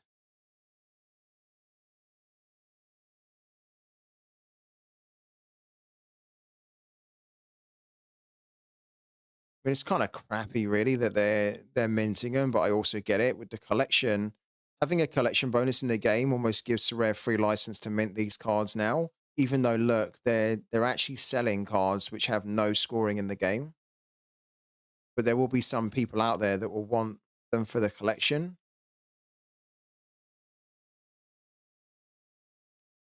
Bit controversial, really. But they're still selling the J1 League, aren't they? No, they're not. Okay, they're not selling the J1 League, and then the K League's also not being sold, right? So a lot of these, the thing is though, the fact that they're not selling them, they're not auctioning these cards makes me think that they're around the corner. Because if Sorare are not minting J1 and K1, then and also the MLS, then surely it means that those new cards are about to be minted. Because otherwise, Sorare would probably just keep minting them right up until the point where the new season cards are about to be released. If they didn't, then technically from a business point of view, it's probably a little bit silly from them.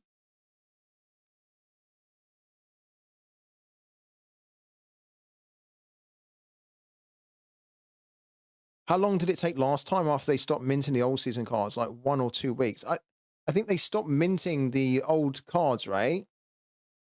And then, so basically, this is my memory of it. They used to mint the old cards, and then they used to basically stop minting them, like say in the morning, and then later on that day they would then start minting the new season cards. So, like it was almost simultaneous. It was like seamless, really.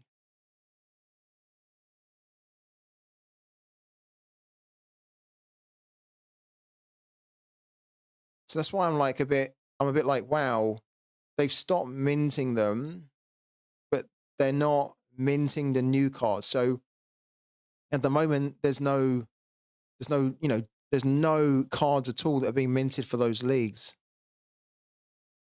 And you wouldn't expect that they are going to wait a long time.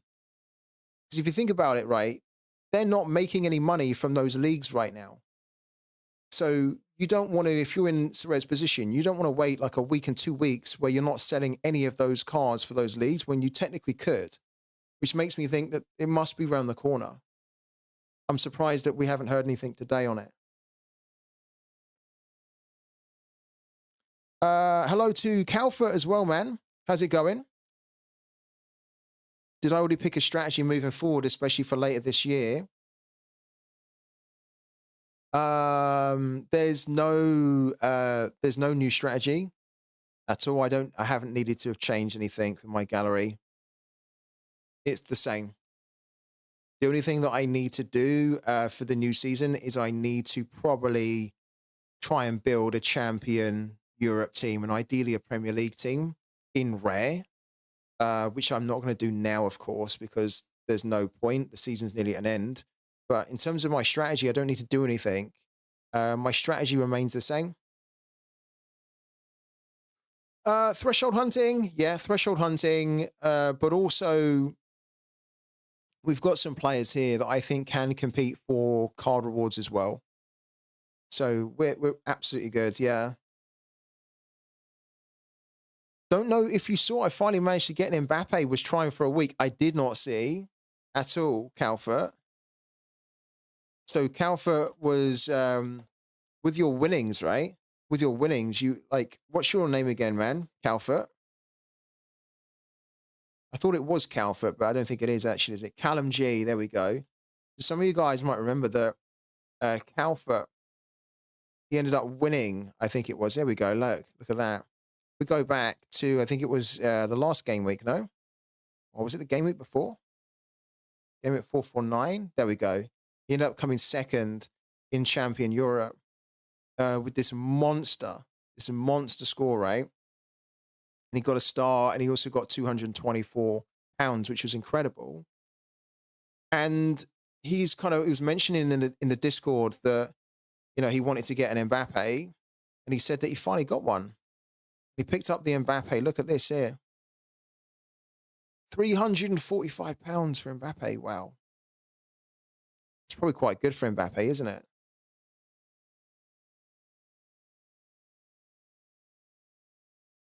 That's so much for a limited card, honestly. I mean, it's great. Like, if you've got it and you're happy, that's the main thing, right? That is the main thing. And he's such a good player that technically he's probably one of the few players in the game that could probably justify that. I think just for me personally, as I don't look to play limited anymore, I probably wouldn't even really spend this on a rare 350. But yeah, incredible. I'm happy for you, man. I'm happy that you got your man. Check out my game week free tip scout if you're already on it. My best result ever has been an insanely high scoring game week. You mean the one from before? The one from the weekend, yeah? Beast 195. What are you, man? There we go, Beast 195.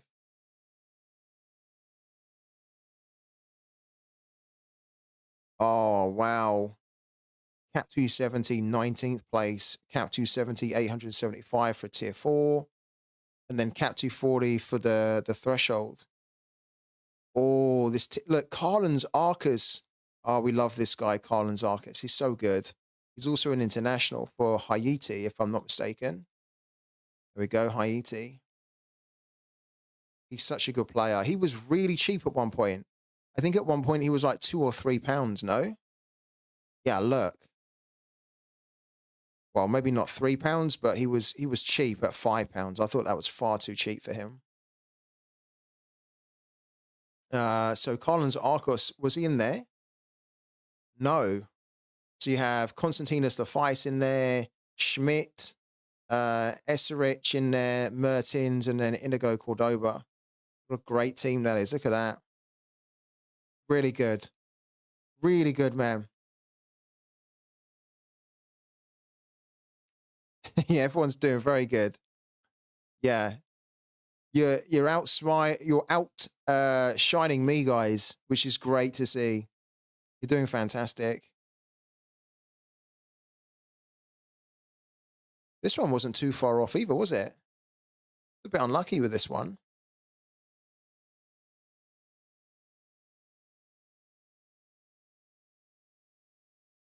Yeah. Do you have any hopes for your tier 2? As in, like, are there any specific tier 2 players that you want to try and get from the prize portal? It's quite nice seeing a few of the players in here that I've got too. Like Grigic is in there. Armida Goose is in there. We had Ivor Panda. Zubsuk's in there. We love Melly Bullenstein. Geej Schmau is really good. But Yiki's in there. Lovely selection of players. Preciado's in there. He DMP'd though. It's a bit of a shame because Preciado's brilliant. There's the legend Gimba. Really interesting. Gustavo Bo. Kim Jin Su's really good. Renato Stefan. Morales, of course. Really cool, man. Really cool. I'm very excited for the weekend. MLS is back. Means nearly my whole gallery is playing. First proper game week for me and Rare also. Should be a fun one. It should be. It should be a fun one. We've just done our predictions as well for the MLS on Pooky, so I'm looking forward to it. I don't actually have many MLS players, if I'm honest with you. Like, my MLS gallery is very low, but it's kind of deliberately like that. So if I look at the league that I've got, there we go, Major League Soccer, filter. I don't really have many MLS players, especially in Rare. I've got a handful of them. Look at the difference. I've got like an MLS player in Rare that's 92p. And then I've got an MLS player that's £128 average right now. Technically, I should sell Musa. I should really sell Musa because I only bought him for like £45 or something. And so you guys know that my general rule of thumb is that if I can sell for 2.5 to 3 times more, I probably should. But one of the reasons I think I want to keep Musa is because I think he's amazing. And I think that actually there's so few of him in the game right now, Rare. If you think about it, SORARE can mint another 100 next season. So there'll only be 179 rares of him. That's actually a low amount for a young player that I think is going to be wrecking it. And I mean like absolutely wrecking it in the MLS. So I think that he could actually go past £200 in his rare quite easily, actually. And I also think that I might just want to keep him anyway, long term, because he's so good. Yeah. He could drop big, but I think he's going to keep climbing. I think the old season cards are probably going to take a little bit of a hit. So that's one of the reasons why I have been thinking about selling him, because when I bought him, it was before the new update was announced. And then what's going to happen is that the new season cards are going to be minted. He's going to have a new season MLS card. And so all these old season cards are not going to be as attractive. So technically I should be thinking like that, but I'm more just thinking that he's a player that I love anyway. I think he's great. And I think that over the course of this season, he's going to be hitting some incredible scores that I think even the old season cards are probably going to have a lot of demand later on. Because again, SORARE can only mint 100 of him maximum. And if you think about it, you can still use this card in the in-season, even if it's a classic, right? You can just only use one. So I think there could actually be quite a lot of demand for him. That's why I'm kind of holding off. Yeah. Thank you, Beast195, for the sub as well, man. Massively appreciate it. Yeah, I really do think that Peter Musa can get to more than 200. I mean, at the moment, how much is Jesus Ferreira? I think Jesus Ferreira is like 200, no? Yeah, like Jesus Ferreira is about 200. I think that Musa can get to around this level. Now, Ferreira is a under 23 player. I think that Ferreira's price can go higher than this, actually. And I think it will. I think it'll end up getting to like 250 or something. Maybe a little bit more. But I think Musa should be able to hit past 200. Lots of inspiration taken from you, so thanks. Lots of thresholds won. Thank you so much, Beast. Beast, you have to let us know, please, man. Please let us know. And we did get 2 Agueros. I don't know why, but it's always quite good when we hear Martin Tyler. But Beast, can you let us know what is the tier 2 that you get later on today, please, man? Like, I really want to know. So if we're streaming later tonight, which technically we should be, just depends on if I can get this Stark thing done beforehand, which I don't think this is going to be ready, is it? By the time we're supposed to stream later on tonight. So yeah. What leagues will I play in Pooky this week? We've already done them. The leagues we're doing are the USA League, so the MLS and the German League. Yeah, and then we're going to save some of this energy left over so we can update the predictions as well. Just 2 leagues for this week, but we're going to go hard in them. In fact, I'm glad you just talked about the Pooky because there's only 4 booster packs left. There's only 1 mega pack left. So guys, they're basically going to be sold out by the end of today. And then there's 91 Pokeballs left over. Same for you as well, is it? Second half of Champions League plus 80 energy spare. What are you going to do with the 80 energy, though? Because the 80 energy is probably too much to just have for updating the prediction. So where are you going to be looking to spend the 80 into the next game week 67? Yeah, take it into the next game week smart. Where would you spend it? In like the USA League, for example, there? Now that the USA League is back, I think it's such a good league to predict in. You guys might remember that when we first started doing Pookie, it was last year, kind of around June time. So it was kind of like halfway through the MLS season. And I made most of my money on Pookie by predicting in the MLS because we were just largely doing home and over 2.5.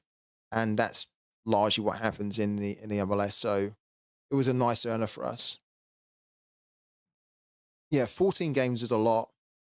I mean, there was 15. There was 15 this week. So 15's a lot. It's a big expense, isn't it, for energy? If you've only just got a little bit over 100, then this is going to be out of the question for a lot of you guys that maybe have 100, 110, 120. You won't be able to fully predict it. This is probably a league that's it's going to be very good. Of course, if you've got loads of Pokeballs, and if you don't, then it's probably quite a good incentive to try and buy some more Pokeballs so you can get extra energy that will then take you up to 150, closer to 200. Basically, when I first started playing Pookie, the aim was to try and get up to 200 really quickly, because then with 200, it then allows me to do effectively 2 leagues every week. Now I have 250. I can do 2 leagues every week, and I can pay some of that energy forward into the next week. So then there's going to be every so often I'll be able to do, say, 3 leagues, right? Rather than just 2. But yeah, they also know that it's a little bit of a obstacle for managers right now, which is why they said in the blog, and they also talked about it on our stream last week when Pookie joined. They said the energy equity is one of the things that's front of mind for them right now. How it's really difficult to kind of take the leap from 100 to 200. It can take a lot of time to get to 200. Given the fact that I've been playing the game for about 8 months or so, I've only got 250. Kind of shows you that like in 8 or 9 months, we've only got from 100 to 250. So they're also hopefully going to be doing some things to make it a little bit easier for you to get more energy quicker, which would then allow you to play leagues like the USA League a bit easier as well. Hello to Sterling as well, who's tuning in from France. I really appreciate that.